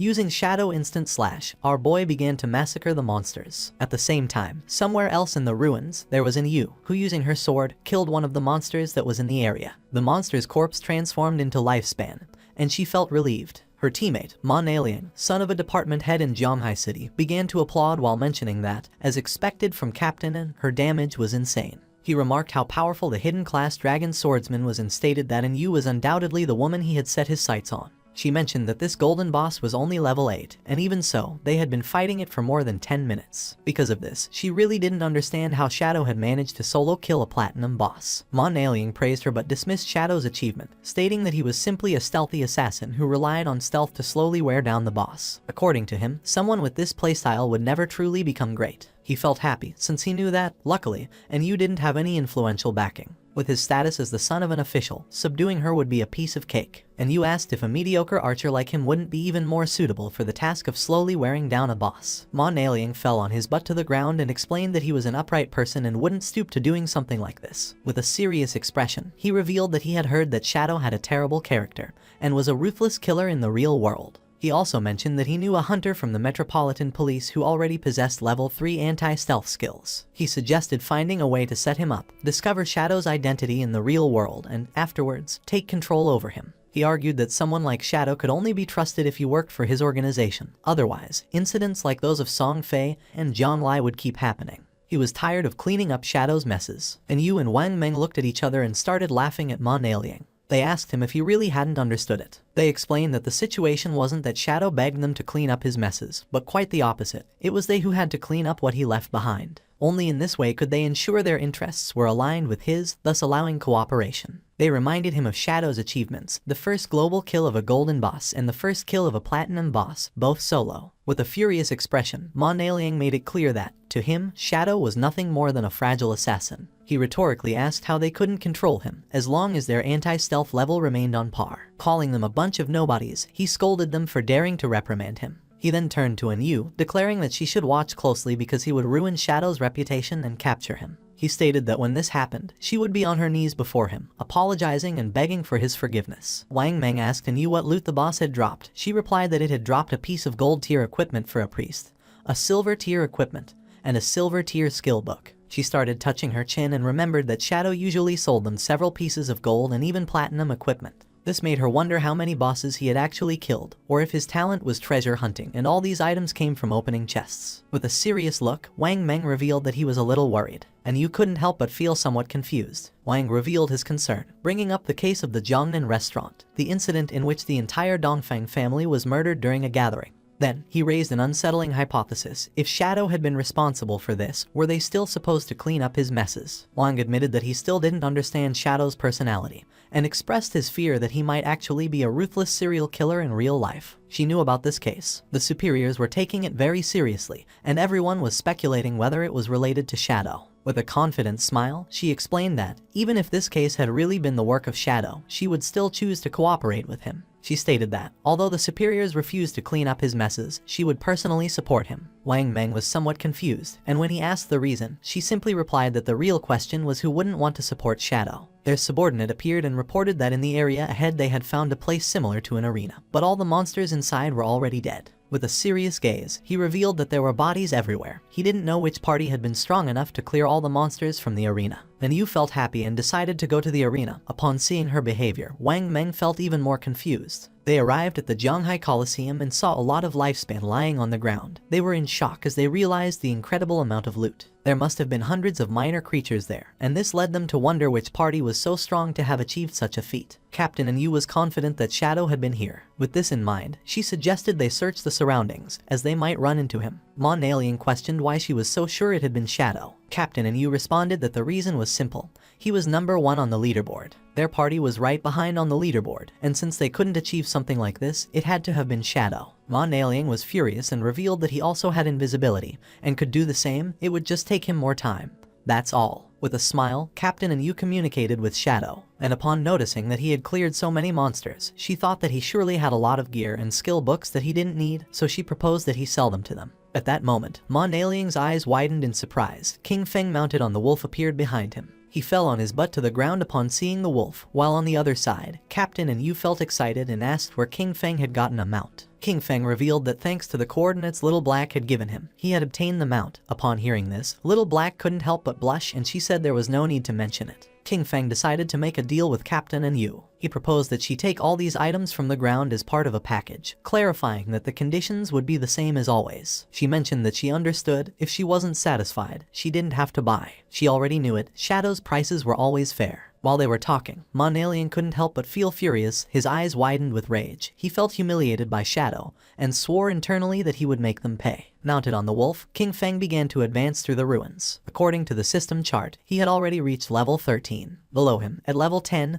were Justice Enforcement and Wang Meng. Black Goblin Big Lies Eye also appeared at level 10. Our boy had 245 years of tradable lifespan and 255 evolution points. King Feng was happy because this time, after clearing the arena ruins, he had obtained a pretty good grade gold skill book. The skill book was called Silent Concealment. It was grade gold and allowed the user to enter stealth without moving. As long as they did not attack or move, they would remain permanently invisible. Attacking from this state added 300 detection penetration damage points. It had a cooldown of 120 seconds and required level 13 to be used. King Feng realized that this skill not only strengthened his stealth, its true power lay in the fact that, if he used it in reality and combined it with the invincible state from the game, he could make himself disappear completely in the real world. He decided to evolve this skill book to Epic, for which he consumed 11 evolution points. The skill was improved, going from gold to platinum, then to emerald, diamond, and finally to epic. With this, the additional damage per stealth penetration attack increased from 300 to 800 points. In turn, the cooldown was reduced from 120 to 60 seconds. He decided to evolve other skills as well. First, he consumed 34 evolution points to bring Venomous Dart to the epic level. The skill progressed from Emerald to Diamond and finally to Epic, improving its attributes. Its maximum range grew to 20 meters, its on-hit attack damage increased to 400, and it applied the Venom status. This status now dealt 100% damage per second for 5 seconds, with no weakness bonus,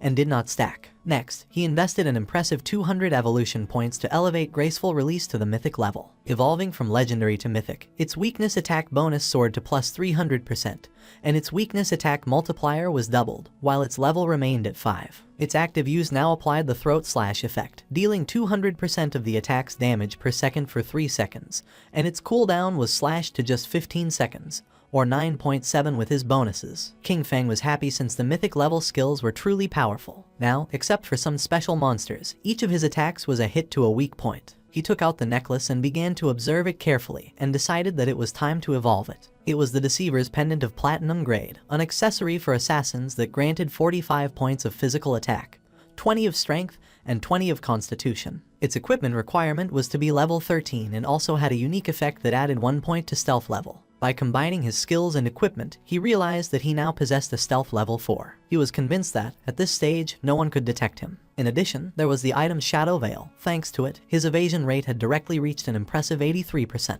It was the gold tier Shadow Veil, an assassin-type equipment. It granted 5 points of Constitution, 5 of Spirit, and a 32% evasion rate. At that moment, a small explosion occurred. King Feng decided to stop to find out what was happening. And when he turned around, something began to emerge. It was a giant boss who had chains as arms and 2 sharp blades as hands. King Feng realized that it was the Steel Saintess and wondered who would be crazy enough to have unleashed this boss. King Feng remembered that in his previous life, she had appeared in the ruins of Zhanghai City, where more than 1,000 people tried to hunt her down, which resulted in more than 4,000 deaths in total. In fact, she was the guardian of the sanctuary called Church Sanctuary, the second largest refuge in the Zhanghai ruins. His original plan had been to deal with Qian Shishi first before facing this boss, but since she had appeared there, he decided to face her. Jumping up, the wolf climbed on top of a building. The boss began spinning her arms and massacring nearby players. She killed one of the players, and upon seeing this, the others realized that she was very strong. Just before they had time to react, she swung her blade-made arms with force and began to kill the other players. King Feng, upon seeing that the players wanted to face the Steel Saintess, knew that they were greatly overestimating their own abilities. A player who was mounted on a tiger began to fight against the boss, and King Feng noticed that he was Dong Wuming,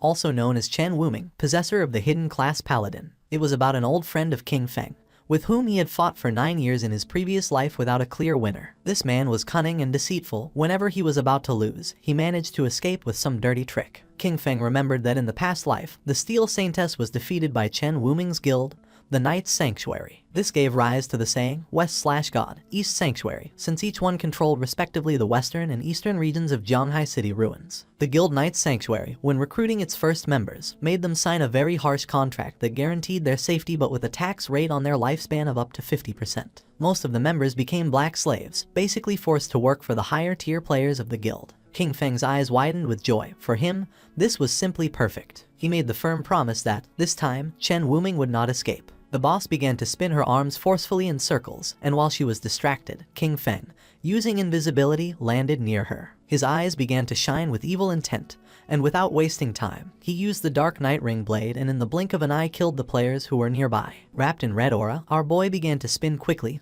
killing all the players. Upon seeing this, Chen Wuming was in shock. Upon realizing it was Shadow, he asked why he was killing his people, stating that they had no grudge against him. King Feng appeared behind him and, with a murderous gaze, replied that it was because he didn't eat beef. Upon hearing this, Chen Wuming's eyes widened in fear. With a cold and arrogant expression, using instant Shadow Slash, King Feng killed Chen Wuming. Then, he extended his hand and used the skill Blooming Curse. Not long after, the players respawned back in their town. Chen Wuming was furious, since he didn't know what Shadow not eating beef had to do with them. His subordinate panicked since his lifespan had reached 0. Chen Wuming knew this must be the work of a skill from Shadow. He decided they would gather their people to counterattack, but first they would move to another place to level up and thus recover the lost lifespan. Among them was also Xiao Yu. She couldn't help but cry while wondering why Shadow was attacking her directly. Her lifespan was about to run out completely. The system informed King Feng that his skill, the Flower Bloom Curse, had absorbed from Xiao Yu 4 days of tradable lifespan and 1 year of non-tradable lifespan.